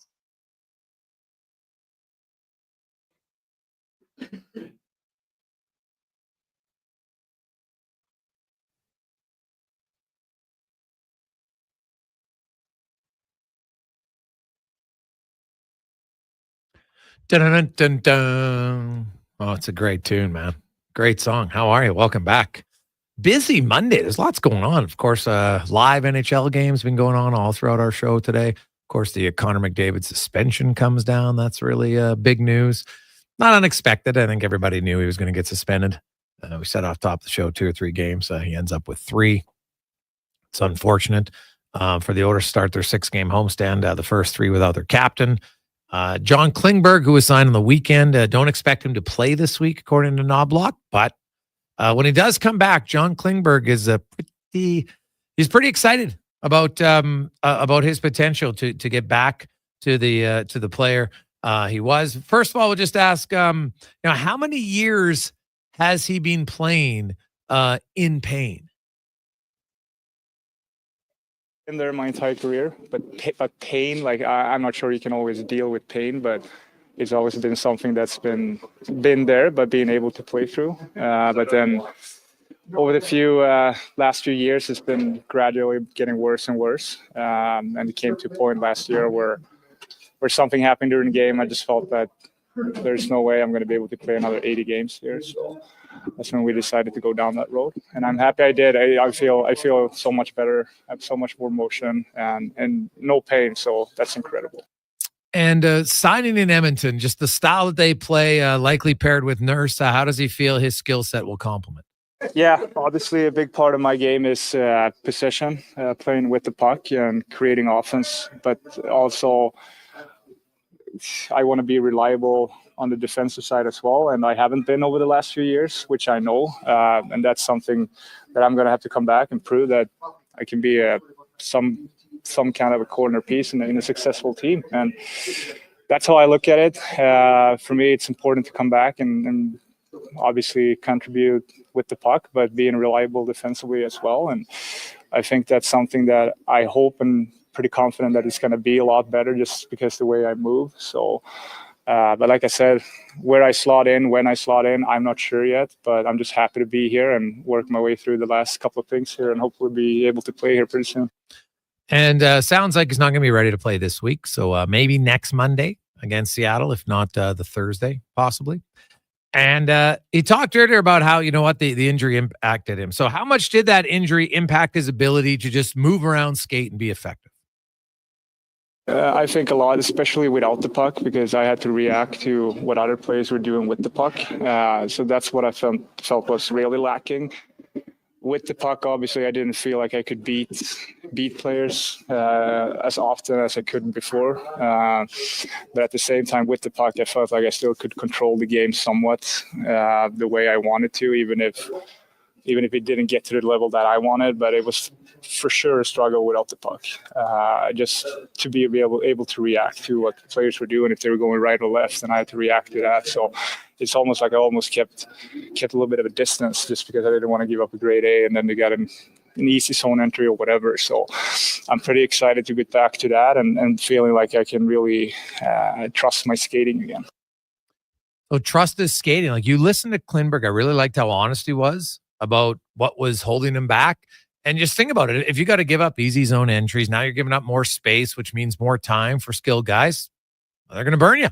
And Klingberg, when he's at his best, is a very mobile defenseman. He can be aggressive in attack. So you have him and Nurse together. That's going to be a very mobile pair. Very mobile pair. Now, I did the other thing about Klingberg is some site, he says he's a legit 6'2", probably a little bit more. He's 187 centimeters. So he's a 6'2" and a bit for some people who want to know how tall. I think he's like a tall 6'2", is how I would call him. Very, not officially 6'3", so I respect it.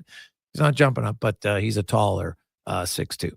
And he was asked now, John Klingberg's first 7 years in the league were really good. 68 points, 58, like lots of offense. Does he think that ability to move like he did before is back post-surgery? Well, it's back for sure. Yeah, like the motion I have now is better than I ever remember it to be. So it's just a matter of getting used to it and work through it. But like I said, I've been skating for a while, so I feel like I'm coming along really good. And it's just a matter of obviously getting into the pace of playing against the best players in the world again. And that will be the challenge for John Klingberg. But he's a good reminder, just like Connor Brown was. When players can play but they're not healthy. Like they're healthy enough to play. They're not healthy enough to be at their best. And I think we saw that last year for sure. So Brown by the end of the season, much different player. Now Klingberg, he actually could have went to training camp, but he wanted to give himself more time because he wanted to feel like when he came back, he wanted to have a good year. Rather than come back and play, yeah, you get paid. But if you struggle for 3 or 4 months, now your confidence is there. Like John Klingberg comes in now and plays really well, it's going to look way better. And he'll feel better. So this could be a steal for the Oilers. It's a low-risk move. If he doesn't have that, like he says he does it, so I respect him, he believes it. But let's say he doesn't have it. Well, then the Oilers still have $5.1 million in cap space where they could go out and acquire another defenseman. So this is a good trial run for the Oilers and Klingberg. Might not start until next week, which would then give him about a month of playing time, about 14 games, I think it is, before the NHL trade deadline. So we'll see how that goes.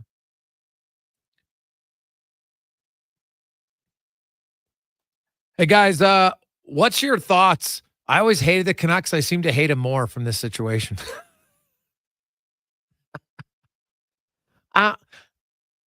There's something about the Canucks that I can see how, there's and I don't think like online isn't a representation of the entire fan base, because you have some less than intelligent Oiler fans online, and then you have some uber intelligent Oiler fans online.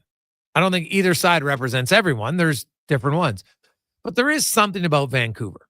There's no question, right? Like it doesn't, now it's an easy low hanging fruit joke, but I know the joke is 0 cups, 2 riots. I've seen it. Right? It's been around. Everybody knows it. It's not a good look. And you know what? They got a lot of anger. They never won. Right? They've lost in the championship 3 times. Right? One in the 80s, once in the 90s, and then once in 2011. So I get why their fan base can be frustrated, but I don't know why. It's just like there's other fan bases, like the Buffalo Sabres aren't like that, and they lost in a cup. And they lost in a real tough way in the cup. They never had the same reaction. So I don't know what it is. It's hard to pinpoint, Connor. I don't know if we can pinpoint it, but Canucks fans are just, I don't know if there's the perception that's different. The organization, I'll tell you right now, I think it's one of the worst. Their PR staff and how they deal with interactions with the media is horrific. Right? Their owner isn't necessarily the best. Right? Like there's always seems to be a little bit more drama around that team than other places. Yeah, I mean, I've let it be known. For me, it goes back to getting chirped by those Canucks fans wearing their Bertuzzi and Naslin jerseys, sipping their beer with straws. That's where it started for me personally, Gregor. But this past series, like the mute button for me on social media was abused. I got so many Canucks fans coming after me for just pointing out the most obvious thing, like observations. I was getting attacked. Mute, get rid of them all. And then, their go-to thing is just to make fun of the city of Edmonton. And that strikes a nerve with me. So then I got to be defensive. I don't know what it is. I don't know why they're like that. They're so defensive. Team hasn't won much. They don't have to really back it up with. I'm not going to hold that against their fan base. As a Chargers fan, I get it. It's not ideal. You go to war about their resumes and you got no chance. But there is something about it. And even Flames fans, like the Battle of Alberta series, after the first game, I didn't feel like it was that bad. Flames fans were a little bit cocky. But yeah, the Canucks fans seem to blow them out of the water. So I don't know what it is. I kind of see there's just a little more rage in their eyes when it comes to hockey and the Canucks. Yeah. It is it's an odd one. We got a lot of texts coming in, 833-401-1440, 833-401. Hey guys, remember they also lost an NBA team and now they're going to lose soccer. Are they losing the Whitecaps? Yeah, I've heard some rumblings about it, but I haven't seen anything official in the ownership group. So, well, let's be honest. Vancouver's not a great sports town historically. Just call a spade on that. Like for all the people they have in the area, it's not a great sports community. Just hasn't been. So, but you know what? If this adds a little fuel to the fire, great. We need more mid-season rivalries. Now, that doesn't mean we need fans fighting in the stands. I just want to clarify that. Like, you don't need to fight. You're not the players. You want to chirp people, I'll go right ahead. And if the two teams dislike each other more, awesome. If an Oiler player wants to go after Connor Garland, sign me up. The Oilers don't have, like, it's not like Darnell Nurse is going to do it, right? You could have lots of other guys in that team. Nugent, would you imagine if Nugent Hopkins and Garland go toe-to-toe? Fans would love it. Right? Hey, Jeff Skinner, want to get in the good books? There you go. Right? There's lots of options. Connor Brown. That's all you need. So, should be fun on Thursday. Meanwhile, you got the Capitals tomorrow. Big game. Ovi and the Chase. He was walking around Raj Day taking some pictures of some of Gretzky's memorabilia. Okay? It's a big deal. And unfortunately, like, imagine if Ovi was like 1 or 2 goals shy of the record tomorrow. That'd be unbelievable. But it's not going to happen in Edmonton. Might be in Carolina. I think that's what the projections were. So we'll see. On behalf of Connor Halley, Declan Kruger, I'm Jason Gregor. Have yourselves a wonderful Monday evening. Turn your lights on. Get home safe. Let's get to the comments. Sports 1440 update brought to you by Legacy Heating and Cooling. They are hiring. You can a starting bonus to the right candidates. You get strong benefits, RRSP matching, tuition reimbursement, competitive wages, and more. It's a great place to work. Check it out, legacyheating.ca. Good night.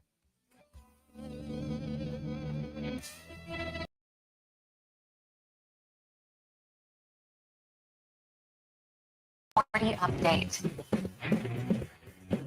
The NHL announced suspension today for Connor McDavid and Canucks defenseman Tyler Myers, each getting 3 games for their cross-checks on Saturday night. With the suspension, Connor McDavid will return next Monday when they take on the Seattle Kraken on the ice right now. A couple games underway. Canucks Blues lead the Golden Knights 4-2 heading into the third. Midway through the first, Maple Leafs up on the Lightning 1-0. Austin Matthews with his 19, and the Jackets have a 1-0 lead over the Islanders. Still to come, you'll have the Blackhawks hosting the Hurricanes and the Jets in Utah at 8:30. The Kings hosting Sid and the Penguins. Earlier today, Sharks fell to the Bruins 6-3, Wild over the Abs 3-1, and the Kraken down the Sabres 6-4. In the association finals for you, Celtics over the Warriors 125-85. Cavs knocked off the Suns 118-92. The Rockets falling at home to the Pistons 107-96. And LaMelo Ball leading the way, 23 points for the Hornets. They dropped the Mavs 110-105.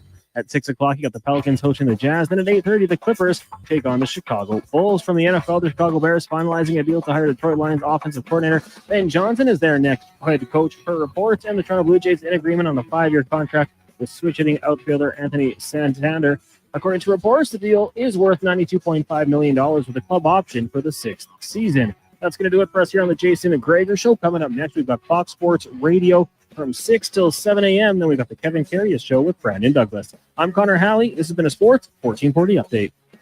It's Sports 1440, a Stingray radio station broadcasting on Treaty 6 territory. Download the free iHeartRadio app and listen to CKJR wherever you go. Do it, do it, do it. Your vehicle is a big investment. Protect it at Hughes Car Wash. We use only clean, fresh water and the highest quality car wash soap. Hughes Car Wash, the Car Wash Bros. Do it, do it, do it at Hughes Car Wash.